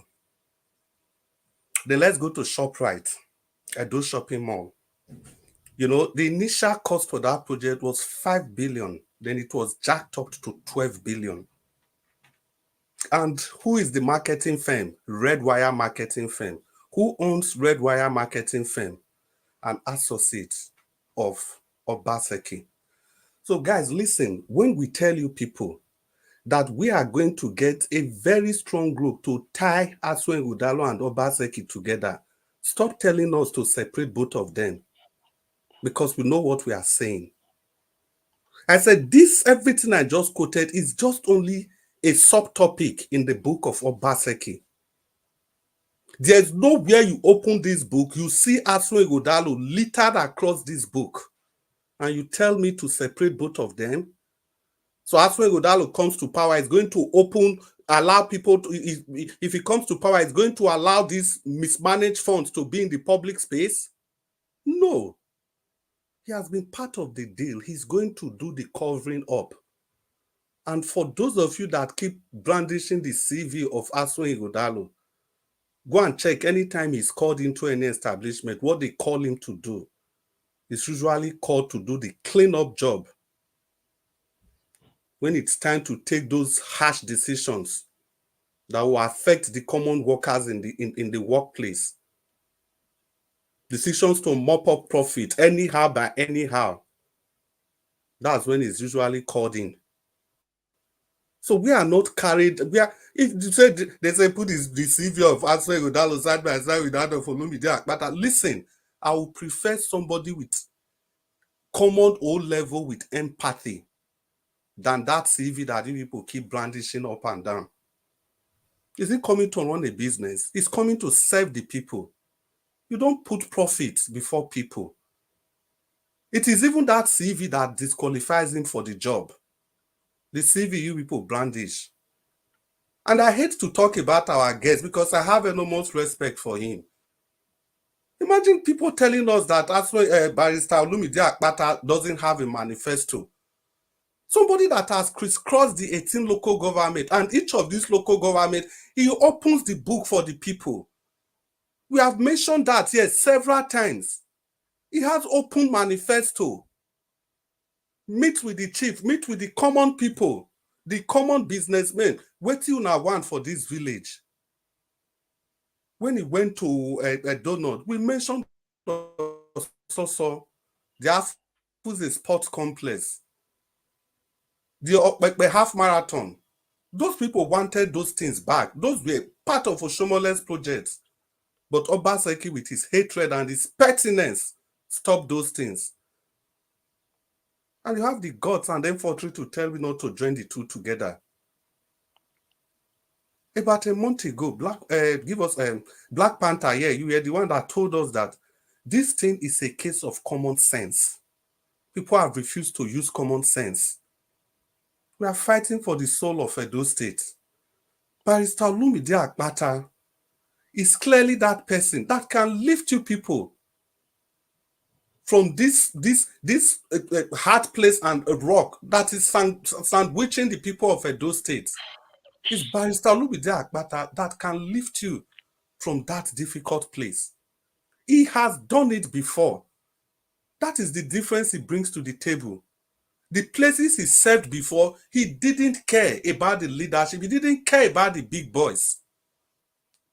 All his focus was on the downtrodden, the weakest of the weakest amongst the lawyers. That was why he created the health insurance scheme for them, the sudden death scheme for them. He jacked up the fund. And somebody even wanted to campaign against him, and he said Barrister Olumide Akpata has been the heaviest spender as the NBA chairman. But when we looked at what he spent those funds for, they were for the weakest of the weak amongst the members of the NBA. And you see somebody like this, who is not even a son. I'll round up, sir. He has the audacity to look at his peers and those greater than him and do the right thing. Then you are telling me about CV. I don't like vote by Barrister Olumide Osaigbovo Akpata of the Labour Party. He's your best bet. Good evening, Nigerians. Oga Chris, thank you, sir. Thank you very much. I appreciate you. Thank you. Oga CM, please do the. Okay. Sir. Okay, thank you very much, Niger Watch. Actually, I know in the course of this EDO Decides 2024, there will be a lot of hot air, motion without movement. Why I say this is this. Now we are hearing PDP's axis of evil. P2B was there, so P2B was evil. He left for Labour Party. Maybe if P2B had gotten the nomination of PDP like everybody, he deserved. Because when they come down to the south, zone the presidency to the south, Southwest has had their turn under Obasanjo, South under Jonathan. It should have been to the Southeast. And when it comes to Southeast, he is the prime candidate. Maybe if he had gotten it then, we will be talking PDP as axis of evil. At the national level, no party has equaled PDP. It was PDP government that gave Nigeria telecom revolution. The debt Nigeria owed since 1965 that Tafawa Balewa started borrowing, Obasanjo under PDP made it zero with Okonjo-Iweala. So I don't want to discuss PDP at the national level because I don't issue of party. Any idiot, any thief can be in any party. Olumide Akpata was in PDP before he went to Labour. When Olumide Akpata was in PDP, he was the evil, axis of evil. Because he's left for Labour Party, he's no longer. If Julius Abure decides to go to PDP, he enters axis of evil. But he remains in Labour Party, he's not evil. Please, excuse me. There are things if I want to engage in debate, I want facts. I don't deal with emotion. Number one, I said here and I maintain, that's my summary. Aswe Godalo is a cool head. I'm not Oluomo. Somebody cannot just come and use it as side talk. Maybe all this type of interjection. Yes, I said it. It's a steady hand and a focused mind. I use those phrases. It's original to me. I didn't copy it from anywhere. So if somebody is not happy about it, we can have a debate. But to use it, maybe when everybody is talking, you push it in. He says, yes, I said it. That's why I show my face. And if you want to really challenge it, open the camera and show your face. It gives a measure of confidence.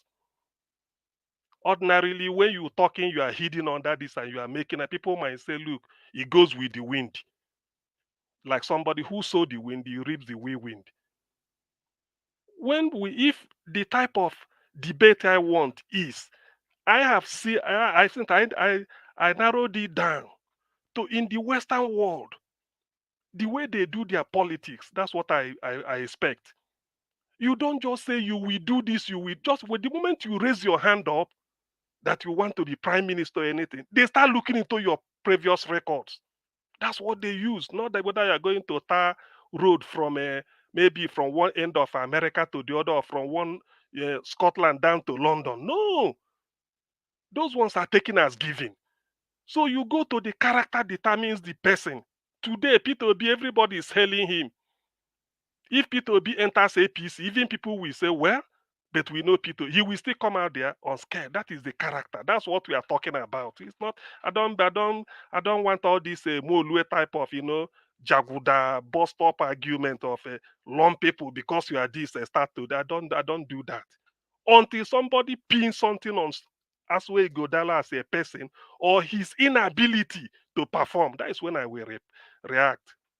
Obaseki is not on the ballot. If Obaseki is still Edo people's money, to be honest with you, let us even start here to prepare a letter to EFCC. He will answer for it.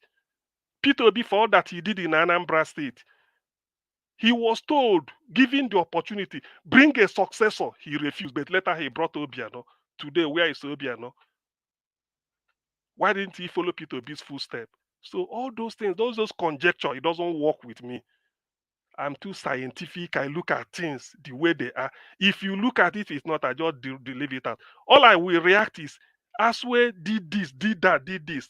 Then I can just say, okay, I go and look into it. But as for managerial acumen, he has it. And that is what is needed in the executive arm of government. Because as a leader, you're also a manager.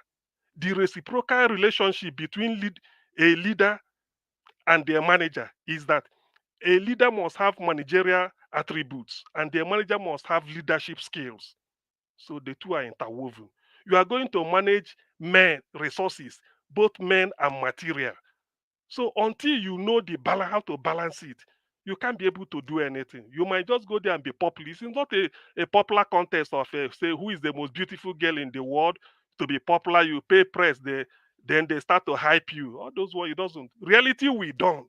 So you have to sit down and then do the prose. You can campaign in poetry. You sit down to do the prose. That's what we are now. That's why you look at the elemental character you are bringing in. So that's where I stand. As for Lord, this man has gone. Lord Egosa, this figure you bring here, I don't believe them.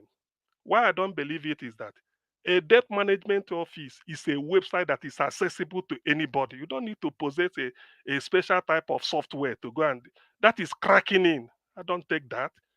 The one that is really causing that Jonathan, I hope one day we come, that brought was from debt management. He said he gave the link so that when you go there, you get it.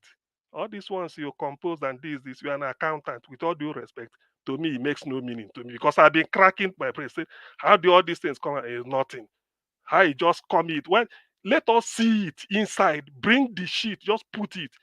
So it's not any public website that you cannot access as a layman. You need to register. You need to do this. It is not. You don't need it. The information they put there for the public to see is what the public will see. So as for this, I know there will be in the code, there will be, I won't reply to all the hot air or whatever it is. I've looked at the issues. I know what issue at stake. And I've made it up front here. I'm not from Edo State. The fact that I choose a different candidate doesn't mean I don't wish Edo well.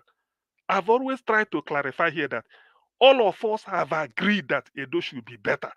The only difference is who will make it better. You may say it's your K candidate. This one may say it's M. This one may say it's P. This one will say it's D. That is only the difference. So I do not want a situation whereby maybe if you didn't do it, follow my way, you didn't wish well. Oh, you don't wish it. He said, all these all lies. And there are two elementary to be debated here. So as for people waiting for sort of what is it called, pushback from me, anything that does not go to the character of Asu as a person, or maybe what he planned to do in his manifesto, I just leave it at a side talk. So I don't have to go and waste time and start to dribble in the mud with a pig, because eventually you get yourself stained with the type of whatever that the pig is. So no, I'm not calling anybody a pig, but I'm using an allegory. So I wouldn't do that. I'm left at the candidate. If Obaseki still say no money, please let us start now to compose a letter to EFCC. And they cannot, because Obaseki stole money or do this thing, they can come and they arrest me. It's impossible. It doesn't work that way. So as simple as that. Let me stop here. Thank you, Niger Watch. We'll see everybody tomorrow. Niger Watch, can you give me 10 seconds? Make it that 10 seconds. Just state it, please. You see, Niger Watch, you see, I said one thing. Show me your friend and I will tell you you are. And I said one thing, you cannot know Edo State people or candidate more than the Edo life.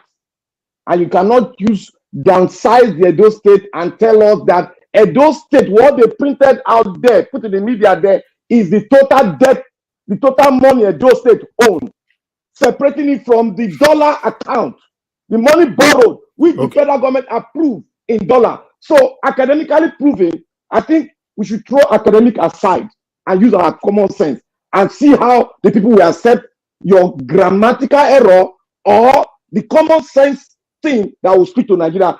A man that has borrowed in dollar, and you are telling us because of what they put out there that you are not going to believe that this state borrowed in dollar but only in naira. That is absolute, and that is hypocritical in terms of academic. It's hypocritical. Thank you. See, listen. One moment, Niger Watch. DMO Debt Management Office showed the debt owed by every state from 1 to 36. Oh, that CM, our state own money in dollars. Don't be hypocritical. Listen. Just hold on. PDP candidates. When you say this hypocritical, people will even listen. Say whether you know the meaning of hypocritical. The way you are using it, very loose. Look at your statement in your first statement. The PDP before you bring your statement up. Listen. Black Panther, let him talk. You don't talk about it. And you go against PDP. Please just hold on. When I said PDP, somebody calling it axis of evil, I don't believe that, and I gave my reasons. That's a part. When you go to Debt Management Office, their website, the one I see, I can prove. I can tell you, link, open and see. It is not me that put it there. That is what I believe. That's what I'm telling you. There's no amount of, whether you like it, you can call me super hypocritical. People will even listen to you, know whether we will be asking, what is hypocritical? I'm telling you, this is the one I believe, because I went to the website, freely lifted it, and then you go there, you will see it. So all this idea of a figure, it doesn't bamboozle me now. So what is the So you are not hypocritical in your statement, supporting PDP against PDP before? Did you say that statement? Okay. That PDP All is right, satanic. Pata, Did you say it? Hey, what I said, No, excuse me. what I said is, Augustine, this is the thank you. candidate. What about Labour? Will you hide Julius Abure from Labour? Why are you so particular about party? What about Labour and Julius Abure and the Arabambi? Your constitution. What's your constitution? If you know the constitution, is it personal or party state party constitution? What constitution? Did your party say support individual? You are an academician. Listen. When you that's what you are doing. When you say it like this, you don't devalue anything. Do you know why? You are corrupting the mind of the people. We don't look at individual. We look at the party where you came from. But let him speak now. Corrupt or no corrupt, let him speak. He's entitled to who is supporting. Let him speak. You can't gag him or tell him what to say. When you said but he said the wrong thing by not telling people that he came from this party that will support an individual. It's wrong. Listen. Olumide Akpata left PDP. When he was in PDP was axis of evil. Isn't it? Sheyi Makinde is axis of evil from Oyo State because he's in PDP. Did you not live there? Did you not leave PDP? Did you not leave it? Sheyi Makinde did you not leave the PDP? Hey, Sheyi Makinde is in PDP today. The people that are in PDP are satanic. Yes. If you live there, you have decided that they are satanic. You don't want to be part of them. That is what you mean. That's what they mean. So Labour Party, Julius Abure is in Labour Party. He's not satanic. Labour Party has never ruled Nigeria before. Yes, I stand on my ground. Okay. They've never ruled Nigeria before. Let's move on now, please. Thank you, both of you. Thank you. We continue this tomorrow. We'll continue tomorrow. Yes. I now know. Thank you. Let me say this. Please mute yourself, Augustine. I have to mute you. Thank you. You see, this election period, I've done that. This election period, anybody entitled to support whoever they're supporting. The painful part of it now is that to some of us, is that some of the people that supported Labour Party in the past are now either moving to APC or supporting PDP. But let them be. They have the right to support whoever they want to support. You know, if they say something, if you can counter them, leave the person alone. Don't try to convince them. Don't try to change them. You know, don't try to threaten them with your words. Just let them be. You know, I've seen so many people that are supporting a PDP candidate, APC candidate today. Somebody called in yesterday to the show. I don't know. I think it was Madam Origin or somebody I know, but I can't remember who said that we should be focusing on the person rather than the party. And I said, I agree. I can't remember the person who said it yesterday.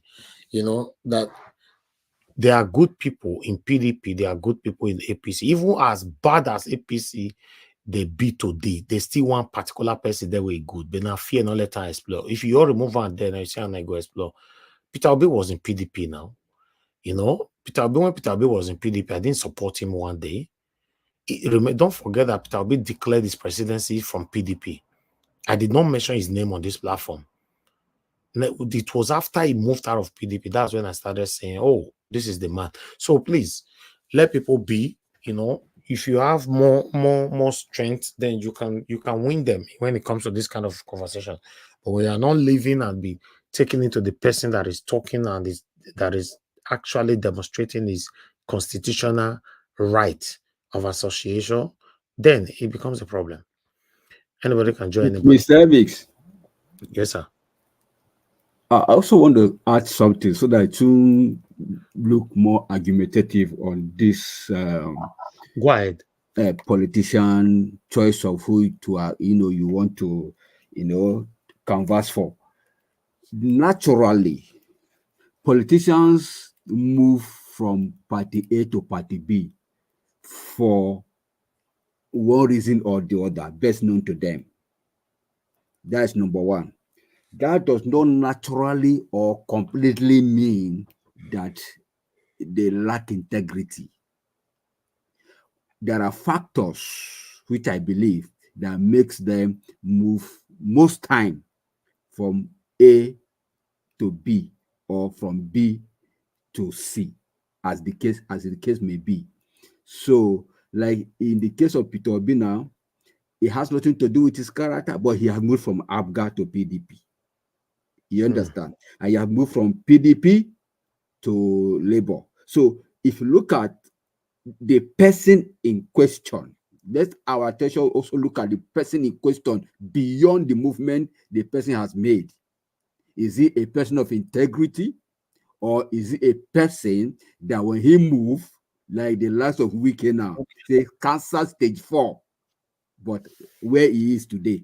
So till tomorrow, Wike did not move to anywhere. He's just playing what is it called? Anti-party. The service. The service. Yes, sir. Sorry, sir. I think when we say some things, we should make it clear. Now, it is not hidden that ASWA is the chairman of Sterling Bank, right? 30 billion water storm projects went through Sterling Bank and some other things. Now, when you say it's a cool-headed, stable hand, he meant well for the people. How is this guy not a money bag for the likes of Obaseki and Oshomole? All we are saying here, and so if we make that comment, we don't brand these people with MCO because our character, yes, above those kind of character. If you're saying that man is a cool-headed man, stable hand, you have the opinion. And so when people bring that up in their conversation or in their submission, don't take it as a bullet. You're able to defend the person that you defend. But so my stance remain, allow people to support. Sorry, sir, please allow me, sir. Allow me, sir, please. Round up now. Round up. People should be talking. Allow everybody to be who they want to be. We can decide to be in different parties. So let's not make war with this thing. Let them support what they want to support. You just convince people for your own candidates. Thank you, sir. Exactly. Fight for your candidate and let people be. You know, this one sometimes we move out of the submission from the person. We're now attacking the person directly. It's not my thing. Please, one something. When you work for a corporate organization, unless that corporate organization punish you for any misdeed, whatever is said outside there, you just make idle talk. People are working for, let's say, MTN in Nigeria. After working for MTN never found them wanting. MTN employed them.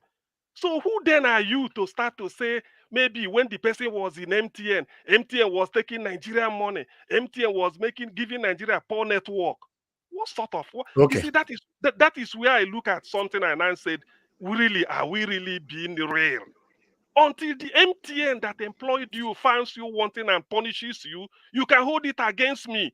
But when I work and serve them with distinction and then go my way, then because maybe you now feel that when MTN was giving bad network, you now use it and say, how did it happen? How did it?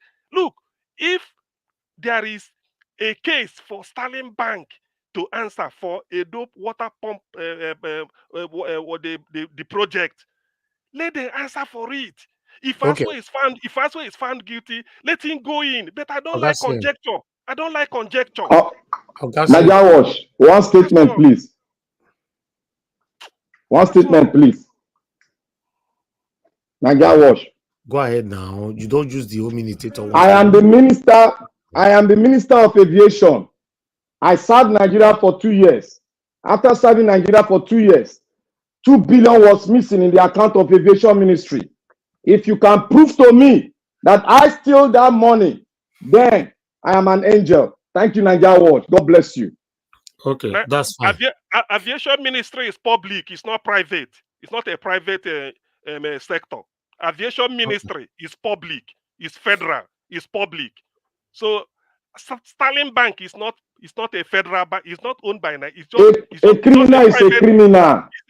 Well, until you prove until found guilty. Please. That is why I said now, to find me guilty of stealing 2 billion.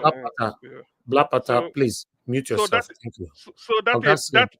So that example did not add up. That reference add up. Give private for private and public for public. Okay, we'll continue from where we stop now tomorrow. I appreciate every one of you. Thank you, sir. Thank you very much, Augustine, once again. Thank you, F. Emmanuel. God bless you, sir, for joining us today. Black Panther, thank you, my brother. I appreciate you. Oga Chris, thank you, sir. I appreciate you. Give us a mandate, my brother. I appreciate you. Mr. Abdul Malik, thank you, sir. Thank you for joining us, Mr. Wosa, earlier on, Madam Ifi, and Mashallah was with us as well, and many others that came in. Those of you that call into the show today, thank you very much, Madam Origin. Thank you very much for calling in. I appreciate you. Thank you, Oga Efe. Thank you, sir, for calling in as well. And many other people that called in, and God bless you now. Oga Shimize, we miss you today for the first time. I know you're on a holiday though. We miss you either on the phone or on the panel, but tomorrow is another day. Yes, I'd like to appreciate you, Madam Bella Naomi. Thank you very much, man, for the super chat today. Now God bless you. I'm very, very grateful.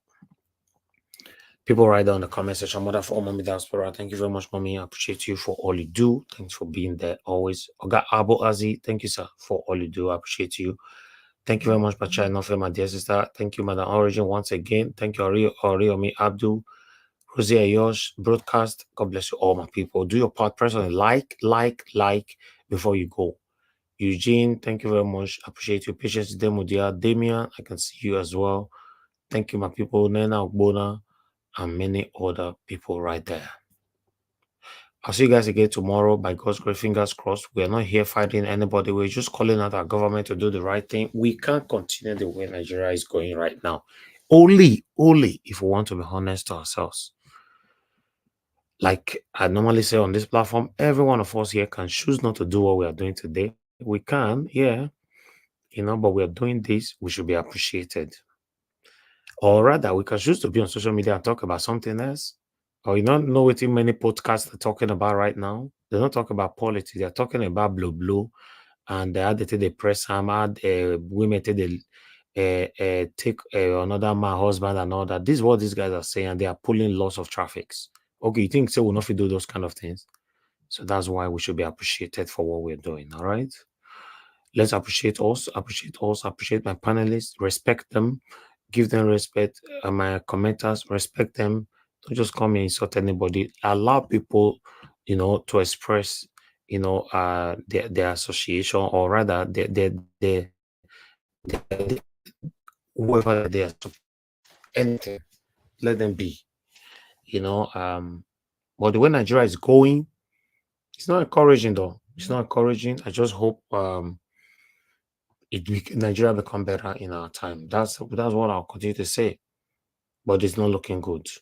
If you speak, you are finished. For them to treat a whole senator like this, this one now they call a BB.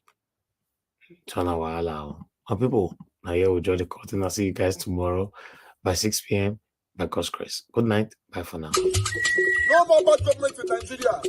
Nigeria what? The only media that have been consistent speaking against the bad government and for the purpose for reformers. Nigeria what?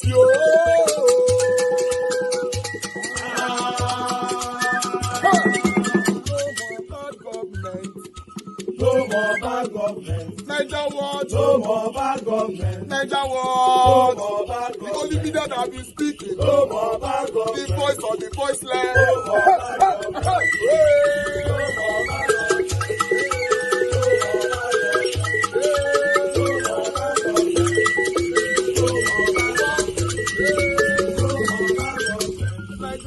No more bad government. For the poor, no more bad government. Niger what? No more bad government. Niger what media? No more bad government. No more bad government. No more bad government. In Nigeria, no more bad government. No more bad government. No more bad government. The only media, no the number one media in Nigeria, no more bad government. That have been speaking against government. No more bad government. Niger what? No more bad government. Niger what you? The voice of the voiceless. The voice of the voiceless.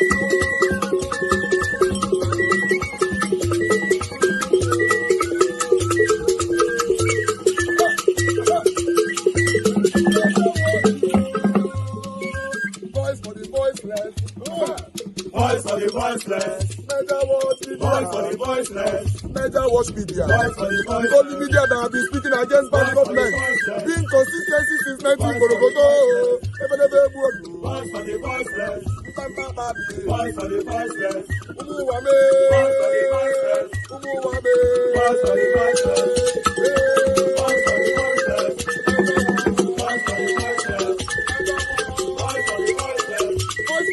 voice for the voiceless. Niger want you. We have been seeing all you guys have been doing. And we recommending to everyone in Nigeria, saying that you guys are the number one.